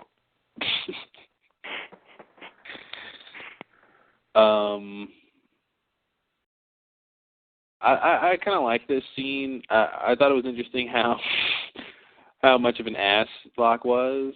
Like these very basic questions that I think you'd be expected to put up with in a job interview. Yeah. He's just like, no, we're having none of this. It's just like, wow, you're in the position of wanting a job, and you're telling the person who's interviewing you, you're not going to do what they want. And matter of fact, go give me your boss. Yeah, tell that shit to the proletariat. I'm John Locke. I get what I want. Yeah, it's interesting for someone who's, supposed to be sort of meek and pathetic that he's also, no nonsense or something like that. Or, I don't know. I don't know what we're supposed to take from that, but I thought that was interesting. And his little line about when Rose was like, okay, I'll, what did he say? He says, I want the construction job, and she's like, yeah, I don't think that's a good fit. And then she's like, and then he says, well, Hugo Reyes told me to come down, and, you guys hooking me up with the job. I just liked her line of, well, that's true, and, he's my boss, so if he said that, I can make it happen. I just like the idea that that they're willing to just, sidestep all of the procedures, I don't know, of their job just because, if Hugo said it, I will make it happen, I like that she's not being, she's being cautious, but she's not being, resistant to what's going on, and right. And he just comes in and just gets shit done. Like, you leave, get me your boss. Hey, you, her boss, get me a job. Right. Yeah. But Rose is, although she'll do it, she actually wants to get Locke a job that'll work for him. She is still trying to sort of do her job the right way.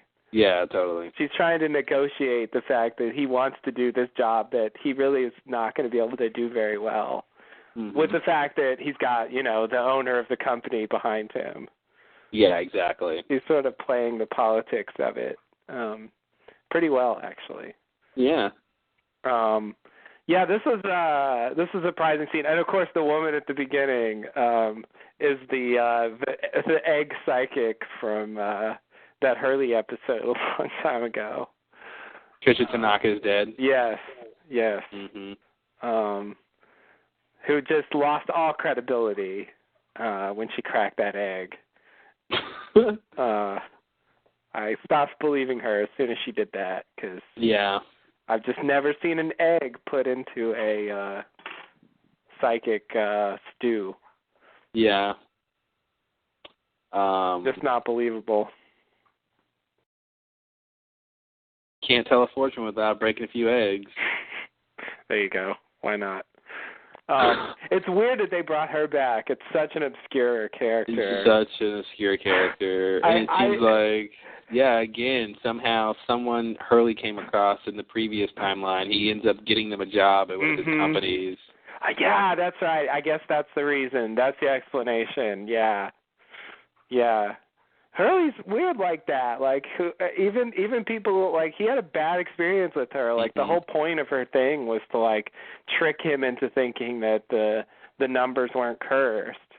But that's the thing. Like, he shouldn't have encountered her in that way this time because the numbers weren't cursed. That's a good point. Yeah. So I don't know if he just went, jovially to see her in something and it was about something else this time, or if he met her in some other circumstance. Yeah. Yeah, that's true. Or maybe he never met her before. I mean, maybe she just... He just happened to get a job there. Well, the same kind of like they're all sort of drawn to cross paths. Yeah. And she was, in this timeline, just happened to work there. Yeah.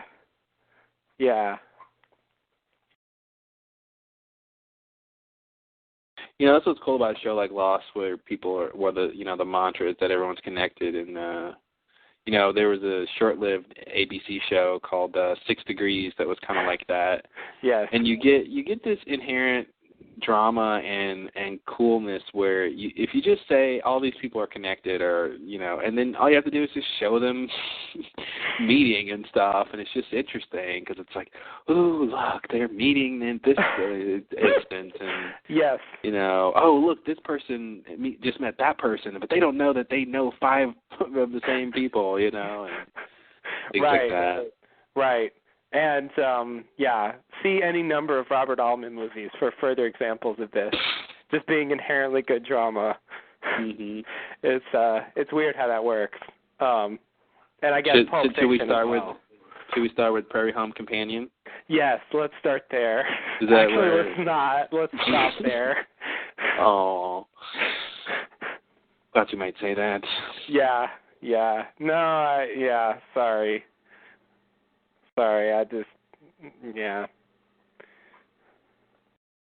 Pulp Fiction, same way.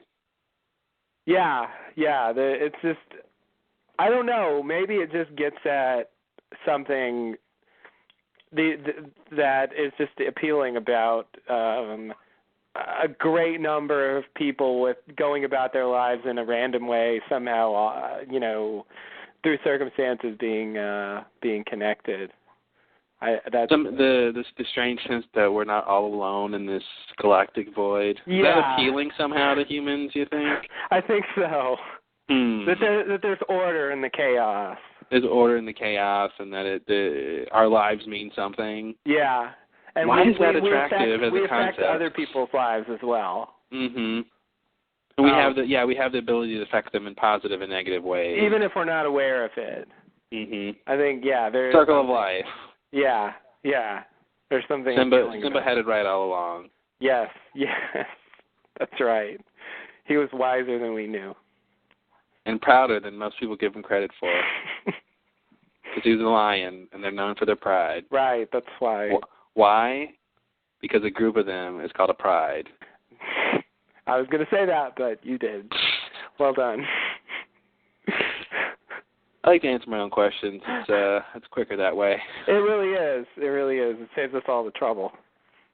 Yeah, it does. What does it save us? All the trouble. We might have had the wrong answer, so you jump in with the right one, and I make everyone look good.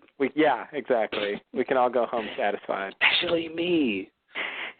All right, what's going on? So Rose has cancer. She never visited Australia, presumably, right, to see the healer who told her to go to somewhere. Oh wait, that wasn't in Australia. Was it in Australia? That was in Australia. It was. Yes.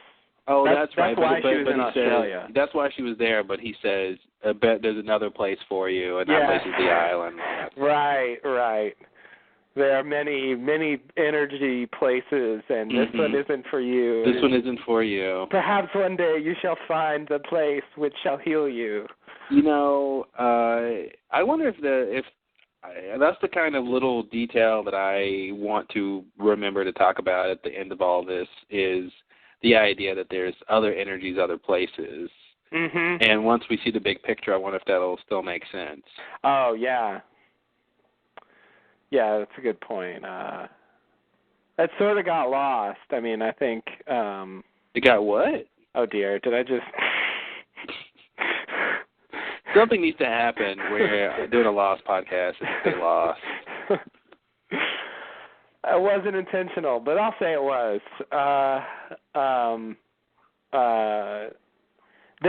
Back in season 2, I did get that impression that the idea was that there's all these strange pockets of energy or something in the world, and Dharma happened to discover one of them, and so, maybe it was particularly powerful or something, and they decided to study it. And actually, I don't think that's far off from what actually happened. But yeah. Well, that's what they tell us was going on. But it made the island seem like one among many, and I think I think now it's more like the island is special. Mhm. So yeah, we will definitely have to go over that. Yeah. There will be a lot of things to revisit once we get to the end of this. One or two. Show. But yeah, it's strange to have Rose have cancer again. It's like a lot of things in this alternate universe are better, but not everything. Yeah. Well, and I think that's the idea. Some people's situation got better when they went to the island. Yeah. I guess the difference for Rose is that she sort of accepted it. Mhm. Or maybe she always had accepted it, but Bernard didn't accept it. Maybe he accepts it or something. Maybe, yeah. Yeah, that was the big thing with Bernard. Yeah, he was the one that really led her to go to the man in Australia. Well, maybe that's the whole thing is they still went and did all that, but the guy was maybe exactly the same thing happened. The guy said, "I can't heal you here," and they just took that as well.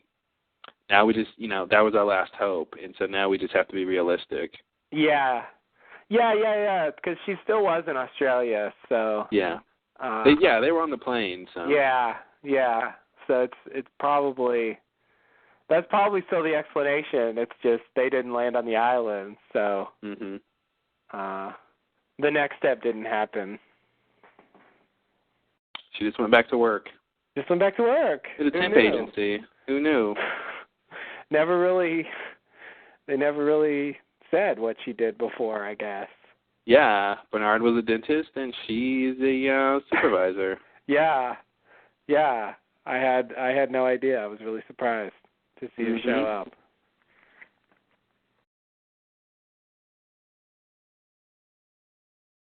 I'm sure someone's going to run into Bernard. Who needs a dental cleaning?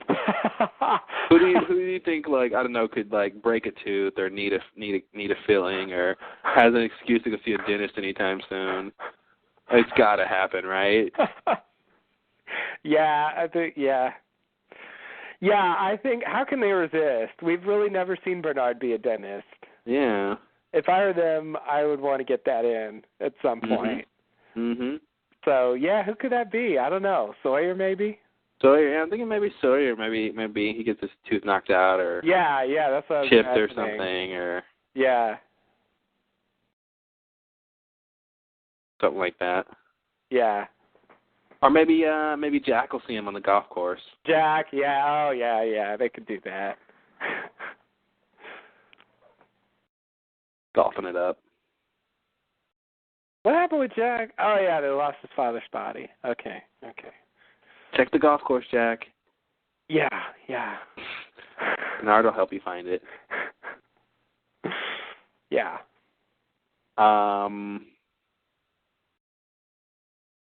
You know, when someone tells you should do something, you really shouldn't ask them what they know about doing that, because chances are they know about doing that very intricately. It's like, be more realistic. What do you know about being realistic? Well, I hope you're sitting down for this, but I have terminal cancer.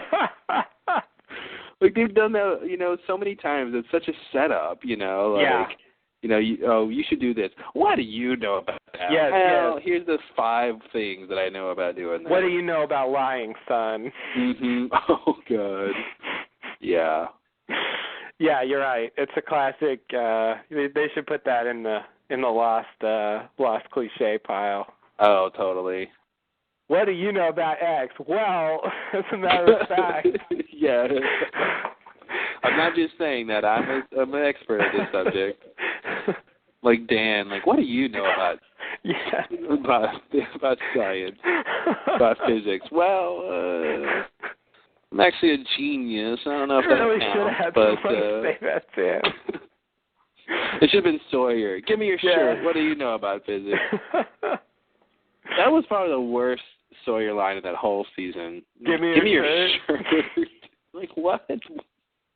Why are you demanding his shirt out of the blue? I know you don't have one, but why is he the one who has to give you his? And does that make any sense? It really doesn't. It really doesn't. I don't have a belt either. Give me a belt. Okay, huh? But then my pants will fall down. They're really going to help us? Then give me your shoes. In fact, give me your body. Let's just trade bodies here. I'm getting tired of this one. Yeah. Yours is more scruffy. Mm-hmm.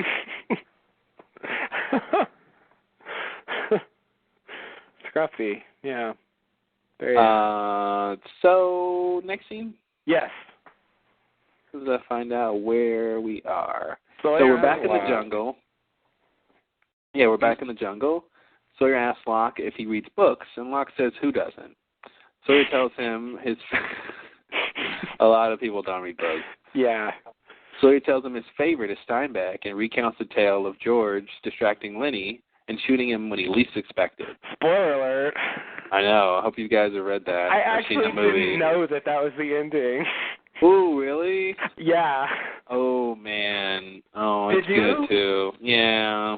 I really did not know. I knew what the book was about, but I didn't know that was the ending. And I'm actually kind of upset that I got spoiled on that. Well, I would have liked to read that at some point. You had a couple decades to read it. I know I'm way the fuck behind. It's like Citizen Kane or something, but yeah. I haven't yet, and yeah. Oh. It's a little disappointing, but whatever. Yeah. It's an excellent movie. The conference is scheduled to be broken down automatically in 5 minutes. To It's extend an the time by excellent. 60 minutes, You don't press exist. *8. I thought I did. There's an excellent movie version of Mice and Men with Gary Sinise and John Malkovich. Oh yeah, I've heard of it. I never saw it. It's worth seeing. I mean, if you don't have time to read the book. Okay. Yeah. I mean, you got spoiled. Yeah. It was just, I don't know. It seems like something that everybody knows. It's like, there's some things where the ending is like the most famous, like the ending of The Wizard of Oz or something. I think there's very few people who know about The Wizard of Oz that don't know, what happens at the end. But everybody dies when the hot air balloon collapses. Yeah, right. But I really didn't know that. Yeah. Seems like I would have picked that up at some point, but oh well. Sawyer uses it to make a make a great point. So Sawyer pulls out a gun on Locke and wonders what would happen if he shot him in the head. Locke says, "Why don't we find out?" Sawyer asks what Locke is. Yeah, if someone says that, it's like, okay, well, it's probably not going to work. I don't want to shoot you as much anymore for some reason. Yeah. Why don't we find out? All right. Yeah, now we're gambling, and I told myself I wouldn't gamble. Yeah. So Sawyer asks what Locke is. Locke says he's trapped and used to be a man like Sawyer. He also says he knows what basic human emotions are like. Locke tells James that it would be a shame to turn back since he's so close to the answers. Locke walks on, and then Sawyer puts his gun down. I honestly think, part of me thinks if he got shot in the head, then he'd just be dead. And then part of me thinks he would turn into Smokey. Yeah. Yeah, I kind of think that since someone on Bram's team shot him and the bullet just dropped to the ground or something, and then he went and turned into Smokey. Didn't shoot him in the head, though. That's true. But I do wonder, because I feel like he might be able to turn into Smokey, whenever he wants, but if you killed him before he did it, he might just be dead and not be able to sort of do anything about it. So he's just bluffing. I like I said, I don't know, but yeah. I kind of want to think both ways. I mean, since Jacob was killed so easily, it is tempting to think that why would he be different? But he's convincing to me. I mean, I guess I take the one shot that was taken at him, not failing as some kind of evidence that it's not that easy to shoot him. Yeah. But I think that's why they say in the head specifically. Like, he doesn't say, what happens if I shoot you? Yeah. It's like, I'm going to shoot you in the head. Right. What I really liked about this, the whole of Mice and Men thing was cool, but I love how he's telling the story, and the scenario is really similar. That's why he brings it up, is, Locke, like George, is trying to show Lenny this thing that's beautiful, or this thing that he wants, or the ultimate whatever, MacGuffin, or whatever you want to call it, and sort of leads him to this thing, but of course wants to kill him, which is sort of what Locke wants to do. Yeah. But this whole time Sawyer's telling this story, you're saying, oh no, he's realized that Sawyer has realized that he's Lenny and Locke is George. But then he turns the tables and he's like, I'm not going to be a Lenny. I'm going to be George. Yeah. I read that story. I'm going to choose who to be in this. Yeah. So I thought that was pretty cool. Yeah. Yeah, you're right. That's exactly what's happening. Yeah. Spot on. Because I mean, we know from the previous scene that he's thinking about killing him. So we go, oh look, this is the same scenario. But Sawyer, luckily having read that book, is able to know that scenario. Right. And this is also, I think, a reference to the scene with Sawyer and Ben in season 3, where Ben shows totally. Sawyer that they're on the Hydra Island and quotes of Mice and Men to him. When he brought it up, I was instantly like, that again. Yeah, and I definitely remember that scene and the same idea of, them walking up to that vista and looking out to see the island and all that. And yes. Yeah, and I guess that's what was going on there, too. So he didn't want to kill him, but... He didn't want to kill him, but he did have that sting on him, or at least that was the claim.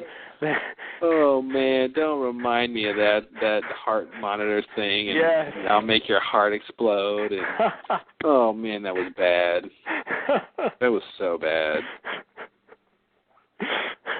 And what was it? It was the whole thing with the rabbit, and then, but it was just a trick, and he gave the rabbit something that would make it die. He shook the rabbit in the cage. He shook it. Oh, it was crazy. Look at this rabbit. That was actually one of the scariest scenes in Lost ever. I agree. When he shook that cage, and it's like, that rabbit is about to explode. Yeah. It did not look like a normal rabbit. Mm-hmm.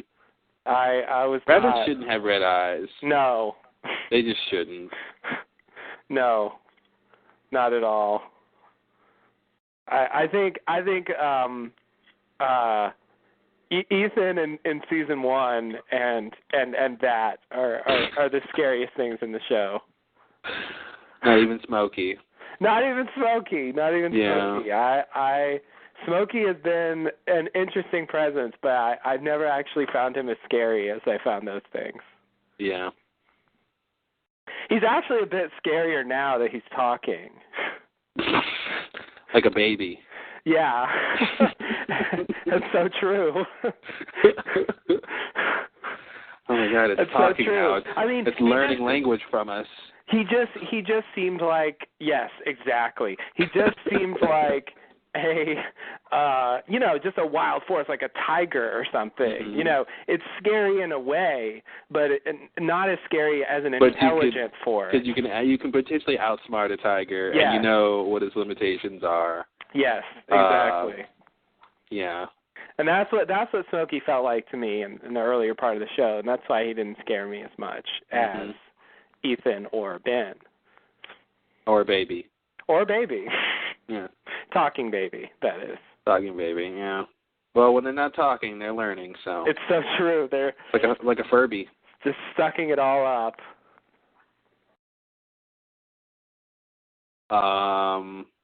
So they can spit it back in our face. Mm-hmm. Because they don't like mashed peas. They really don't. They like mashed carrots a lot better. Well, they're just better. Well, what are you going to do? Babies have taste, too. It's true, yeah. Just because they're baby, you think they can't appreciate Why do people hate babies who have good taste? I'll never know. Me either. It's a mystery to all of us.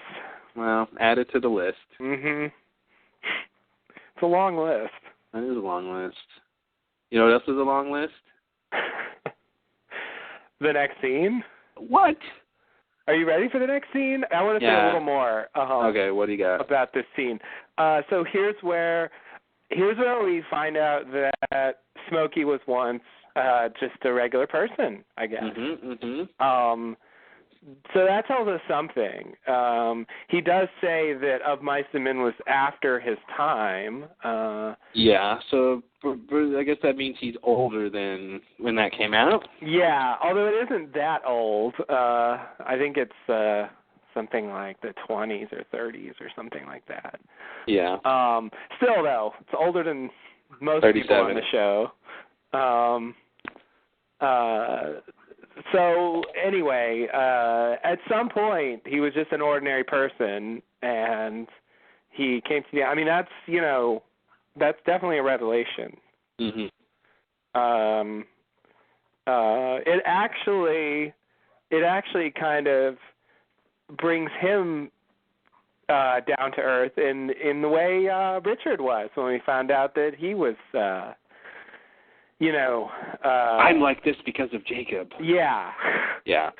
Exactly. It's sort of like Smokey's like this because of Jacob and or whatever else. Mm-hmm.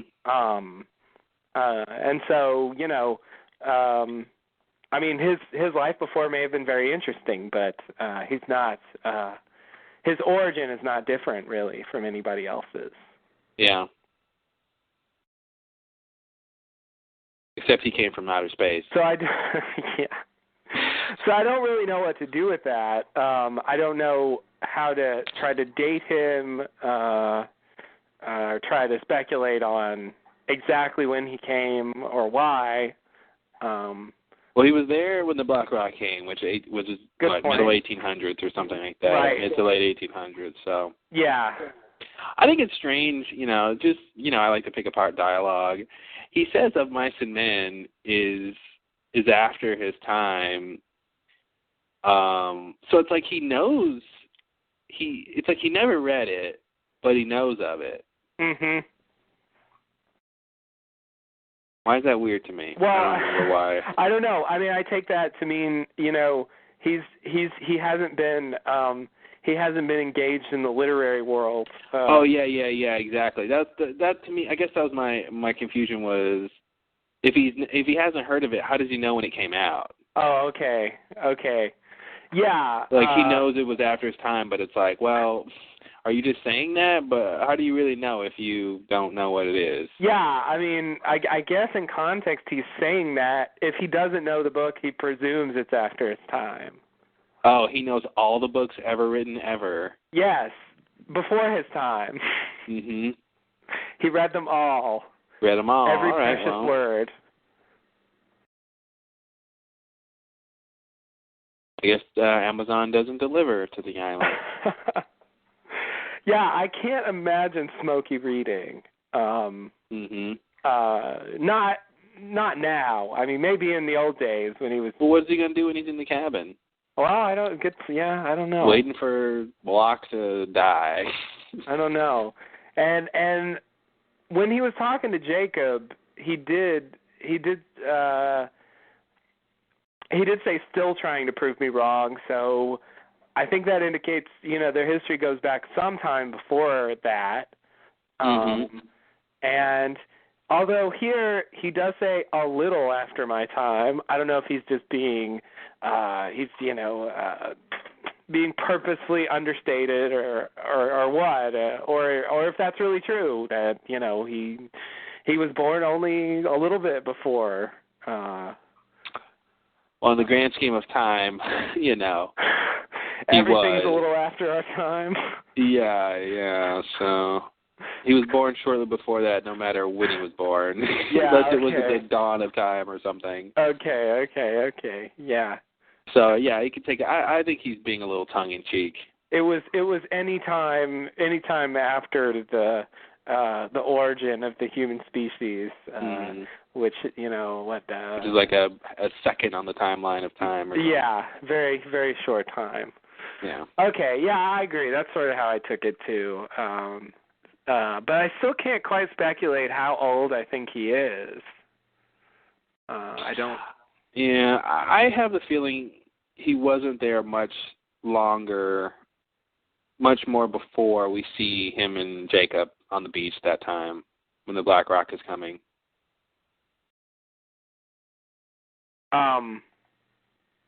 Wait, sorry, what?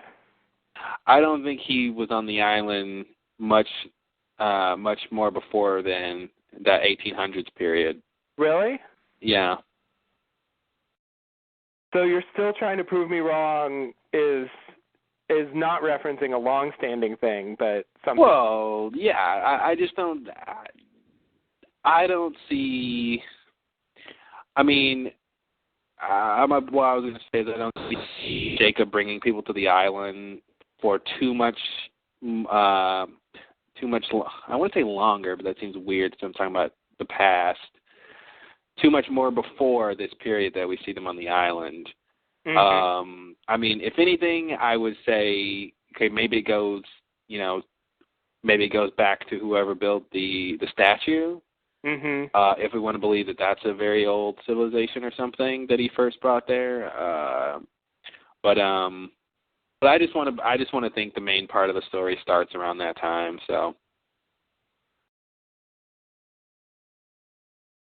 I see. And I think, we see him as a normal man in that period, and I think, You're right.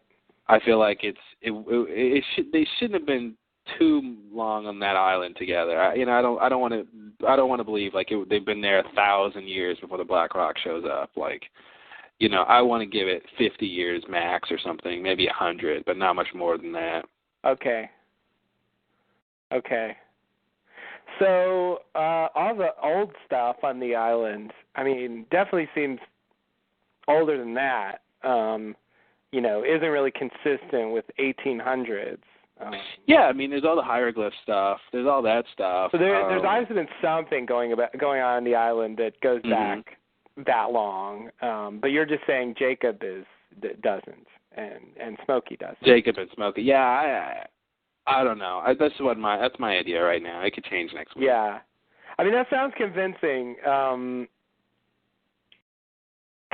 And I don't have a reason not to think that. But I do wonder what the point of showing all this old stuff is, if not to suggest that this goes back a long, long way. Mm-hmm.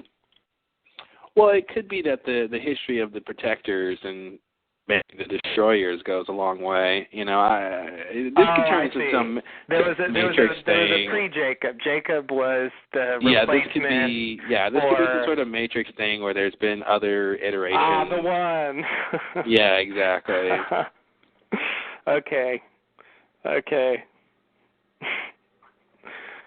God, yeah. Wow. That's a really enduring concept, isn't it? I didn't really make that connection. Can't get over that. Yep. You're the savior. You're the person who's gotta protect whatever or save us all. Or it's hard to get past that in stories, apparently. Yeah. It's just good drama to have someone needing to protect people. Yeah. Have you heard of Superman? No, who's that? This character someone came up with. It's not a big deal. You probably haven't heard of him. I'm not surprised you haven't heard of him. Oh, okay. All right. Yeah. Well, just some silly alien guy. Oh, okay. Yeah. Aliens. Mhm. They don't exist. We all know that. Hey. That's all I got. Okay. Fair enough. So okay, I'm done. I've said what I have to say about this. So, there's this line where Sawyer says, "I'm having a hard time believing that," referencing that he was just a man, or he was a man like James. Mhm. And he says, "You can believe whatever you want. That's the truth. I know what it's like to feel joy, to feel pain, anger, fear, to experience betrayal. I know what it's like to lose someone you love." That's like all stuff Sawyer can identify with, obviously. Yeah.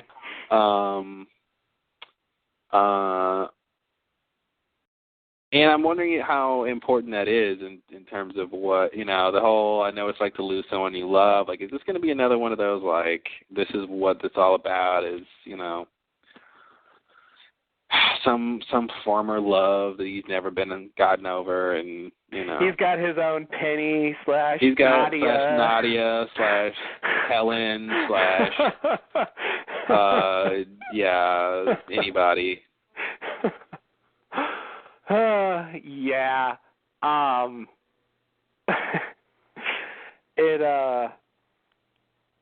I hope not. I can say that. I kind of think he's manipulating Sawyer to a certain extent. Yet it does seem genuine.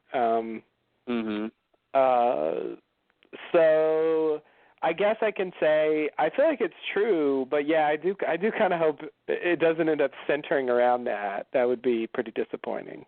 Yeah. Unless it were just, the best romance ever committed to film. Well, they've already done Rose and Bernard, so I'm going to get better than that.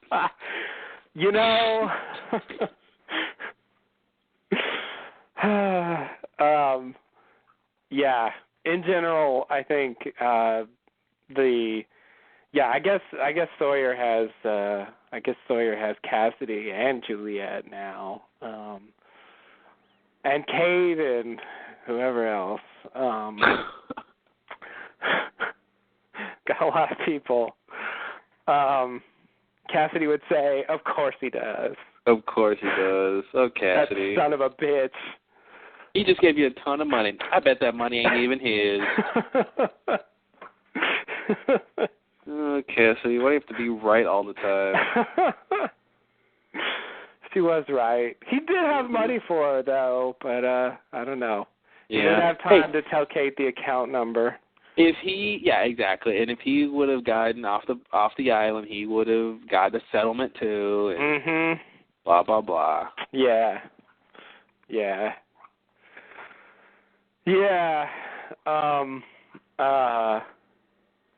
I think Lost, the writers, I think they generally do like to reach for these kind of universal themes, and they tend to not go for, more, strange motivations. And so yeah, I think they definitely bring Smokey down to a human level, and that's what I said. Like, in my summary was, he says how he can he's experienced all of these human emotions. Mhm. It's here's him being humanized, guys. Right. Right. I know what it's like to have DNA and to have fingers and to live in a house, and it's like, all right, we get it. You're not just a cloud of smoke. All right. Yes. Yes. See, I think the writers have in mind that it's harder for humans to empathize with something that isn't like them. Mhm. And so if you can make, even if he is a cloud of smoke, at least he, it's a cloud of smoke you can relate to. Yeah. The kind of cloud of smoke you want to have a beer with. Exactly. Because I think they did a similar thing with Ben. He initially was a very mysterious, malevolent character, and once you delve into his story, you find out, he's got Annie. And you remember birthdays, don't you, Richard? Now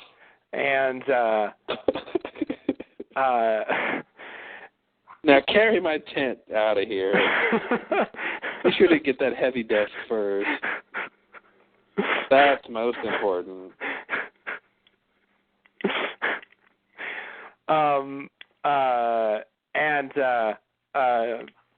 So we find out that, his backstory is very, relatable, and, he's motivated by the same things everybody else is, basically. To join the others? Yeah. Yeah, I agree. Yeah, and to do what he does, he's got the same, pettiness and issues with his dad that all the Losties do, and Is there one Lostie that has a good relationship with their father?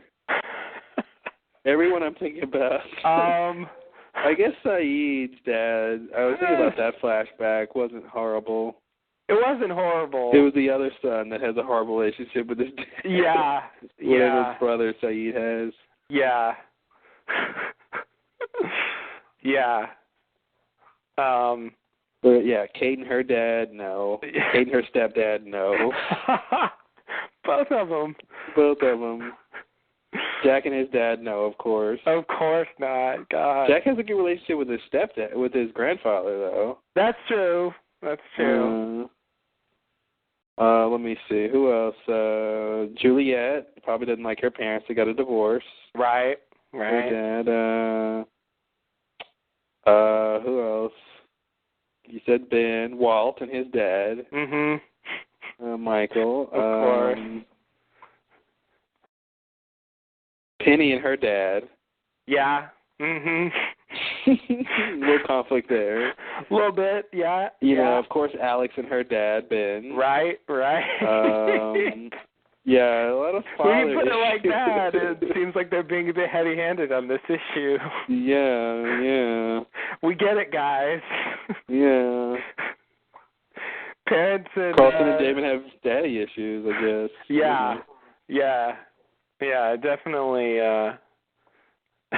If we find out Smokey is Jacob's dad, I'm out of here.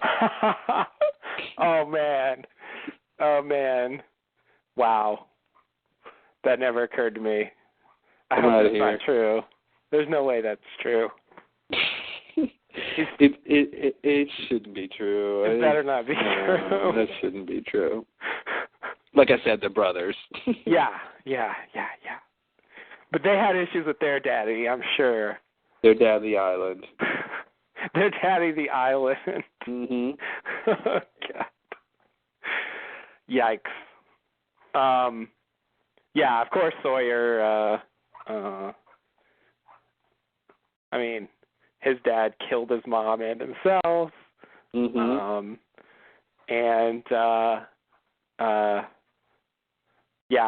Locke, obviously. Hurley and his dad. Hurley and his dad. Yeah. They eventually made up, I guess. They eventually patched things up, but yeah, I mean, he abandoned him when he was a little kid, and that was like after he won the lotto, right? Yeah, it was after he won the lotto. All of a sudden, I love you guys again. I don't know why. That works. It's weird. So where's all the money? I want to eat caviar for lunch.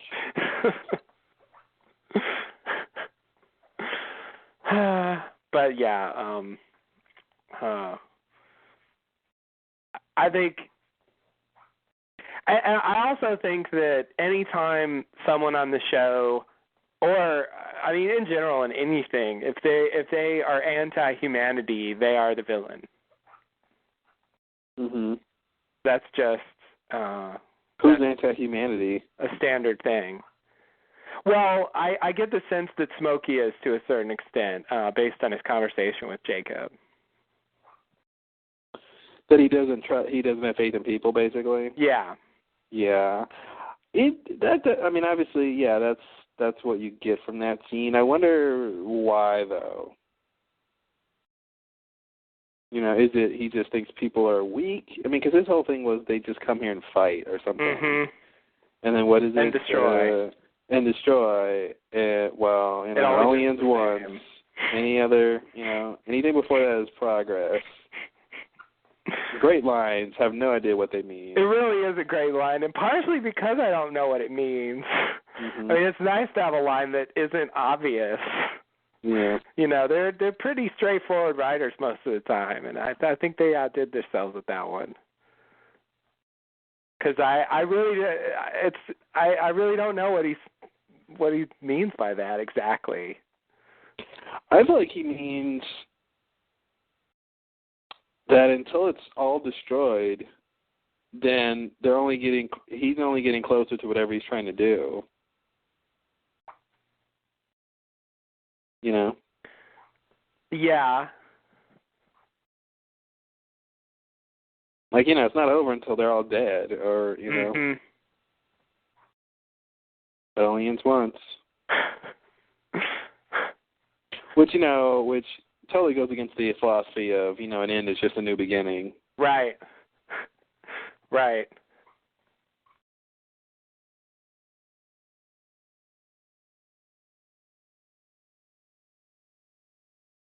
But we'll see. Yeah.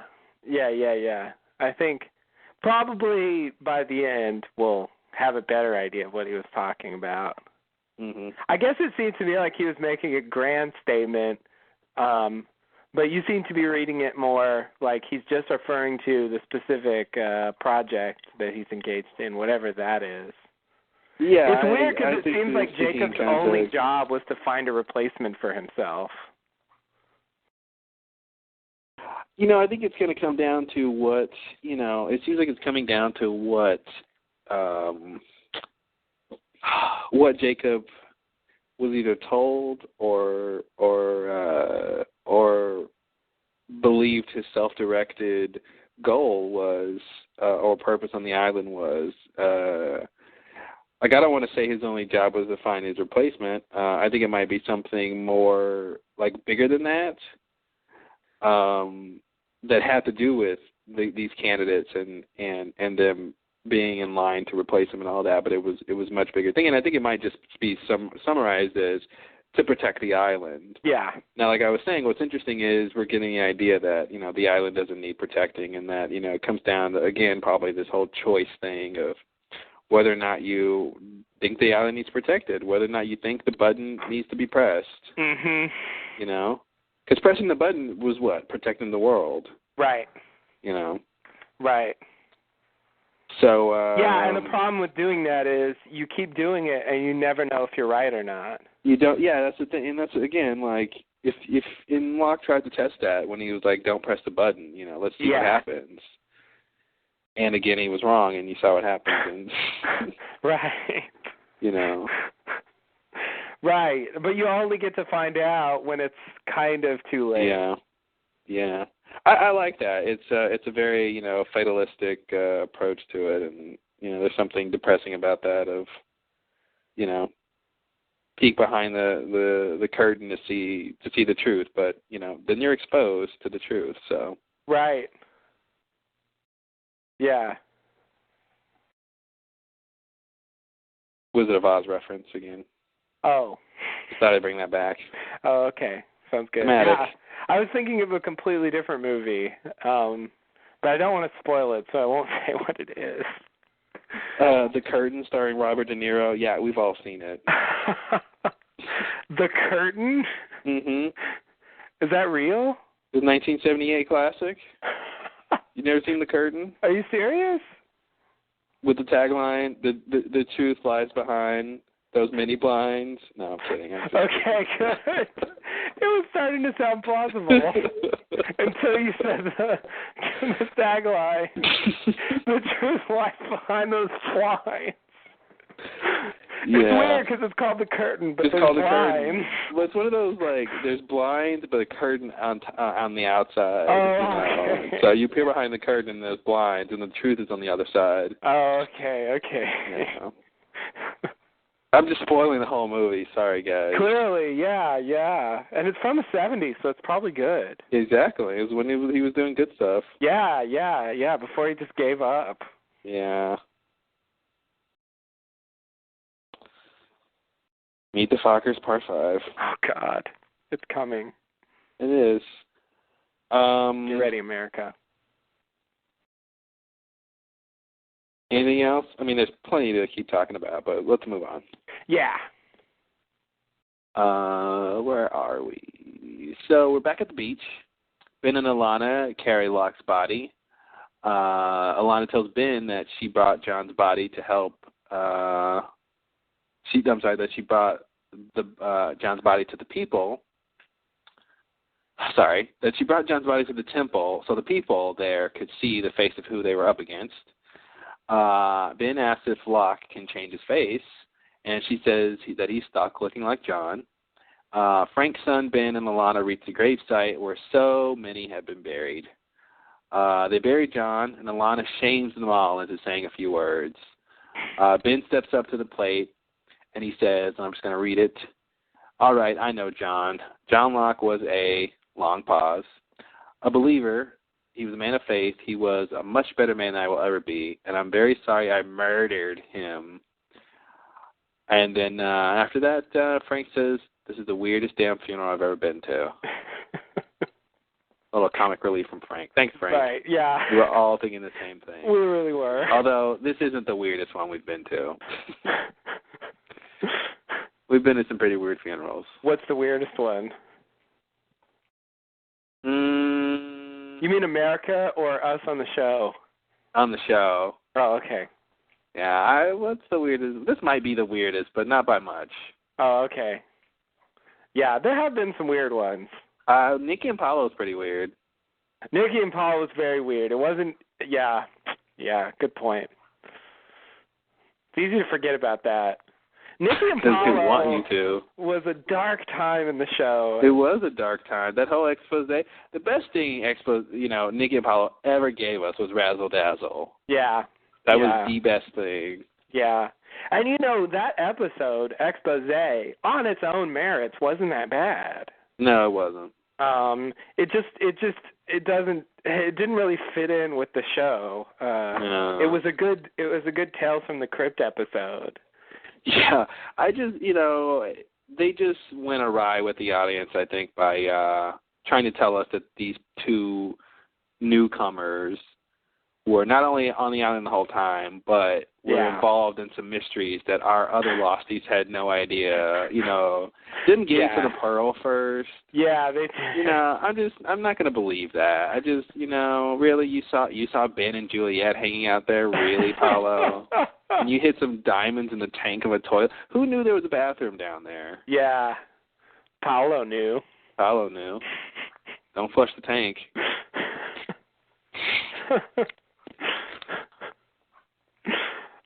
The toilet works. Yeah, that was a dark time. Yeah. Season 3, right? Yeah, early Yeah, season season 3 3. particularly. I'm sorry. Season 3 is the worst season. I'm sorry, it is.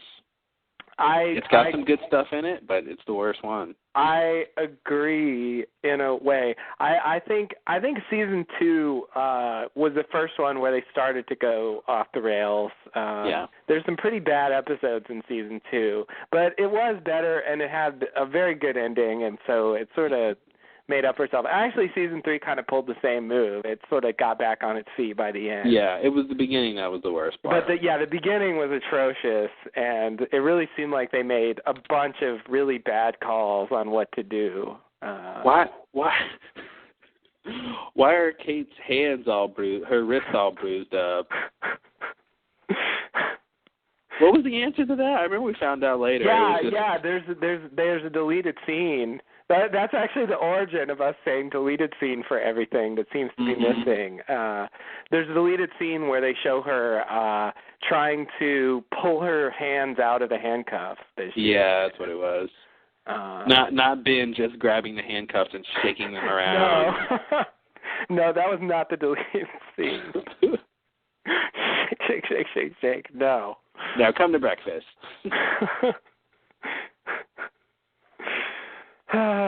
Yeah. And I think Nikki and Paulo really they had kind of a Frogurt presence in that they never quite felt like real characters to me. They felt like intruders into a world that on its with the real characters feels real, but when these intruders come in, it just throws off everything. Yeah. It's like you don't belong here. Go to some other show where you make sense. Yeah, exactly. The Frogurt show. Yeah. There's a show for Frogurt out there, but it's not Lost. Probably on CBS. Yes, absolutely. Ouch. Ouch, indeed. And true. What are you going to do? The true ouch. Okay, so on this scene, there's two things I want to say. You can say one of them. Okay. Choose wisely. Fuck.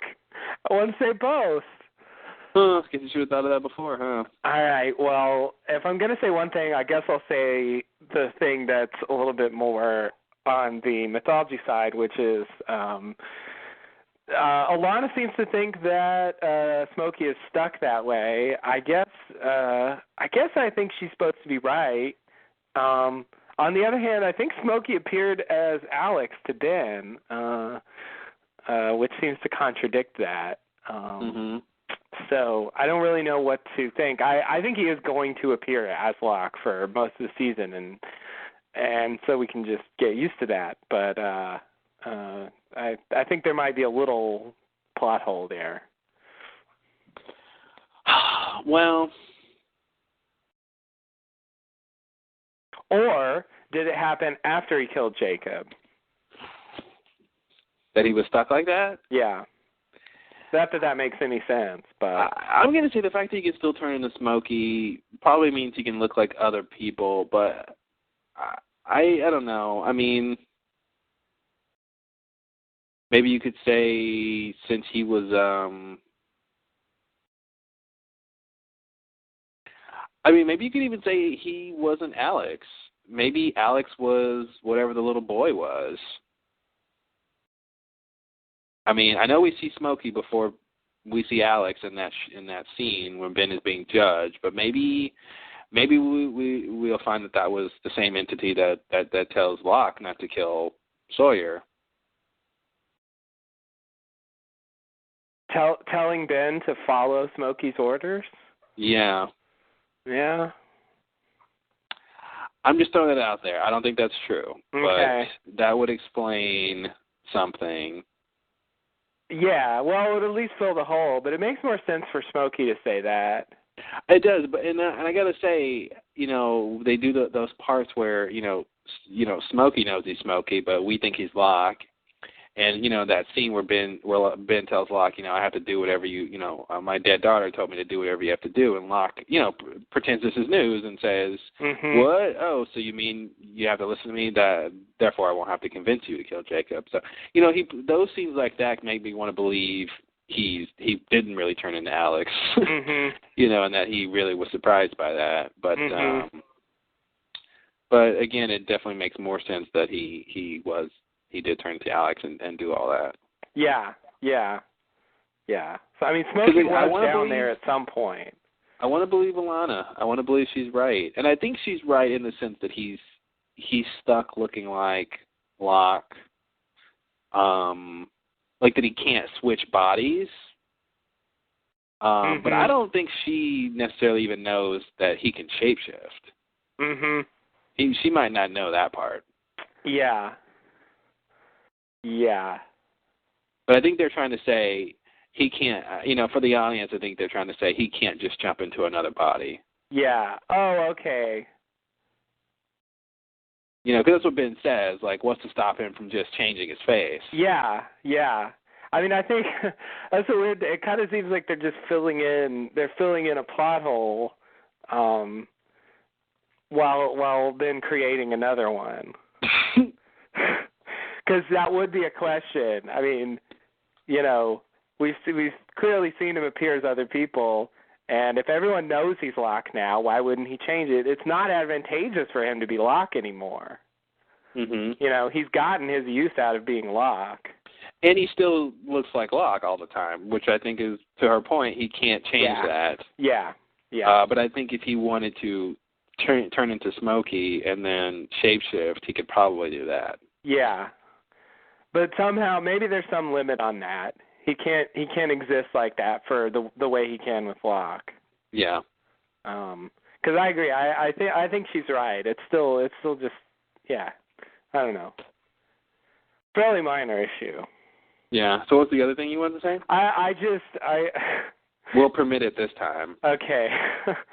I really got a little bit blown away by the audacity of Ben giving the eulogy at Locke's funeral. Locke would roll over in his grave if he wasn't just buried in it. Exactly. Yes, his thoughts would still be, I don't understand. Exactly. I think that's the kind of thing that Lost gets away with, and it's pretty incredible to see Ben have to be the one to say something and to say what he says. You know, like it's a good little eulogy. He says the things Locke would want to hear, and that he was a better man than he'll ever be. I believe Ben when he says that. I don't know what he means, but I believe that he thinks that. Yeah. That there was some quality in Locke that was admirable, the same way Smokey sees it. Yeah. But at the same time, I feel like at the end of the day, they wouldn't trade places with him. Mhm. I think they're happier being who they are and getting what they can get done by the virtue of who they are versus what Locke was. Right. And I really like that he confessed that he murdered him. Yeah. I'm very sorry I murdered him. Like, he didn't say killed him. Yeah. He didn't say I was responsible for his death. Right. He said murdered. So it's pretty clear what's going on. Yeah, everyone there at the funeral got to find out. It's just so... when he stepped up, I was just blown away. Ben, really? You're going to do this? Mm-hmm. I'll miss you, John. I really will. How can you not laugh at yourself here? Like, it's just so it's just so audacious of him to do this. And Ben as a character, I think, is probably one of the best things about the show. Ben will have to go down in history as one of the most seminal villains of TV drama ever. What he's done on this show. Yeah. Yeah, that reminded me. That reminded me, or I should say that reminds me, since this is the present. I was thinking, I was watching the official Lost podcast, as everyone knows, fans submit questions to them. Mm-hmm. And I was thinking we should submit a question that I don't think they've had before, which is if Twin Peaks was any inspiration for what's going on here. Because, as you very well know, Twin Peaks deals with at the end. It deals with the protagonist taken over by the antagonist, which is a very sort of similar thing that's going on here. That's true. That's true. I read a forum post where someone said we should have made that connection. Someone said we should have made that connection? Yeah. Oh, on our forum they said that? Yeah. Oh, I don't think I saw that. Because I think we've referenced Twin Peaks before. Oh, we have, yeah. And they were just surprised. Yeah, I agree. We probably should have. And actually, I'm surprised we didn't either. It should have been that should have been the first thing that popped into my head when that ending happened, being so reminiscent of Twin Peaks. But it really wasn't until they pointed it out that I realized that it was similar.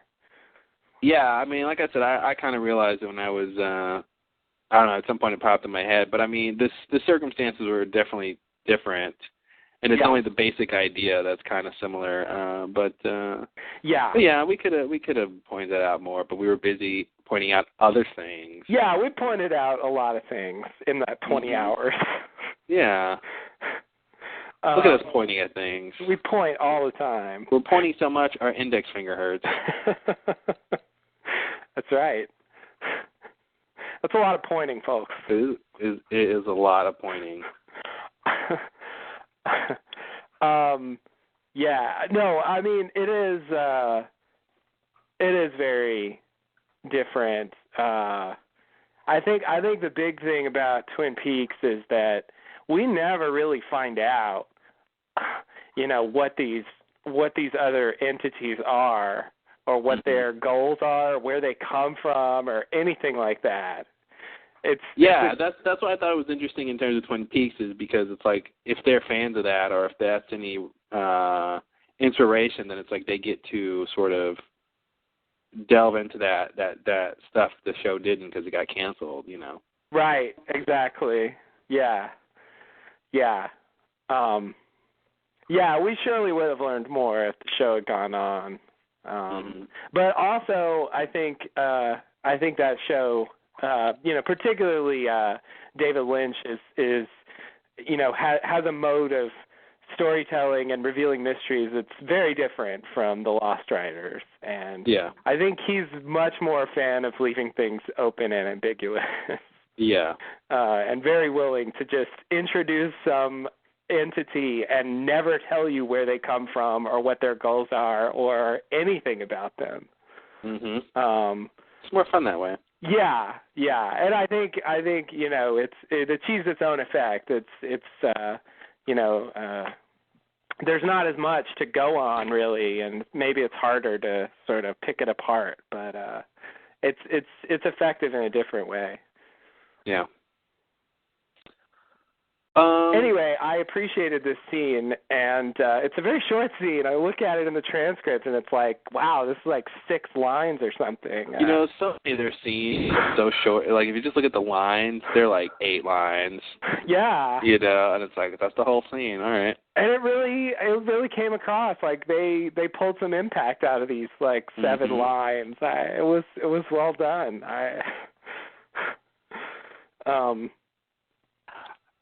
Sad that Sun couldn't say anything. I don't know what she would have said, but she knew him. Yeah. I don't know what Sun would have said either. Somehow I think Ben was the most appropriate person to speak, even though he was also the least appropriate person to speak. Well, I think that's why he stepped up, because he was like, well. If anyone knew John, I did. Yeah, he really did know a lot better than anyone else there. Like, I broke him psychologically so many times. It's true. Yeah. That's why he knew him so well. Yeah. Like, he didn't know him, like, necessarily on a personal level. Yeah. He read his file, and he knew all. But he did spend a lot of time with him. Yeah. And I think, as we see here, and that line you didn't like, he did develop a grudging appreciation for him. Mhm. And I guess now that he sees how things turned out, he regrets killing him. I'm sorry I murdered him, which allowed Smokey to take over his form and most likely doom us all. Yeah. Is that why he's sorry? I think that's the subtext. All right, next scene. Yes. So we flash sideways. John wakes up in his bed. He does his morning routine to get ready. Again, contemplating where it all went wrong. I like to say that. He takes out Jack's business card and calls his office. He backs out, telling Helen no one was on the phone. John tells Helen that he called Jack. He finally admits that, but that he's not going to see him. And then he reveals that he was fired. We hear a doorbell ring. Helen goes to the door, and it's John's lost luggage finally being delivered. She signs for it, then comes over to John and asks how he got fired. He tells her that he lied. He didn't go to the conference. He tells her to open up his luggage case, and then she sees it's full of horrifying knives. John tells her that they were for his walkabout, but that they wouldn't let him go. He says that he shouted at them for telling him what he couldn't do, even though they were right. He says he doesn't want her to wait for a miracle to get him out of the chair, because there's no such thing. Helen then tells John that there are miracles, and that the only thing she was ever waiting for, wait for it, was him. Whoa! Helen tears up the business card, and then they kiss. Aww. And then Al walks in and says, Peggy! Kissing. Who is this strange man? Where's Bud and Kelly? Yeah, I didn't mention this yet, but again, it's weird to have Helen back after a 4-year absence. Yeah. I really didn't think we'd be seeing Helen again. Helen's back. It really is. I guess that's what they're doing this season. It's really the season to just dig deep and pull out old background characters. Oh yeah, everyone comes back one last go round. Yeah. I mean, I guess she was in season 2. She was like the center of a lot of Black's flashbacks. Mhm. And I guess I thought when Abaddon took him to her grave that was the end of Helen. We weren't going to see her again. She's dead. Mhm. That's 3 years from now, though. That's true. Which probably means, I would imagine she's still going to die, and he has no idea. Yeah, I guess so. That's probably true. But, I mean, of course, I didn't predict that they would do this flash sideways thing. And I don't know why you didn't. Yeah, me either. Anyone could have seen it. Even you. Even me. That's right. Yeah, and they've said this multiple times. Like I was telling them not tell me what I can't do, even though they were right. This is like the second time they've brought that up. Yeah, I think it was Locke who was talking about John and saying, Smokey talking about John. Said that, yeah. And he was yelling at the world for what he couldn't do, even though they were right. Yeah. And I think that's the difference. Is like before when John was yelling about that, you always wondered, well, are they right? Yeah. Don't tell me what I can't do, because he's really gonna do it. Yeah, maybe if he went on that walkabout, he would have been fine, and he could have handled it somehow. But no, he couldn't have. Yeah, that's like walking. The punchline. I'm sorry, but walking is in the title of the activity. He can't walk. Yeah. If it was, rollabout or something, I don't know. Yeah, it's like the show is finally responding. Mhm. To what Locke said, and it's saying, no, you can't do that. Yeah. You know, that people were right to say that. And I also, about the funeral scene, I think it's good that Locke finally was able to get buried on the island. I think that's appropriate. Yeah. It wasn't the best funeral in the world. It would have been nice if someone else could have been there besides some of the people who were there. Very few people were there. Ilana doesn't know him at all. Frank barely knows him. You know, Son, you know. And Ben's probably the most appropriate person to be there, as I said, which is ridiculous. So that's too bad, but still, it's weird. I think I really, really believe Locke's dead at this point. Yeah, unless he takes over the consciousness of his body. Unless and that happens. Control. Yeah. But it is interesting that they make a connection here with what Smokey said. I don't know what to make of that. That does seem to point in the direction you're suggesting. Keep on pointing. Some kind of merging of their consciousnesses. It would be interesting to me if they're, you know, they keep discounting John, they keep saying he was broken and this is the end, and then somehow, you know, and I don't think this is, you know, my theory, like I said, it's pretty crackpot, but it would be interesting to see if somehow they surprise us and Locke, you know, they base in the end he has this strange, weird fortitude of mental effort or something, and somehow resurfaces his control over his body and somehow wins that way or something. Like, yeah, we were all wrong about it. You know, like everyone's been saying this, and we showed him being pathetic even when he seemed cool. Then we finally told everyone that he really was pathetic and not cool. He was irreparably broken. And then, no, you know what, by the way, he surprised us all. Yeah. You know, that'd be an interesting ending for Locke if somehow they found a way to make him come back and really defeat sort of the bad guy. I don't think they're doing that, but it'd be interesting if they did. Yeah. Yeah, like I in season 5 I didn't really believe it. I guess most of the time we didn't think he was dead. But even at the end, you know, they have who was it they had asked about who was it that asked Jack about Locke? If he knew Locke? Yeah. I think it was Richard, wasn't it? It was Richard, that's right.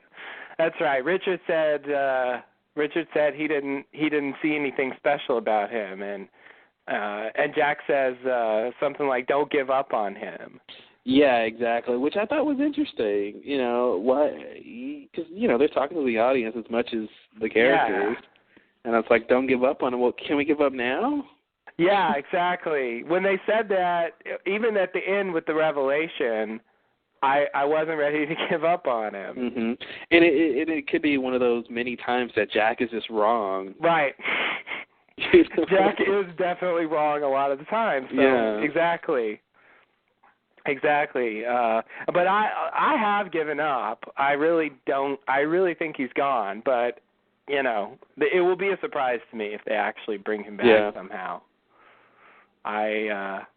I've just sort of dealt with the fact that it's weird, but it's been long enough, and now we've actually got a funeral and a burial, and it's official. I feel like he's gone.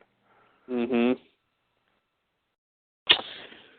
we'll see. We have this conference is scheduled interruption. to be broken down automatically in 5 minutes. To extend the time by 60 minutes, press *8. I did. We have this sideways flashing lock too, so we don't know how that's true corresponds. For all intents and purposes, it could be this, quote, the same lock, right? Same John. So it's the closest we have. Yeah, but I mean, depending on how it plays out, it could be, linearly like the same guy somehow. Like this storyline meets that other storyline, and it's supposed to be like the same John. Obviously different events, but sort of the same person. Yeah, I see.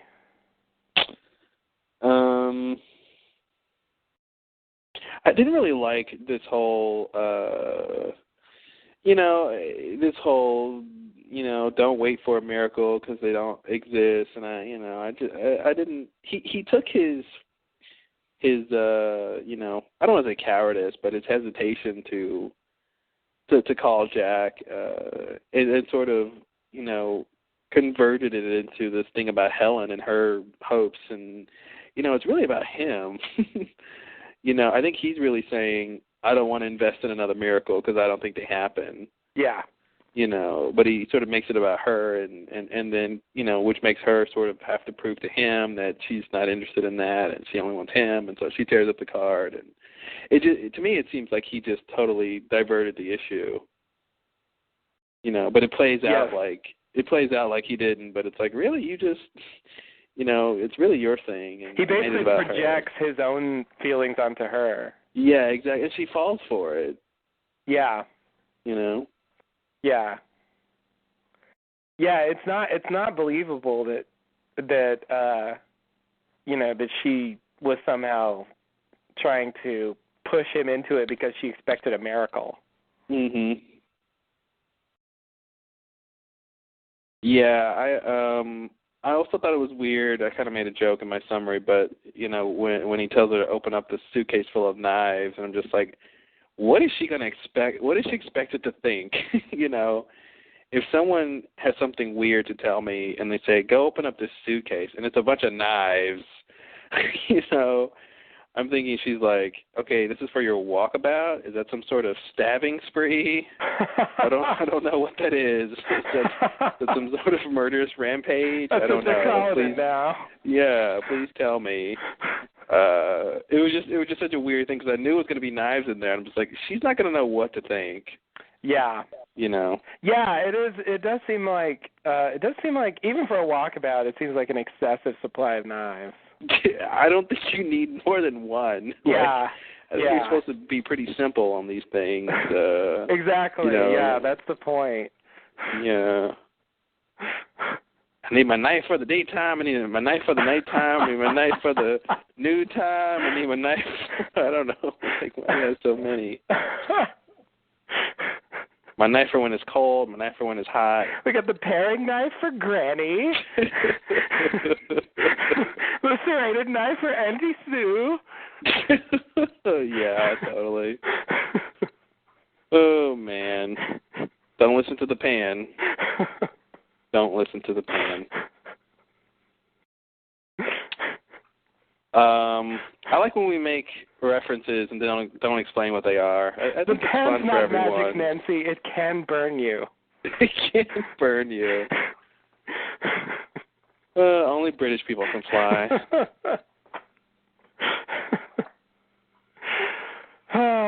Yeah. All right, let's go to the next scene. All right.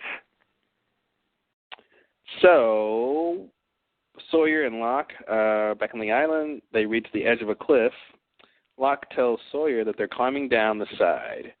Sawyer tells Locke to go first and then carefully follows him down a rope ladder.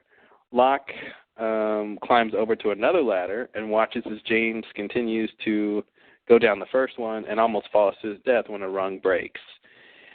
Sawyer manages to keep hold of the ladder as he sort of careens and hits the side of the cliff.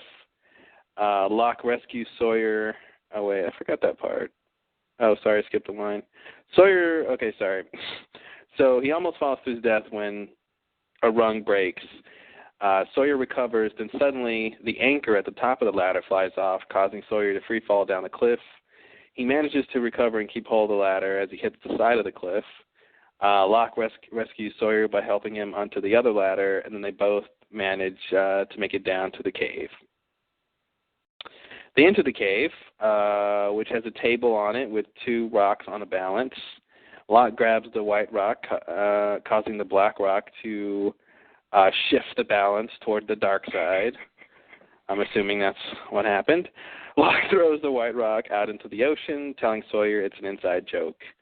Sawyer asks if this is what he came to see, and Locke lights a torch, then shows Sawyer an inner cave, which has names etched into the ceilings and walls.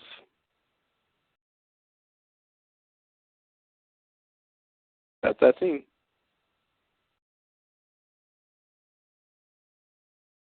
So the two big things, of course, are the names, which we'll get to in the next scene and come back to that. Yeah.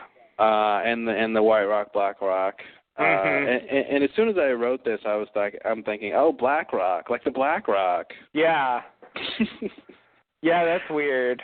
Yeah, exactly. That connection never occurred to me until you said it just now. Mm-hmm. When you called it the Black Rock. Like, I guess it is a Black Rock. Yeah, isn't it?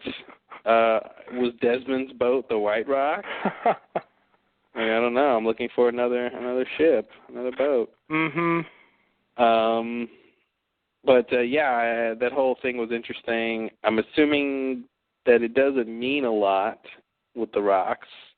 Nah, I don't think so. I think it's either a reference to the two rocks in the cave that Adam and Eve had.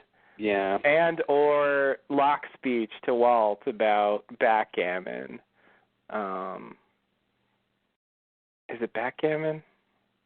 Yeah, they played all the time. Yeah. That was the one that he owed Hurley $20,000 or something. You owe me $20,000. Oh, Walt. Oh, someone actually asked David and Carlton if Hurley paid Hurley him ever paid him. They said no, right? They said no. Yeah. And I thought that's lame. Like that would have been so cool if Hurley would have given Walt some money, considering the situation he's in. Yeah. And considering that not only did Hurley have millions of dollars before the crash, but he got a settlement after the crash. Right. And it's like it would have been some sort of nice karma to help Walt out since his dad died. And he just got screwed by on the island. So. Yeah, he didn't get a settlement. No, he didn't get a settlement. For being on the plane. He crashed in that plane as much as anybody else did. Yeah. Yeah, he definitely got the shit into things. Yeah. Yeah, I was surprised anyone asked about that. And now that you mention it, at the time I was like, oh yeah, whatever. He didn't give it to him, but yeah, now it seems like he should have. Come on, Hurley. Especially since he came to see him. Honor your dad. Yeah. Walt had made his grandmother go all the way across the country just to come talk to him and not to get much information. No. Hurley was not that forthcoming. No.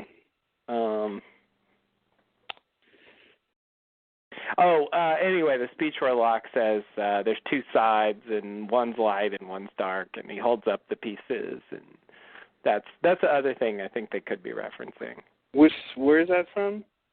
It's from really early in the show. The backgammon scene. Yeah, the backgammon scene. He's talking to Walt. Yeah.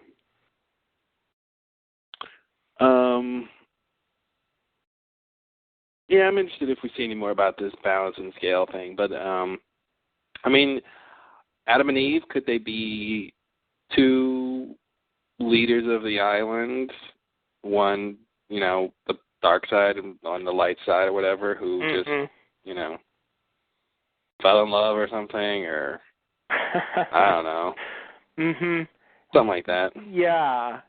Fill in the rest for yourself. I guess so. Even though I kind of think they're Rose and Bernard. Who I don't think were, leaders of the island or anything. Yeah. No offense. I'm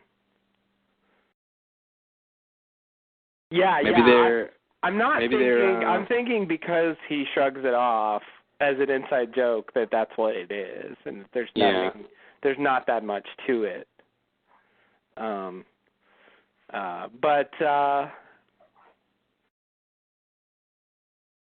But you could be right. I don't know. I don't know what they can really tell us about Adam and Eve at this point. It's just maybe they're Jacob and Smokey's parents. Oh God, they're really not old enough for that. Why not? Well, according because to of the decay of the clothes. Come on. They'd only been there for about 40 or 50 years. And Jack is a world-renowned clothes aging expert. Okay, but if you can explain, if you want to say that's Rose and Bernard, you got to take a leap of how that's true anyway.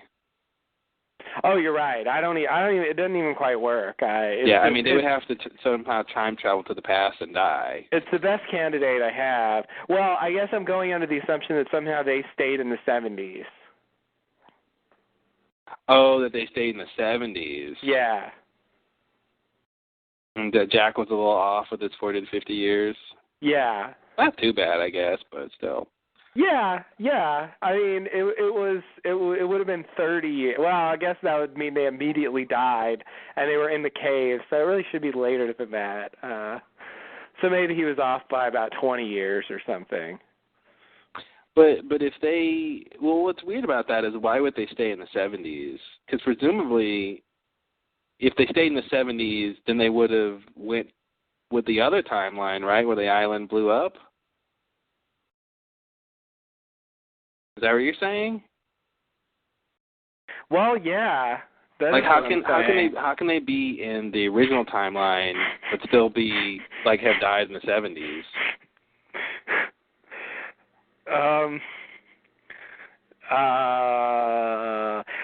They can't. Okay. All right. Well, as long as there's an answer. Yeah, it doesn't really work.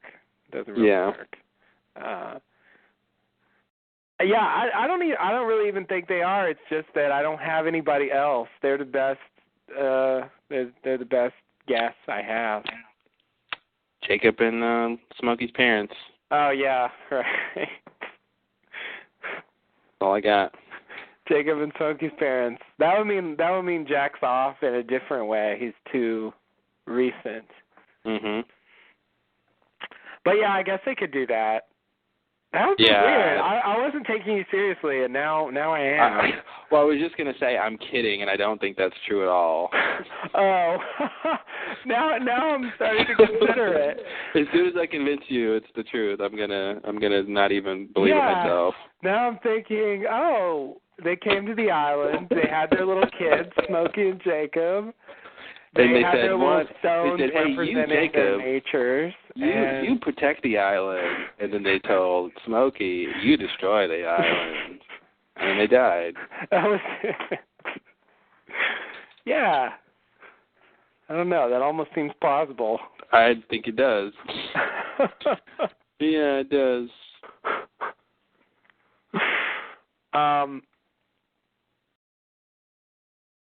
You know, when they got to the edge of the cliff, I actually thought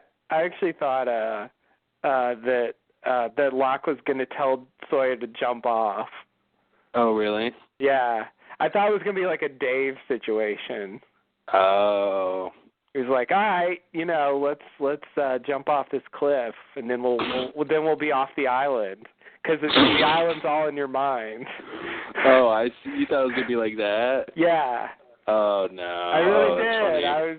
I was like, okay, it's a cliff. What are you gonna do from here? That was the only thing I could. Yeah, I guess that didn't come to me because I was waiting for the proof of why he was on the island. So I knew it'd be like something you could probably show him or something. Oh, okay. And I wasn't thinking they were trying to leave, in that instant, that he was more showing him the proof first. Yeah. No, it makes a lot more sense. But yeah, so you think that he didn't necessarily? I mean, do you think he had anything to do with the fact that the ladder kept breaking for Sawyer? That what kept breaking? The ladder. Oh, okay. So the ladder thing. So I think the way I view that scene is he wasn't trying to kill Sawyer, but he knew that the ladder. I think he knew that it had a broken rung. Mm-hmm. At a certain point, which is why I think that second ladder is there in the first place. Right. And so you see him sort of switch over to it, at the point that Sawyer doesn't. Yeah. Now, I got to say it was pretty heart-jumping, stopping when the top of the ladder just flew off of the side of the mountain. Yeah. It was like, why did that happen? I don't want to believe Smokey did that, but I don't know why that happened. Mm-hmm. That was I guess just the force of him dangling at the bottom from the rung breaking or something. But it was weird when it was like he recovered and all of a sudden the top just flies off. Yeah. It was definitely strange.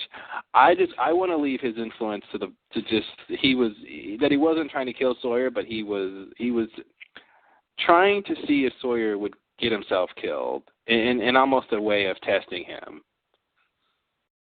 Oh, okay. You know, to see if he could make it himself to the end of this little journey. Right. That's what I think happened. Yeah, okay. Okay. I think I agree. All right. Spot on.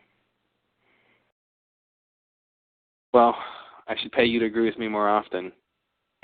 It makes this go a lot faster.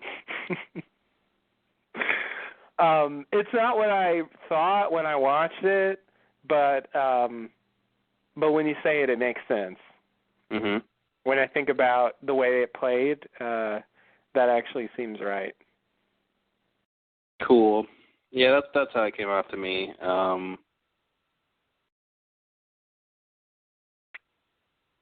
All right, next scene.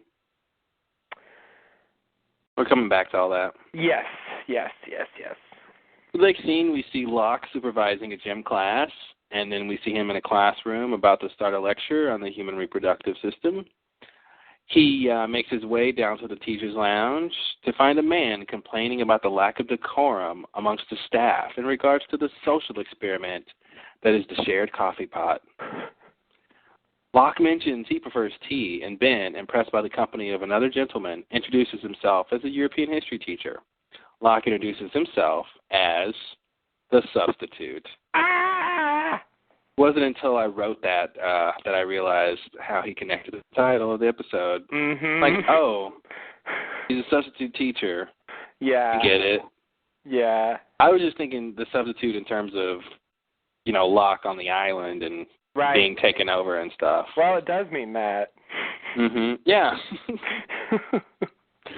Yeah, that. But then I realized, because I kind of assumed. I mean, I forgot that he says in this scene, you know, I'm the substitute. But yeah, I was thinking, you know, before when I first watched it, that he just got a job as a teacher.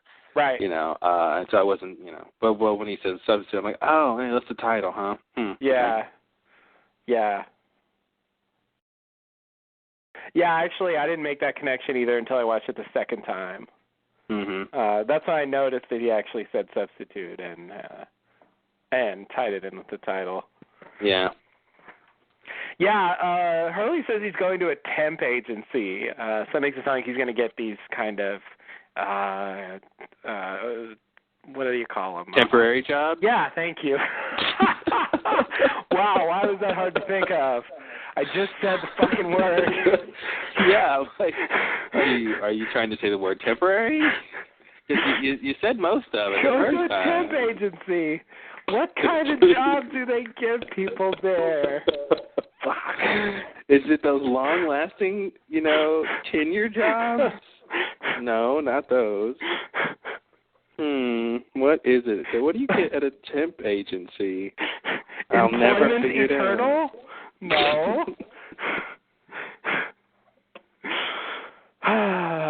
Yeah. So anyway, a transient or something, I think, is the word I wanted. Mm-hmm. Vestigial, perhaps, or I should say ephemeral. Ephemeral, sure. Yeah. Sure. Anything more highfalutin. Highfalutin, you gotta love that word. I was reaching for.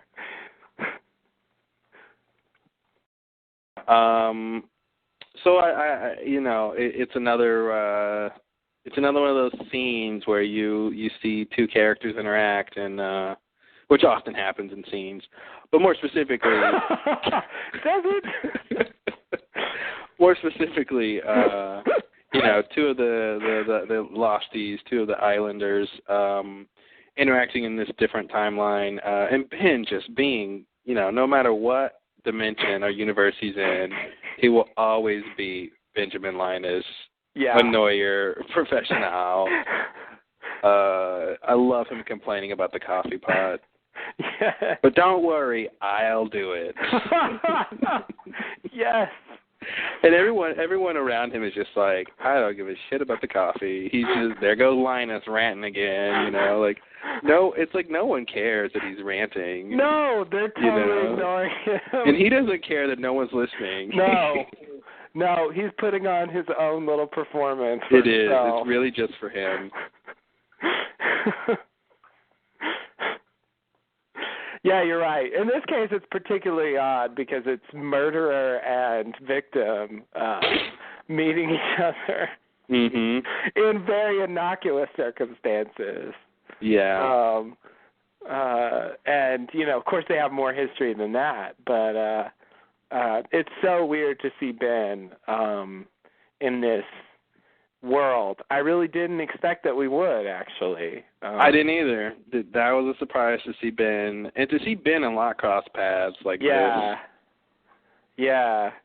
It's so weird. The idea, like, Ben would just be some, like, high school teacher or something if he didn't end up on the island. And, yeah, there's definitely still traces of Ben that we know, but he's just so, you know, it's hard for me to imagine him just kind of doing a job like this. Like having Ben as a teacher. Well, Ben, I think it is somehow fitting that he's a European history teacher. I don't know why. That just seems like something I could see him teaching. But at the same time, he's such a liar that I'm wondering if he wouldn't just lie about everything and his students don't learn anything. It's like, you know. Right. You know, the Civil War was fought because the King of Prussia was assassinated. That's right. Wow. No one ever told us that before. You know, I just wonder what Ben would lie about. Mommy, did you know the real reason for the French Revolution? Because I talked in class. Yeah, that's a good question. I wonder if Ben is as much of a liar in this world as he is in ours. Yeah. You think he doesn't really even like tea? Yeah, exactly. I wanted to connect this coffee thing with that you don't get any coffee line from season 3. Oh, what was that? When he has breakfast with Kate. And she says, "What if I don't? I don't remember what." Yeah, she's like, he wanted her to eat the breakfast, right? Or something? Yeah. And she's like, and what if I don't? And what did he say? No coffee for you? Yeah, that you don't get any coffee. It wasn't orange juice? No. Okay, I was thinking about orange juice. There was orange juice, but what he referenced was the coffee. He had a French press, and he pressed it down as he says, "You don't get any coffee." Yeah, I think that's a valid connection to make. Yeah, it seems Ben and coffee. That's because back then we didn't know anything about Ben. Ben was mysterious, enigmatic character who seemed to know more than everyone else on the show, and he was scary and intimidating, and it's just such a petty little line. It just really stood out, and so I always think about it, even though you know, even though I tell you not to, things change. Yeah. But yeah, this is a good. It's a good indication of sort of Ben in an ordinary world. I wouldn't be surprised if he has a decent relationship with his father. Yeah. His mother probably still dead. Probably, yeah.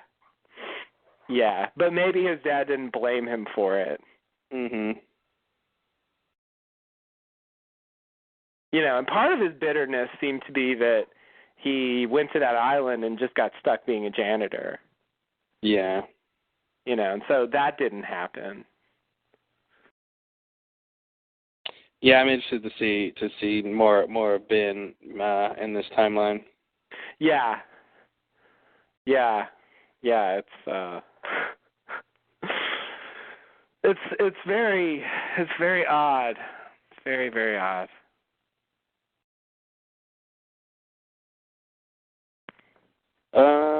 Anything else for this part? We got one more scene. I think that's it. She goes All to right. the scene.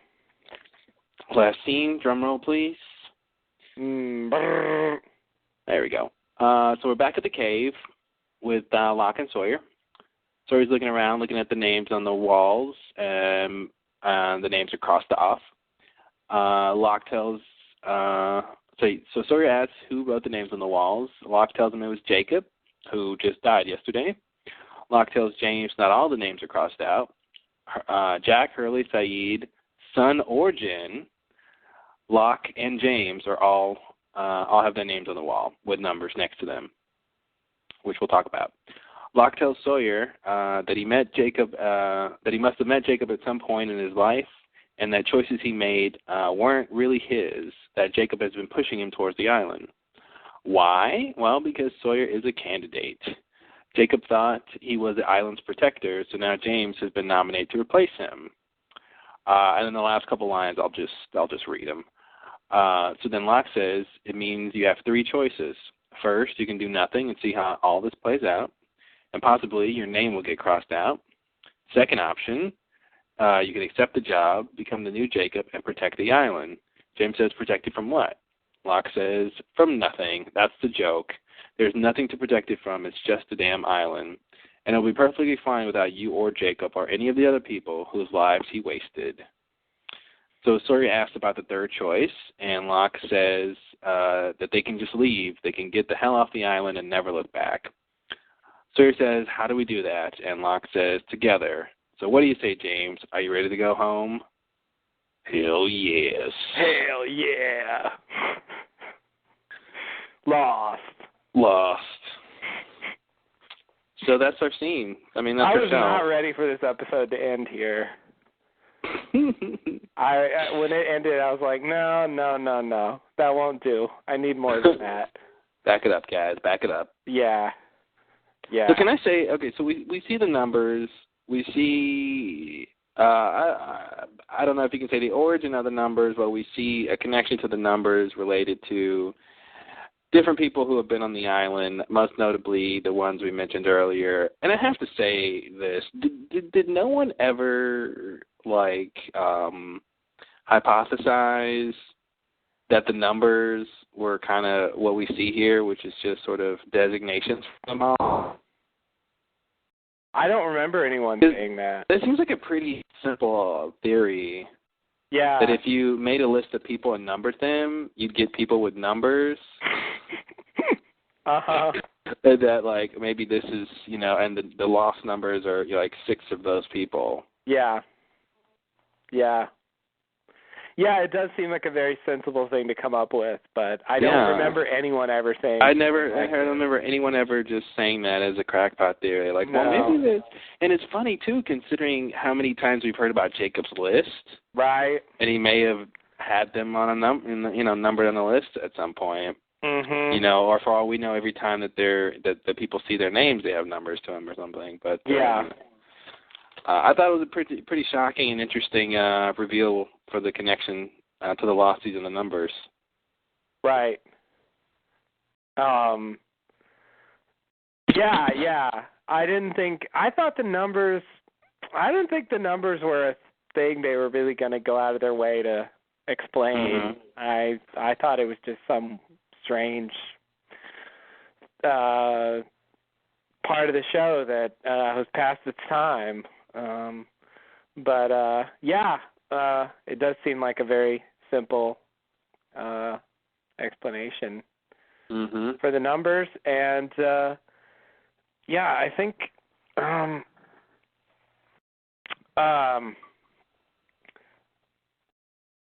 there's like 20 things I want to say about this scene, and I'm having a hard time sorting them out.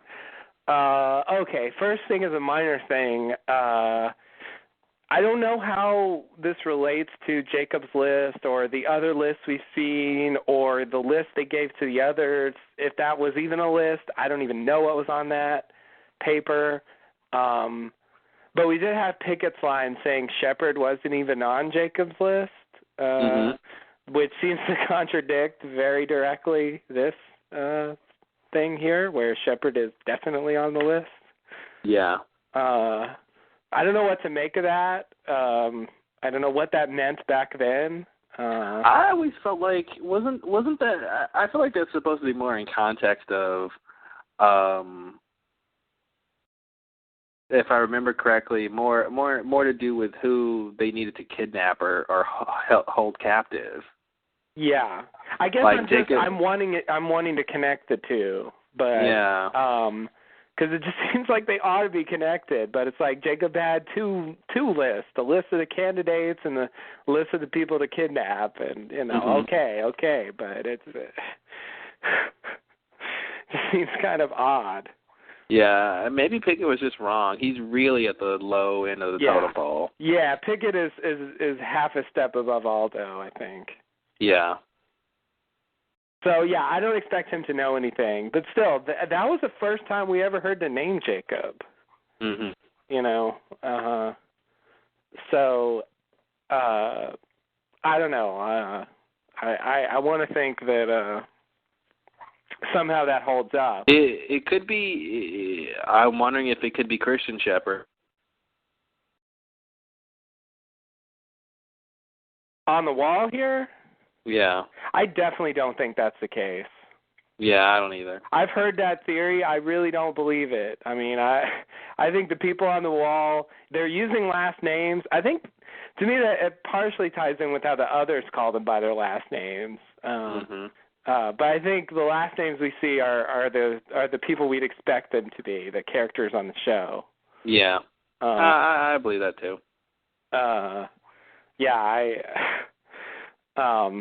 That's the thing about last names, they're shared, so, you know. And, of course, Christian does seem to have been kind of taken over or something. Recruited, maybe? Recruited, if you will. Sure. So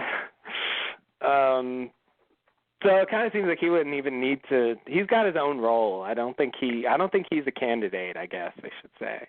Yeah. He's got some kind of other job.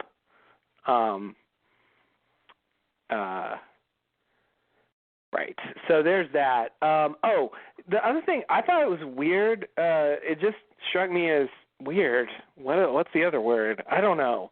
Strange. Yeah, that they cut to clips of Jacob. Oh man. You know, it's the first clip that they cut to. I'm like, you know what, guys, you didn't need to do that. Like, we know what happened. Yeah. And Ross doesn't usually do that. Yeah. That's why it seems incongruous with their usual style. Like, when they talk about things like this, they usually don't sort of hammer it home with a cut to the clip of it happening. Mm-hmm. You know, this is something they do. I mean, they do this in movies a lot, but yeah, or lesser TV shows. Or lesser TV shows. But it definitely it just didn't feel right.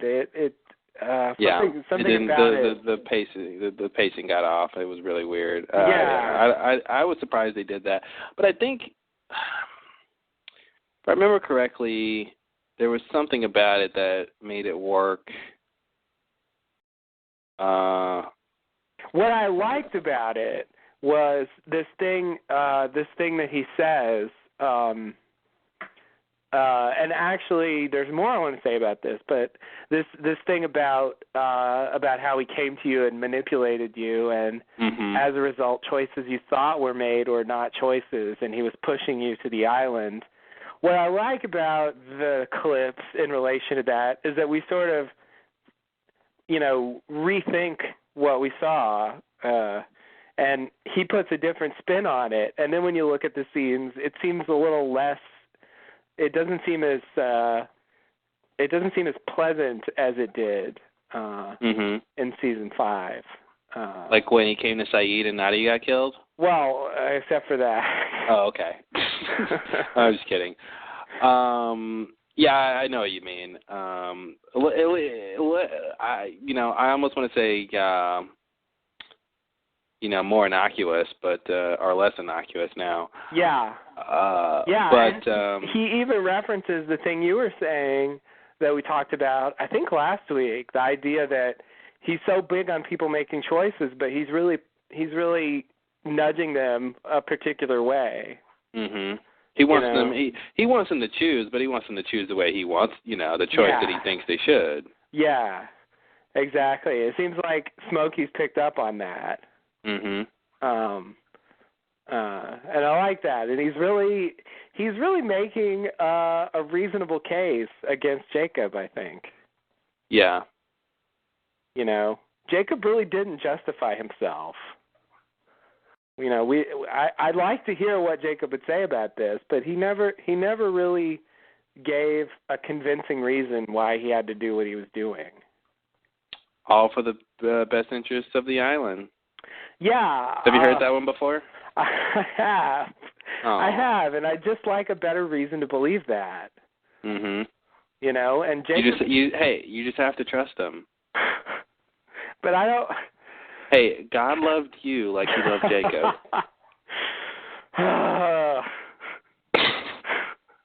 I'm going home. Somehow I win.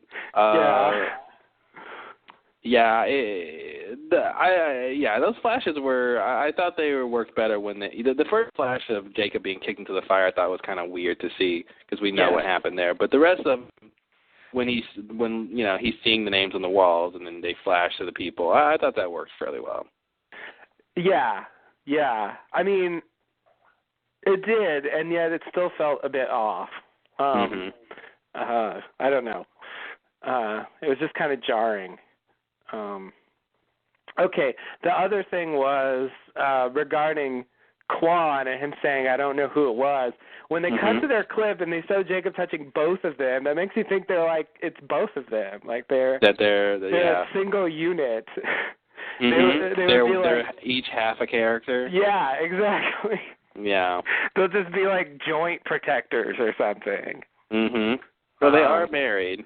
Like I guess the writers just probably didn't want to say like one or the other, because it would be weird to say, okay, Son's going to be the protector and Jin nothing.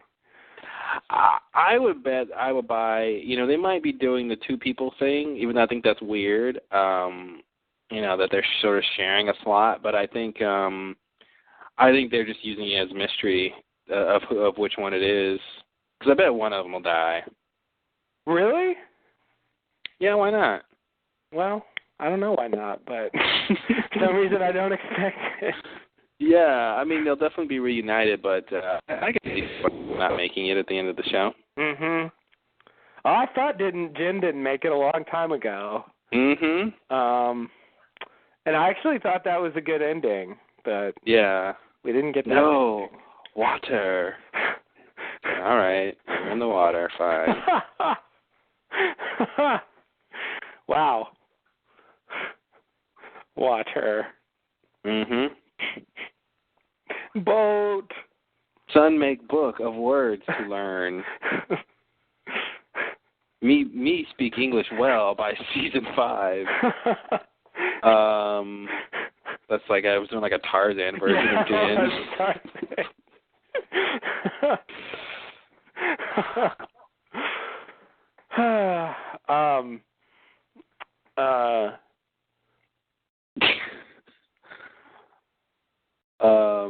Yeah, so what do we have here? We got oh, can I say something about the numbers? Oh, the numbers, yes. I'm thinking, it looked like there was a lot of numbers, a lot of people written on the wall there. Yeah. But I was just thinking a simple explanation for the numbers, or for the list of the people on the wall, for at least for most of the ones we see, and sort of explaining the numbers, why they're numbered, I should say, could simply be, the fact that they were all on a plane, and he maybe knew how many people were going to be on the plane, and so he just listed them, assigned each of them numbers and listed them. All the people on the plane? Mhm. Okay. Yeah. Like maybe they were all a candidate. Maybe anyone who comes to the island is a candidate or something. Mhm. Until, proven otherwise. Yeah. Yeah. Right. But Like, on the other hand, there is a notable absence from the candidates who Jacob visited. Kate. Kate, yeah. Mhm. Yeah. Well, we didn't see her name on the wall. It doesn't mean she's not on the wall. I guess not, but I think I think they should have shown us it if her name's on the wall. Well, they should do a lot of things. Indeed. But that's the thing. Jacob did visit her, like he visited everyone else. Yeah. Yeah. So I don't know what to make of that, other than deleted scene. No, I mean, I think it is weird that Kate was left off. I wouldn't be surprised if Kate's not a candidate. Yeah. Other losties we've, not every lostie is. Here's my question: Did we see someone for all 6 numbers, or there was one missing, right? Locke is 4. Yeah. Hugo's 8. Yeah. Who's 15? 15 was Ford. Sorry, 15 was Ford. Yeah. 16 is Gerard. What's Sun and Jin? Sun or Jin? I think they were 42. 42, so 32 I think is missing. 23. 23 is Shepard. There is no 32. Oh, what am I? Oh, yeah. Oh, that's what I was thinking. 23. So they're not. So that's everybody then. Yeah, that's everybody. 2. Oh, okay. I was wondering if there was a number missing. No, there is no number missing. Okay. Well then, sorry, Kate. I think maybe I feel like that has something to do with who might be at the end of all this. Yeah. Although, of course, Locke is dead and Saeed is something. Right, exactly. Yeah. Yeah, so we got, Locke seems to be dead. Saeed is claimed. It looks like Sawyer is not having any part of this shit. So that brings us down to Hurley and Jack and Sun/Jen. Yeah. Are any of these people really going to end up being the protector of the island? Honestly, I don't buy it for any of them. It would be so great if Jack became the protector of the island. The ultimate skeptic turns into the protector. You think that's what they do? I can't even imagine Jack in that role. I'm just saying it would be awesome. I don't know if they do it, but it'd be awesome. No, I don't think they're really going to get the chance. I mean, I could see Hurley maybe. The only person I could really see doing it is Locke. The guy who's dead? The guy who's dead, yeah. Yeah, of the people who are alive, I could see Hurley somehow doing something like that. I mean, not being Jacob, not doing what Jacob would do, or even what Locke would do, but somehow fulfilling that role. Mhm. Yeah. Yeah. Okay. Okay. So, do you think that? Let's see. So, what's strange, of course, we could talk for hours about the numbers because we've got this extra information about them from this episode, but the question, of course, is, how does it relate to the numbers printed on the Swan hats? Mm-hmm. And those, of course, are the same numbers. That was the code for the button. Right. People probably know that the numbers have to do with the Valenzetti equation. Yeah. So it's like of course, in the numbers, Hurley used the numbers for the lotto, which gave him bad luck. Then, of course, Rousseau heard the message on the radio tower. That was the numbers. So you got to wonder how that's connected. I posted, I think, on the forum, just a theory that maybe Jacob was the one who recorded the original numbers transmission. Mm-hmm. For what? I don't know, other than to somehow beckon the Losties to the island or something. Yeah. Maybe even in a roundabout way, getting Hurley to the island or something. I don't know. Right. Right. As far as the Valenzetti equation goes, I am pretty quick to discard anything from the Lost experience or outside the show things for things that actually happen on the show. I'm pretty sure they said that that's canon. Well, they said that at one time, but yeah. If it begins to contradict or go against something they actually show on the show, I will prefer whatever's on the show. Yeah. If there seems to be no connection on the show to the Valenzetti equation, I think we can say that it is, but it sort of doesn't matter, Yeah, well, that's my point. Is I feel like if it is canon, then they might bring it up where it might have to, it might be essential to what's going on here. Yeah. Okay. That's true. I guess they could do that. But I guess I was thinking that they came up with a different explanation for the numbers, and this is the real one.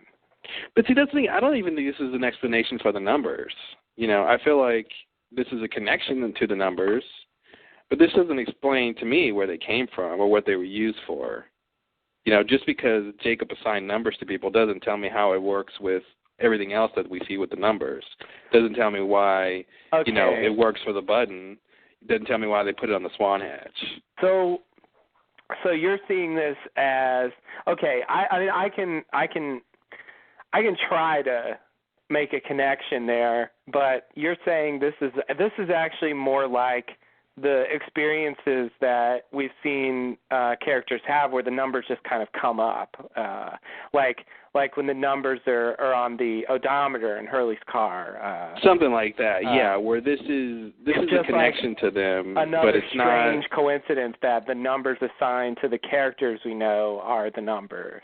Yeah, and not that these are where they really originated from. And not that they don't have some integral connection to the Losties they're assigned to, but that this isn't necessarily where they came from in any practical sense, because we've seen them in so many different scenarios that this doesn't explain to me that this is the origin of those things. Yeah.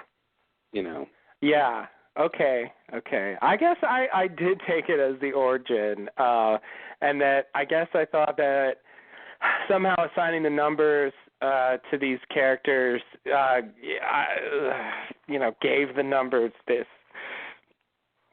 strange property that they had, and I guess I thought somehow Dharma found out about it and harnessed them or something.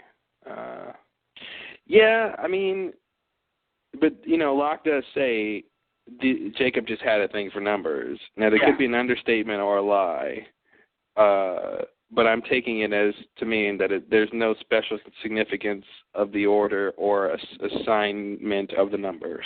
Yeah, it seems pretty plausible. I guess because they hadn't really... I guess because this is season 6, and it's a big revelation here, even without the numbers in it.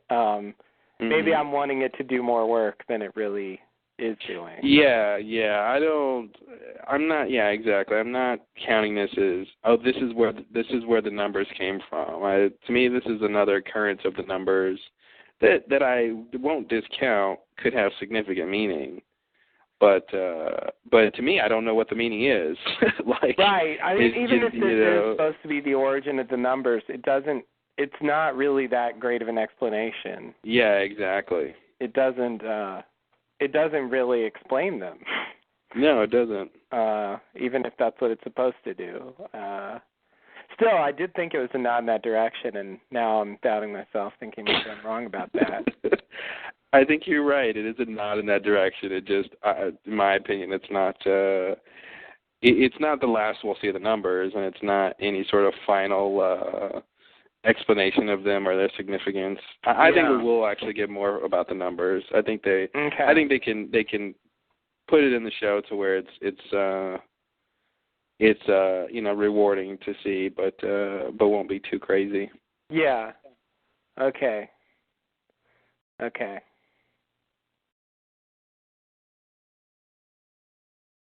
So do you think Smokey is right that the island doesn't need a protector and it's just a joke and everybody's been full of shit for this whole time? I don't know. Are we in season 2 or something? This is very familiar. I don't know. I didn't make that connection, but yeah, you're right. It's very season 2. Very reminiscent of that whole time. It doesn't. Yeah, you don't have to press it. It's just a damn button. Like it's the same lines. It's like the writers can't get away from themselves. They have this particular theme that they just keep returning to. Mhm. It's all about choice. And now they're building the end of the show around it. Yeah. But okay, I mean, so we talked about in season 2 what the button did, whether it did anything or not, etc., etc. Do you and things like is Henry Gale an other? I hope I said yes. I think I remember you saying no at one point. I know I did. Yeah, who didn't at some point, I was right? totally on the no side. God, he was convincing. Yeah. But that's Ben. So where do you come down on here? Do you think Smokey's right? What is it? I want to believe him, and the question I would have is, what does it mean to protect the island, and what are the threats? I mean, if someone comes to the island and detonates a hydrogen bomb per se, and the island can be destroyed, I mean, does that not count as something you could protect it against? Because I think that's a real threat. Mm-hmm. It kind of happened. So that's right. why I don't really. It's hard to decide because I don't know the context of what he means. But part of me thinks he's wrong, though. Part of me thinks that he isn't really aware of everything either. That he has his limitations. And I also think he doesn't necessarily care about the island. So whether or not it needs to be protected is a different question from whether or not he cares to protect it or cares if it is safe. But in general, I think what I want to believe he means is that, well, like he says, the island will sort of take care of itself. Mm-hmm. Like no one has to do anything. Yeah. So I don't know. I think that's interesting. I'm more curious about how these choices work, where Sawyer can, he's in line to be the next Jacob, but he could do nothing and sort of stay out of it, but still, I guess die was what he basically meant, get his name crossed off. Or he could take over for Jacob, and it's like, how does that work? Is there paperwork involved? Do you need to get a notary? So many questions. Right. He did put it like, I mean, the problem with that is none of these people know that they're candidates to being protector for the island. Yeah. So how are they supposed to step up to the plate and do it if no one ever tells them, particularly Jacob? It's like he drew them to the island, but he never bothered to tell them why. It seems like he was too busy trying to figure out who the finalists were or whatever. To me, it feels like it wasn't over yet. Like it was his test or whatever he was doing. The reason that he drew them there, like it wasn't done yet. So it wasn't time for him to tell whoever was the winner or whatever. Mhm.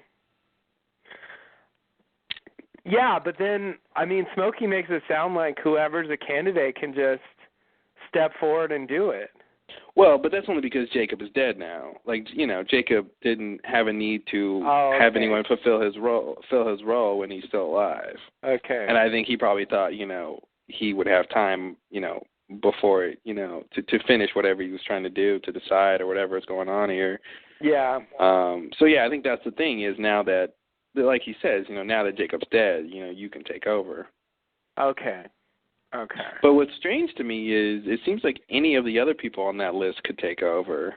Right. Like, it's not like he's the next on the, like, he's 15, you know. Yeah. Like, it's not like he's the next in any sort of order. Yeah, do you think that's significant, the order? I don't. Okay. I wanted to make something of the fact that Locke was the lowest one. Well, I would say the lowest number. Yeah. I would say this, going back to my plane theory, is if somehow you ordered the number from the, you know, the front of the plane to the back of the plane, and it has something to do, you know, Final Destination wise with where everyone was sitting. You know, like if you just counted the seats. Yeah. You know, Locke was, you know, somewhere in the front, I guess. And, you know, a couple rows back, you know, row two back is whoever 8 is. Right. You know, Hurley and Yeah. Saeed is on there. So I don't know. You have to look at it, I guess, to see if that makes any sense. But that's kind of the half-ass theory I've got going on. Okay. Like I said, it's pretty much Final Destination. Right. I've never seen it, but oh, it's great. I can imagine. Yeah, but there's all these other names. Do you think all those other names? I don't want to make too much of it either. I've been down the road of the Blastor map, and I'm not gonna obsess about this wall. We've all been there. I'm gonna take out of it what I think they really want to. What do they really get out of the Blastor map? The question mark in the middle. You know, that's really all we needed to notice about it. Yeah. And so I think here what we need to notice is the names they show us, the people they cut to. And that the names that everyone else is crossed off. And that everyone else is crossed off, yeah. And like I said, if you wrote the names and numbered of everyone who was on the plane, you'd get, you know, I don't know, 200 people or something. Right, yeah. That's enough to fill a cave. Sure it is. Now, and you know, plus whoever else he brought to the island over the years, so. Right. It's just kind of crazy to me that, you know, everybody would be a candidate. Well, I feel like everyone's not a candidate, but I feel like he doesn't. I want to believe that it's not sort of like Locke was chosen to be the leader of the others because of all his foreknowledge. That it's more like they have to prove themselves to be candidates. Mhm. You know, like anyone who comes to the, I guess I'm contradicting myself, but anyone who comes to the island is you know, a candidate.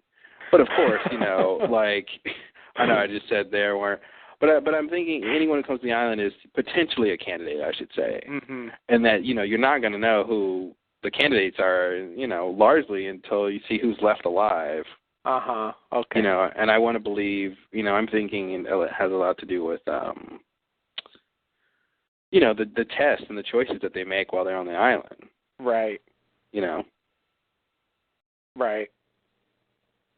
So that's why I feel like I'm okay with the idea that he just wrote everyone who came to the island and then whittled the list down as people, you know, did things on the island and died or didn't die or made some choice he liked or whatever the criteria would be. Yeah. But really, it's been an hour? To be broken down automatically. Apparently. 5 minutes. To extend the time by 60 minutes, press *8. Right, and I did. I also remembered something from season 3 that when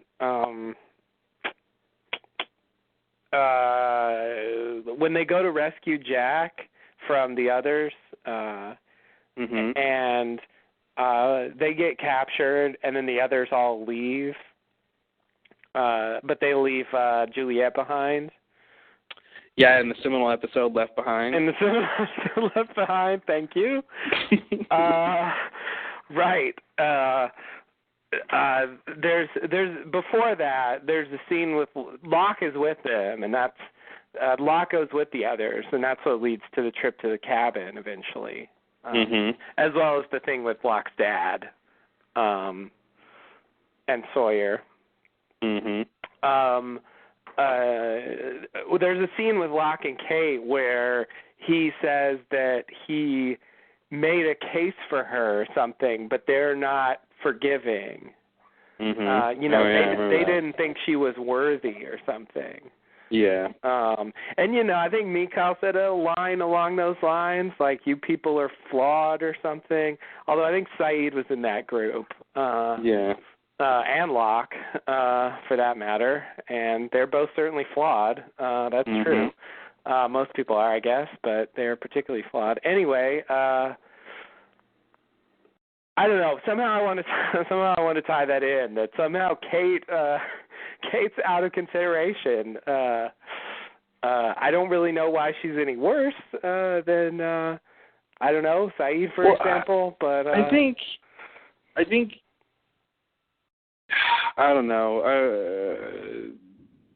I could come up with something, but I mean, in general, I would say, she made the choice to kill someone. Yeah. And the difference between her and Saeed is did he kill anybody? I mean, he's a killer. But I mean, before he got, he was a assassin for a number of years. Well, but I mean, I was really meaning before he got to the island. Before the island, yeah. I don't know if he primarily was a torturer. He was a torturer, and I feel like some of that might be mitigated by the fact that it was his job. Like they might give him credit because it wasn't 100% his choice to do these things. Right. Not that excuses it, of course, but just in terms of how they weigh their system or whatever, I'm wondering if that has anything to do with it. Versus Kate, who, she was completely, she had, guilt or whatever emotion she would have about her mom being abused or whatever, but but at the same time, she did something her mom didn't even want her to do, so. Right. So I'm very curious to see if they make Kate, if like Kate and Saeed are the bad ones. Yeah. Again, I think just because Kate's name wasn't on the they didn't show her name. Maybe they didn't show her name because her name would have been a different number, and they could have only shown 6 names. Yeah. And they didn't want us to get confused when they show, like, 87 is Kate, and now we go through every scene forward to look for 87. Yeah, that's true. I can kind of see that. Yeah. And Jacob visited her. I mean, it's, That's the thing. If he didn't visit her, I would say she's not likely to be with everyone else. But the fact that he did, Yeah. Yeah. He did. And did they show it, though? Oh, they didn't show it because her name wasn't on the wall. They didn't show it, exactly. Yeah. Yeah. Yeah, that's why it felt odd. I mean, you're right. If they were going to put her in there, they'd have to make a new number. Maybe they just didn't want to do that because it would be kind of asymmetrical. Yeah. Still, though, it's a big revelation, and if there's somebody who's on the list that matters, and they're not going to tell us here, I mean, when are they going to tell us? Well, they can write it into this. They could have, Sawyer's going to leave with Locke, and and do something, and to leave the island or whatever the next step for those guys is, and then he sees Kate's name. Oh, okay. Well, and then it's emotional or it's whatever, or they they pick up on it somehow. Yeah. So they could just be saving it. Yeah. Okay. Or he could say, "Where's Kate? I don't see her name." Oh, you mean Austin? She wasn't on Jacob's list. Okay. It's also very haphazard looking. Like I was going to say earlier, how come he just didn't write this down on a piece of paper? Yeah. Yeah. Like to first of all, to write on ceilings is very uncomfortable. Yeah. Yeah. You know, just ask Michelangelo. Ask Michelangelo. Yeah, thank you. Sorry, I felt it coming. Yeah, that's exactly what I was gonna say. You're learning. Yay! Like a baby. That means it's scary. Apparently. But yeah, I think it's way more. You know, to me, it reminds me of Dark City. You know, that scene where one of the guys had scrawled all over the room and stuff like that. But yeah, to me, it's more stylistic than practical. Yeah, and it just kind of looks sloppy. I mean, I don't know. Jacob just didn't. From what we saw of Jacob, I just can't quite envision him making this. Yeah. This doesn't seem right. The stuff he was making in the statue was much more ordered and neat. You know, it didn't have the... What did he make in the statue besides the tapestry? The tapestry. Oh, okay. So he made something ordered and neat, and so you think it looks ordered and neat. Okay. Yeah. Exactly. I mean, this just seems like scrawling. Like, it just... You know, why would he do this? Why in this obscure cave on the side of the island he scrawls their names on the ceiling in this very... Well, this is obviously his office. This is his office. This is his office. Okay. This is where he commutes to every day, from the statue back to the cave to the statue. No traffic, though, so smooth sailing. He perchance likes to listen to a podcast or two on the way. Perhaps even the Lost Lowdown. Perchance the LLD. I'm getting tired. I forgot the acronym of our podcast. The LAD. Wait, do we just make a connection? Jacob, Lost Lowdown, lad. Jacob as a young kid looking like a lad. Uh-oh. I think we just solved the mystery. I think so. Wow. Or are we building a mystery? I don't know. Let's ask Sarah McLachlan.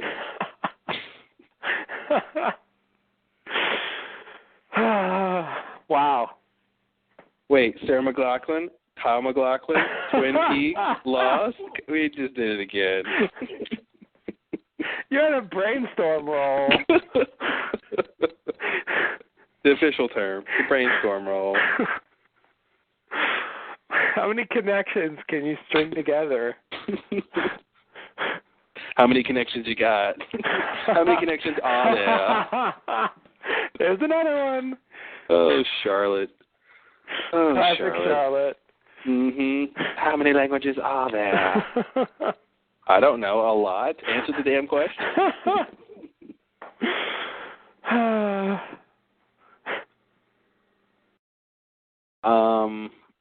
Well, suffice it to say, I think there's a lot more to discuss about the numbers and all this stuff.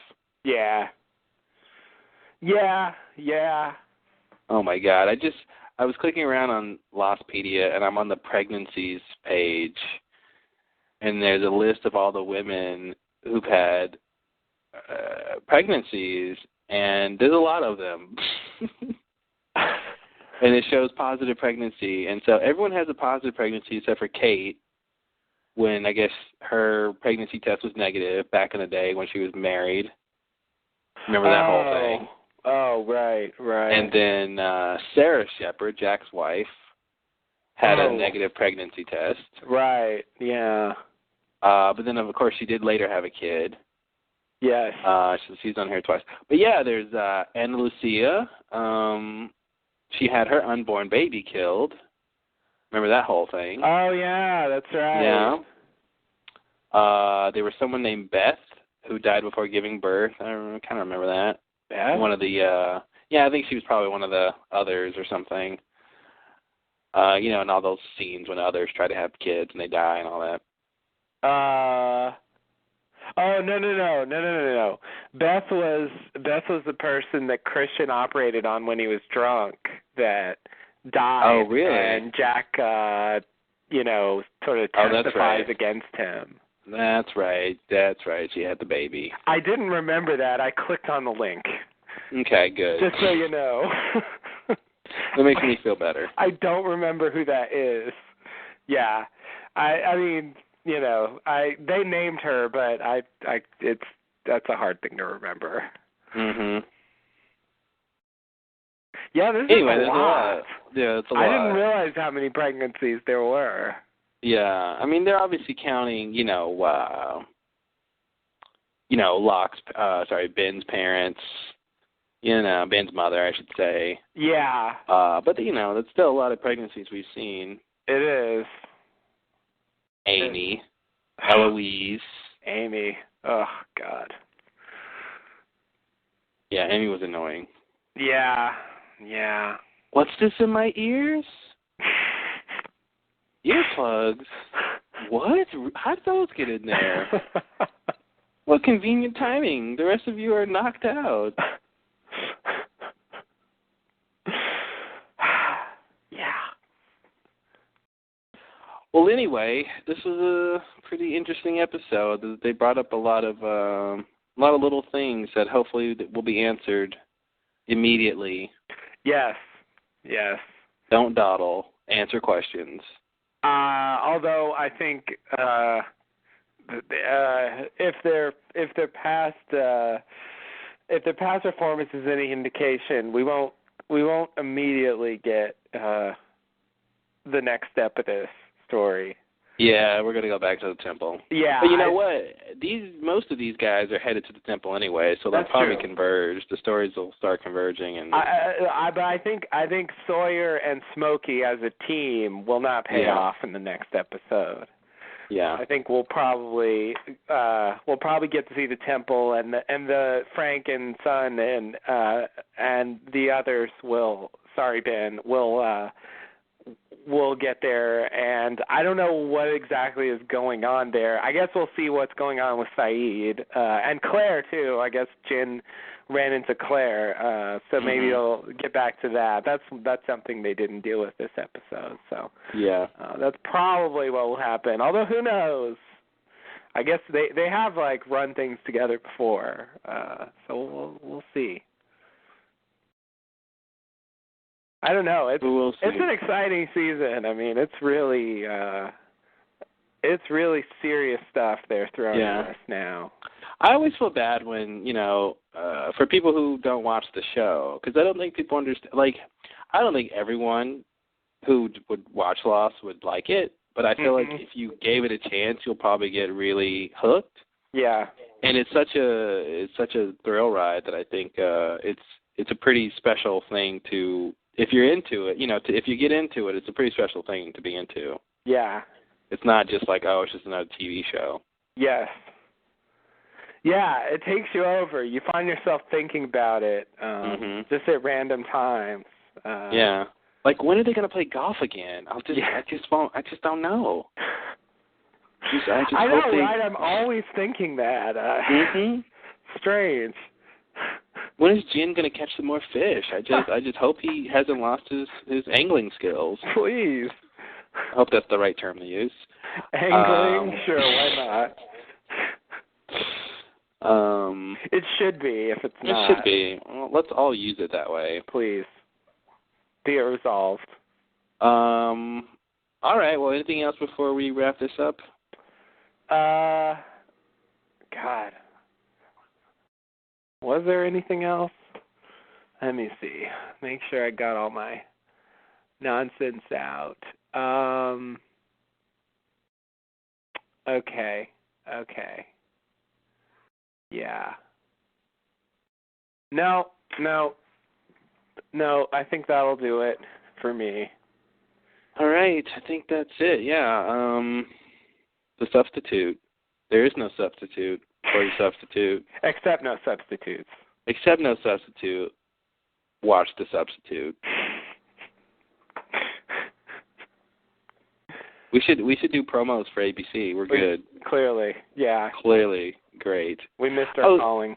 Speaking of ABC, real quick, I'll just throw in. I saw the last video podcast they did for the official podcast, and they show the guy who does the intro. I forgot his name now.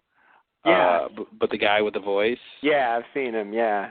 Wow. Can I just say, I didn't think his voice would match his appearance, but he managed to present himself physically the same way he sounds. You know, he had this weird like look in his eye when he would talk, and he had his body like positioned towards the camera in a weird way. I'm just like, what are you doing? Why are you like this? You're not normal. You're being too hosty or something. I don't know what you're doing, but it's weird. He's very hosty. Yeah. It's like I wonder if he speaks like that in his everyday life. He can't possibly. No one would talk to him. Yeah. But I mean, if I was, the host of Lost podcast, I guess I would, sort of do that maybe.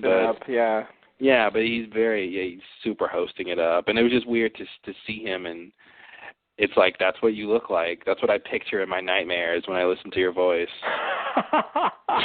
Glad you have nightmares about it. Wow. No, he's obviously not that bad, but it's not really bad at all. It's just he stands out. Yeah. When I first heard him, when I started listening to Official Podcast, he really bothered me because I thought he was overdoing it with that voice. That it's sort of like this. It's kind of. He's like he's almost trying to. It's like he's trying to confide in you or something. Like he's speaking quietly but with great gravity. Like he's trying to add mystery. Yeah, exactly. But I've seen him many times over the years, and at this point I've sort of gotten used to it. I forgot how weird his voice is. Yeah. I just it doesn't affect. It's like when you're in a room for a long time that smells bad and you just don't notice it after a while. And someone has to remind I didn't know this room smelled like ham. Right. It does. The whole room.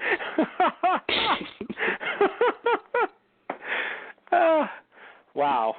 Yeah, that's an old one. Wow. Thanks for reminding me of that one. Yeah, no problem. Anytime.